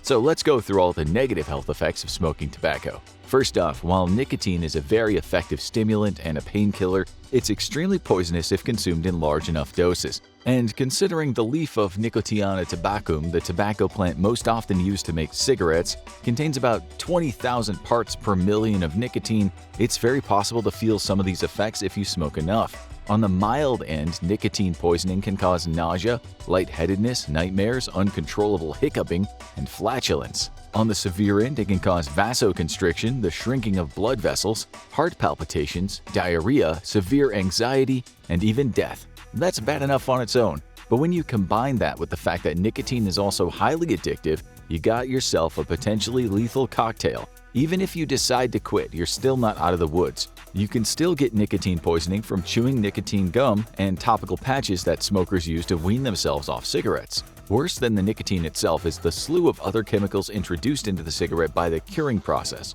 Tobacco has to be dried in the sun before being sold. This decreases the potency of the nicotine and makes it safer to consume. However, that decreased potency is quickly canceled out by the chemicals that are added during the curing process. These chemicals are meant to improve the smoking experience by doing things like helping the tobacco and cigarette wrapper burn at a more even rate and helping the body process the nicotine. But most of these chemicals are also poisonous in their own right. According to the American Lung Association, among the 600 chemicals that make up your average cigarette are ammonia, acetone, methanol, butane, and carbon monoxide. Some of those chemicals might sound familiar, so let's quickly elaborate. Ammonia is one of the chemicals that your body flushes out when you pee. It's typically also used to bleach hair and as a component of explosives. Acetone is commonly available as a paint remover. Butane is highly flammable and normally sold as barbecue fuel. Carbon monoxide isn't really used for anything, but it is a byproduct of gas stoves and fireplaces that is so toxic you rarely hear about it outside of the sentence, "Make sure to replace the batteries in your carbon monoxide detector." Cigarettes also contain formaldehyde, a preservative used to embalm dead bodies and museum specimens. These chemicals are already pretty scary, but the addition of fire to the equation makes things even more sketchy as it causes those 600 chemicals to combine and remix into more than 7,000 new compounds. At least 69 of these chemicals are proven to be carcinogenic, which is just a fancy way of saying they cause cancer. One of these compounds is known as freebase nicotine, which reaches your brain much faster than normal nicotine when inhaled. In addition to the increased risk for pretty much every type of cancer, smoking also increases your risk of stroke, heart disease, osteoporosis, vision problems, and diabetes. That's a result of the vasoconstriction that we mentioned earlier. When your veins shrink, oxygen can't be distributed through your body as efficiently, and that leads to a whole host of chronic health conditions. One of the most gruesome side effects of smoking is the fact that a lot of those chemical compounds stick around in your lungs even after you've exhaled. These compounds bind together with burnt particulates that enter your lungs along with the smoke. combining together into a sticky black substance called tar, which can seriously clog up your lungs and cause long-term breathing problems. Another big health risk of smoking tobacco is secondhand smoke. This is the reason why smoking indoors is banned in most places, and public smoking is restricted to specific places. Once there's a lit cigarette in an enclosed area, all those fun chemicals dissipate into the air, meaning that if you smoke indoors, you expose everyone around you to the same chemicals that you're putting into your own body. Obviously, it's a much smaller amount, but it can still be a significant health risk. Studies have shown that repeated exposure to secondhand smoke can increase the risk of stroke by 20 to 30% and increase the risk of heart disease by 25 to 30%. And if that wasn't bad enough, a study published in the National Library of Medicine has suggested that there might even be such a thing as third-hand smoke. It sounds crazy, but it's true according to the researchers. You can even be exposed to carcinogens left behind on surfaces that someone has recently smoked around. So yeah, your school's health class teacher was not lying. And those scary PSAs you saw on YouTube weren't exaggerating. Smoking is actually bad for you. No wonder so many people are now quitting smoking and switching to vapes. It's so much cleaner and less addictive, and oh, most vape juices still contain nicotine? Even some of the ones that advertise themselves as nicotine-free? Well, that's a bummer. Already, that's a mark against vaping, since everything we already said about the nicotine in cigarettes is also true for the majority of vapes. The history of vaping is much shorter than the history of cigarettes. While tobacco companies had been researching nicotine vaporizers and smokeless alternatives to cigarettes since the 60s, the first commercially available electronic cigarette was invented in 2003 by pharmacist Han Lick. Han was a heavy smoker, but after his father's death from lung cancer, he decided to quit. But like a lot of people, he struggled to quit. In 2001, he had the idea to patent an electronic alternative to cigarettes that would vaporize nicotine and give people trying to quit something to mimic the sensation of holding a cigarette. Han had lofty goals for his invention, hoping that someday it would replace cigarettes entirely. Unfortunately, it seems that might not work out. As of the writing of this video, Han Lick has still not successfully quit smoking. Since their invention in 2003, e-cigarettes are now more commonly known as vapes and have evolved into a variety of styles ranging from those designed to look like cigars or pipes to more futuristic designs that can cost up to $200. Regardless of what they look like, most vapes work the same way. They have a mouthpiece, a heating element, a microprocessor, a battery, and a cartridge, which is loaded with e-liquid or vape juice. The atomizer contains a heating element and a wicking material that draws the juice out of the cartridge where it gets vaporized by the heating element, hence the name. Once the liquid is vaporized, it can be inhaled just like regular cigarette smoke. On the face of it, it sounds a lot cleaner than smoking. It's basically just breathing in steam with a bit of nicotine, right? Well, just like with cigarettes, it's not just the nicotine that you have to worry about. Vaping really took off in the West in the 2010s when it evolved its own subculture. The explosion of popularity was so fast, despite most countries not yet having regulations in place, bootleg e-liquid started showing up on the markets. And just like with alcohol during Prohibition, most of the bootleg stuff wasn't exactly made with consumer safety in mind. Back in 2019, the United States experienced an outbreak of over 1,600 cases of unexplained lung injury, 34 of which were fatal. The victims of this mystery illness had one major thing in common: they were all vapers. 92% of patients admitted they'd been using black market THC vape cartridges, while the remainder reported only smoking nicotine. The CDC notes that this might not be entirely reflective of the truth, since many of these victims lived in states where cannabis was illegal at the time. The lung injury, which doctors now call e-cigarette or vaping-associated lung injury, or EVALI for short, is primarily caused by an additive called vitamin E acetate, which is a type of synthetic vitamin E typically used in topical skin cream.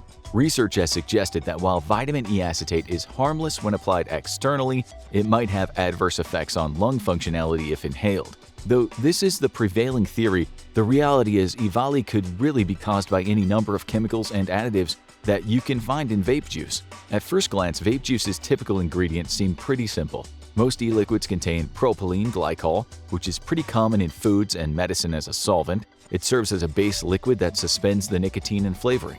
If the e-liquid doesn't use propylene, it'll probably use vegetable glycerin, a food thickening agent, which serves the same purpose but creates a denser vapor. With those as a base, the rest of the ingredients are nicotine and whatever food coloring and flavoring the manufacturers feel like adding. A lot of people would look at those ingredients and not see a problem. The kinds of flavorings and additives in e-liquids are probably also found in most kinds of soda. So what's the issue? Well, what they're not taking into account is that even though vapes use electronic atomizers instead of fire, they still create carcinogenic substances, even out of non-toxic materials. Since there's still so little regulation on the ingredients of e-liquids, there's always the risk that two perfectly innocent elements, when vaporized, could combine together to create something toxic. There are also plenty of things that, while they're safe to eat, you really shouldn't be inhaling. Take diacetyl, for example. It's got a scary-sounding name, but it's fairly common in artificial flavoring used in the US to flavor things like instant coffee, caramel, fruity drinks, and to add a butter-like flavor to microwave popcorn. It also occurs naturally in some wines. Sounds pretty tasty, but trust us when we say you do not want this stuff getting in your lungs. That's because if it does, you might develop a chronic condition called bronchiolitis obliterans. This nasty illness is colloquially known as popcorn lung due to the fact that the first recognized cases of it were all employees at a microwave popcorn factory in Jasper, Missouri. They spent so much time around the diacetyl that they ended up breathing in enough of it to become toxic. Following the discovery of the disease, a lot of food companies have switched out diacetyl for less harmful flavor compounds, but since it's still approved by the FDA, it still finds its way into a few products. As you can probably guess, flavored vape juice is one of them. A 2016 study published in Environmental Health Perspectives reported that out of 51 e-liquid flavors, 39 contained diacetyl, another chemical, cinnamaldehyde, which as you can probably guess is found naturally in cinnamon, has been shown to impair lung function in a study done by the University of North Carolina. These are just two examples, and given how inconsistent vape liquid production tends to be, that could just be the tip of the iceberg. Overwhelmingly, the advice from medical professionals tends to be that if it's not air, it shouldn't be going in your lungs. This is because it can disrupt movements of the lung cilia. Cilia are the little hair-like structures inside the lungs that move in regular wave patterns. Their job is to push bacteria and other nasties up and out of the lungs so they can be coughed out. Cinnamaldehyde, formaldehyde, and a bunch of other chemicals that end in aldehyde can have a paralytic effect on the lung cilia, which can take weeks to recover from. During that time, your lungs are missing a crucial line of defense against infection. Like we said before, formaldehyde is often added to cigarettes, and the effects of that on lung cilia of regular smokers have been well documented. The fact that other aldehydes, even the ones that are safe to eat, can have the same effect when added to vape liquid and inhaled is a relatively new discovery. Alright, so now we've explained the science behind the effects of both. It's time to answer the question, is vaping really healthier than smoking cigarettes? If you asked, most experts would probably tell you, yes, but only barely. E-liquid contains less nicotine than your average cigarette, and it usually doesn't contain any acetone or butane, but that doesn't automatically make it a healthier alternative.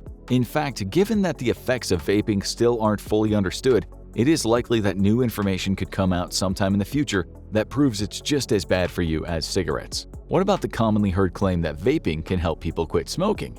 Unfortunately, despite his hopes that his invention would make smoking obsolete, Honlick's ability to quit himself is pretty typical for a vapor. Most vapors continue to smoke cigarettes even after they start vaping. Emily Banks from the Australian National University Centre for Epidemiology has said that based on her research, there was limited evidence to suggest that vaping can help people quit smoking. As for secondhand smoke, there's not much research currently on whether or not walking through that guy's hot dog scented vape cloud at the bus stop is going to put you at risk for lung disease, but a lot of people have theorized that we ought to err on the safe side and restrict vaping in public the same way we restrict smoking. Ultimately, e-cigarettes are still such a new technology, it's impossible to know the full extent to which they can be harmful to your health. The fact of the matter is, there's probably no fully safe way to consume nicotine on a regular basis. When it comes to the question of which one is the least bad, the World Health Organization's website probably sums it up best. Both tobacco products and e-cigarettes pose risk to health. The safest approach is to use neither. Now check out This Is What Happens to Your Body When You Stop Smoking Tobacco, or watch this video instead.